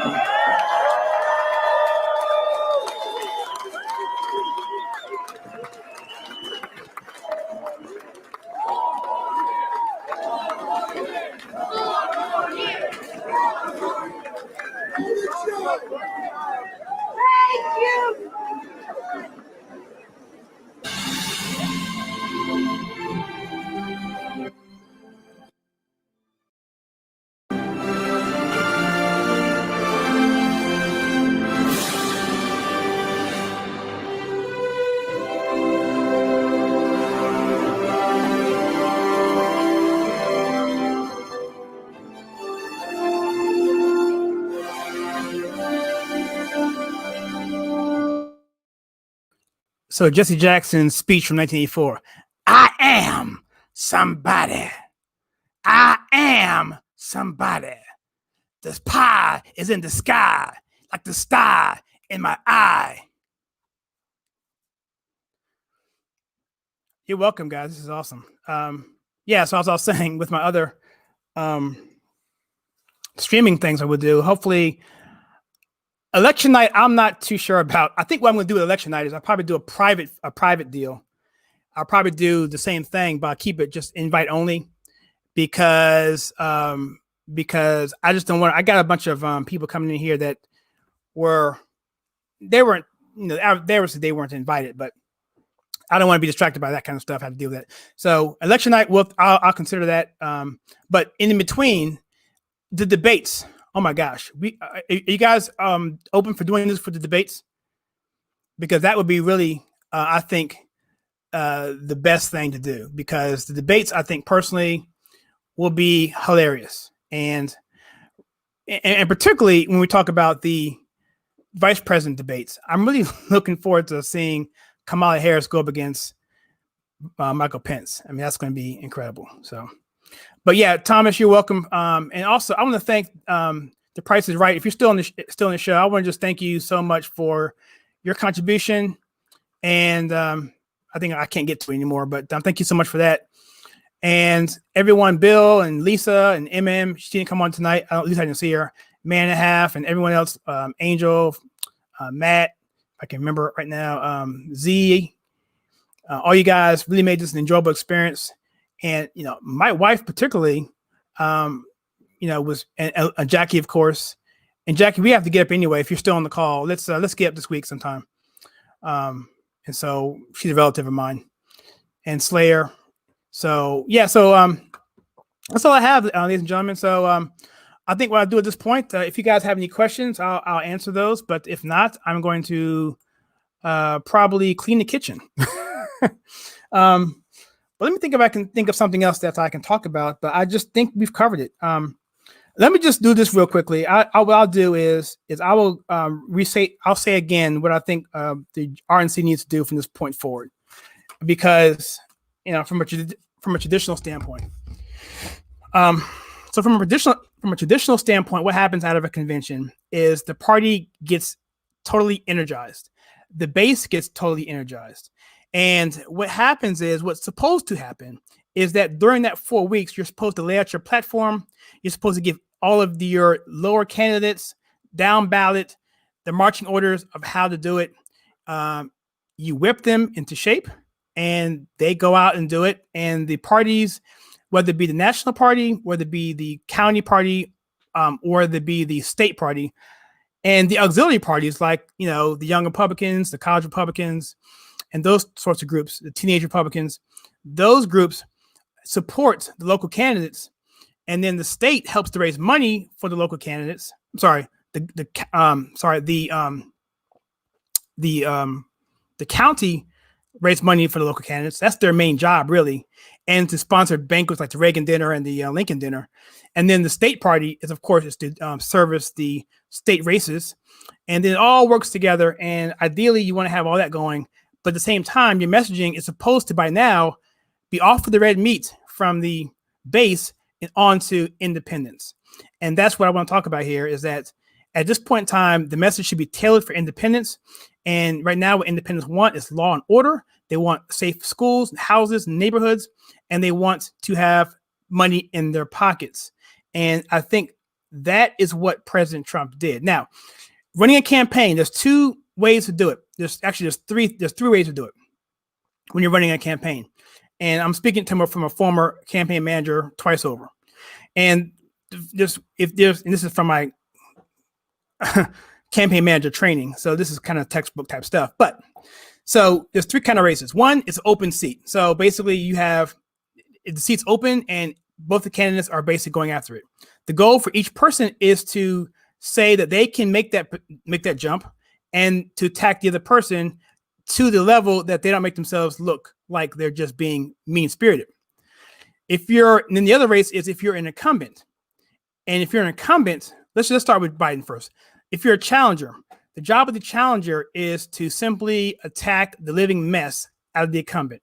Because what you need to do is you need to convince the people who voted for him not to vote for him. And that's a very difficult thing to do. That's Biden's challenge, to convince the people that voted for Trump not to vote for him, because obviously Trump had the votes to win last time. So you have to convince people not to vote for him. And then, of course, the incumbent, their role is to say why you need to keep me. And what Trump did was he laid that out today. He laid out what he's done in his time as president in these 4 years. And it's the laundry list that's so long. And I've been covering this man for 5 years now, including the campaign. And I can't remember all of it. He's done so much. We've already forgotten North Korea. We've totally forgotten the fact that he ended the North Korean war. It's just mind-boggling what he's done. And so he's got that going for him. And so what he needs to do now is, unfortunately, he needs to paint Joe Biden as this character who is a person who may be a nice guy, who may be all of this, but is incapable of fighting against the radical party that came in there and hijacked it. And to paint him as the Trojan horse is perfect, because people understand what that is. They have a picture of it. Everyone knows the story. A horse was given a gift. I forget who the group was. Forgive me. But the point is, they allowed the horse to come in. And then, of course, there's an army inside that particular horse. And at night, they unlocked the gates. And then they came in and got invaded. And then they destroyed the city. And so that's essentially what a Trojan horse in Joe Biden is going to do. He's the kind of person who is the gateway, right? He's the gateway to the radical left.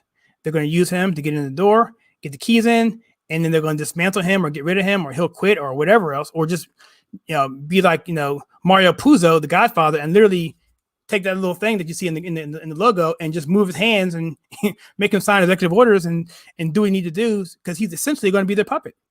And so what Trump needs to do essentially is to do two things. One, paint the fact that he is an accomplished leader, and then to create the narrative that Joe Biden is going to unleash the most radical agenda in in American history. And I do take one exception to Trump in the speech. I will take him to the exception to the point of it being a tie. He said this is the worst election, or the most, well, he said it's the most important election in our history. I would say I would agree with that, but it's tied with number 1864. 1864 and 2020, I would say, are tied in terms of the most important direct. So they're 1-1, and the number 3 is somewhere else. But 1864, if you don't understand that, the country was literally at the process of being parted. And I'll finish on this guy. I'll tell the story and I'll stop. But essentially, in that particular year, 1864, it wasn't going well. We were in the middle of the Civil War. President Lincoln had fired a guy named George McClellan, who was a very favorite general in the Union Army. He was a very, very, very good organizer. He just wasn't a good military strategist. He just wasn't really good at moving his forces because he didn't want to risk his troops. He didn't want to fight because he wanted to keep them intact, and they loved him for that. And he was slow, but he did a good job of creating a fantastic army with everything it needed, supplies and everything else. He created a great army. He just couldn't use it. So he got fired for the second time. And then later in the war, things weren't going bad again. Chippewa had happened, and Gettysburg had happened. But at that point, there were still other battles going on. Like Grant had come in, and there were battles like Cold Harbor and the Wilderness and all of that, really, really brutal battles. And the public was just tired of this. They were tired of the war. They wanted to get rid of Lincoln. They couldn't stand it because they didn't see any end in sight. And so McClellan, who was the person he got fired twice, decided, I'm going to run against Lincoln. And it wasn't looking good. It was looking so badly in 1864, early 1864, like in February, March, that he got together with Sherman, and he got together with General Sherman and General Grant, who are best friends, by the way, and said, hey, we got to do something. We got to end this war as quickly as possible, or else I'm not going to be here. Lincoln was prepared to not winning that election. And so Grant had always had a notion of total war. He wanted to go in and just destroy everything, anything dealing with infrastructure that could help the war cause. He wanted to destroy it. Military targets, which could be anything, farms, private citizen stuff. If it's going to be used to help the war effort, then by all means, we're going to do it. And essentially, that's what the executive order, the Emancipation Proclamation was, which is a war effort to do the same thing, to attack the labor that was helping to fund the South. And so while they were closing the gateway to the west, Vicksburg, they were tightening the noose as well, but it wasn't happening fast enough. And so, long story short, they devised a plan that Sherman's going to go down to the south, down to South Carolina, and wreak havoc. Actually, go to Atlanta first and wreak havoc, and basically cut down supply lines, tie up railroad lines, and turn them into like pretzels, and then set them on fire. They called him Sherman's neckties. He would do this stuff, and they were terrified. And he went down there with no supply line at all. He had no supply chain. It was just him and his army and living off the land. He was so methodical that he actually plotted ahead of time all the farm crops, so he knew where to go. So when they harvested, they could be there in time to go ahead and get that stuff for this army. Because a Civil War army, 1 day, 2 days, they could starve in like a week if you don't have enough food for them. And it takes a lot of stuff. And it's not just the people; it's also the horses and everything else. So I'm not being long-winded here, but I'm trying to put out a scenario of how desperate it was then. So essentially, they were successful. When he got to Atlanta, the South pretty much knew that they were over, because Atlanta was a big supply dump. It was a big for supplies, and it was telegraphs and everything that the South needed to communicate with the West, going out towards Texas, where they got their beef and their pork coming in. That was the main hub there to help coordinate that effort. And then when that was gone, it was just a matter of time. And the American people said, you know what, we're going to win this. And then pretty much Lincoln was assured victory. And then Sherman from there went to the coast and Savannah, I believe. And then he basically cut off even more. And so my thing is this, I think we're seeing that right now with Trump. I think we're seeing that Atlanta, Savannah moment right now. I think we're beginning to see the point in time when the tide is changing. And I don't know what point in time we're going to look back and say what that was, but we'll know in 3 years or 2 years what that moment in time was. And I think we're reliving the Civil War in a esoteric paradigm that's not really literal, but it's more figurative, and it's really eerie how it's playing out. I'm trying to work on some article on this to see if I can flesh it all out. But since we're not at the end of the story yet, I really can't do it fully to its best ability. So with that, I'm going to stop there, and I am going to. I'm seeing some questions here. Wow, if President Trump is 6'2", how tall is Barron? He's like, I think Barron's probably about 6'8". I'm pretty sure he's probably dunking now, right? I'm pretty sure Barron's dunking. If he's not, he's close to it. Done a fantastic job. Thank you, man and a half. Okay, we got 12 people still on. I don't want to leave you guys hanging, but I just want to, again, just thank you so much. And if you're just first time on this channel, please go out to my YouTube channel and subscribe to the channel and leave some feedback there. I'm doing a couple of videos now since I'm back on the outside the convention now. I'm gonna be doing some more videos. I have one featuring Thomas Sowell. No, I didn't interview him. I wish I had. But it's going to be about the riots, and it's going to be pretty interesting. I was interested in what I was researching, so you'll be interested to see that. So look out for that. And also, so that's going to be about it. So, all right, everybody, I hope you guys had a great time on this last night. And if you like what we do here at this channel, we take the culture, TV, movies, and politics, and we filter it to you right. Then please consider hitting that like, subscribe button and the bell icon so you don't miss any future content. Please check out walkedaway.net and make it known when you first walked away. And also share with your friends. We're trying to reach 10,000 subscribers. And Latinos for Trump. Yes, absolutely. That's a good point. I will jump in here real quick and mention about this. The Hispanic Latino community is doing a hell of a job, right? And I had two people that I interviewed that's on the channel. You can see it. The one is JD Rivera. He's actually up. He's one of the ambassadors for the Blexit movement, National Blexit movement. He's a remarkable guy. If you just find JD Rivera and then follow him on Twitter, follow him on Instagram. He's pretty awesome. And another gentleman by the name of Angel Quiros. Angel Quiros is an up-and-coming blogger. He is really doing some cool stuff. I also interviewed him as well. He was on my channel. I was on his channel. And the Latino community, they're all on it. They are on it. I mean, when Trump wins this election, it's going to be because the Latino community is going to play a huge factor, hopefully to help us keep Arizona, because Arizona is one of those states that are kind of hanging in the balance there. But I will say this, that if Trump can maintain his polling numbers that are going now and keep it steady where it is now, and as it gets better, I suspect to probably get a bump from this.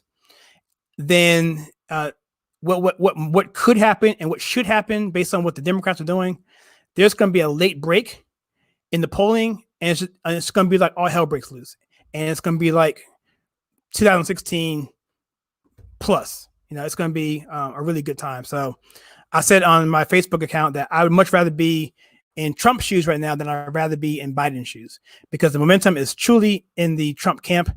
And now that Biden's trying to backtrack on some of this stuff about these riots, he's going to piss off his base, and that's going to hurt him too. So that's one of the reasons why they're doing this, because they just want to piss off their base. So, okay. So my family's home, so I guess I have to go. So everyone have a great, fantastic evening, and I will see you guys next time.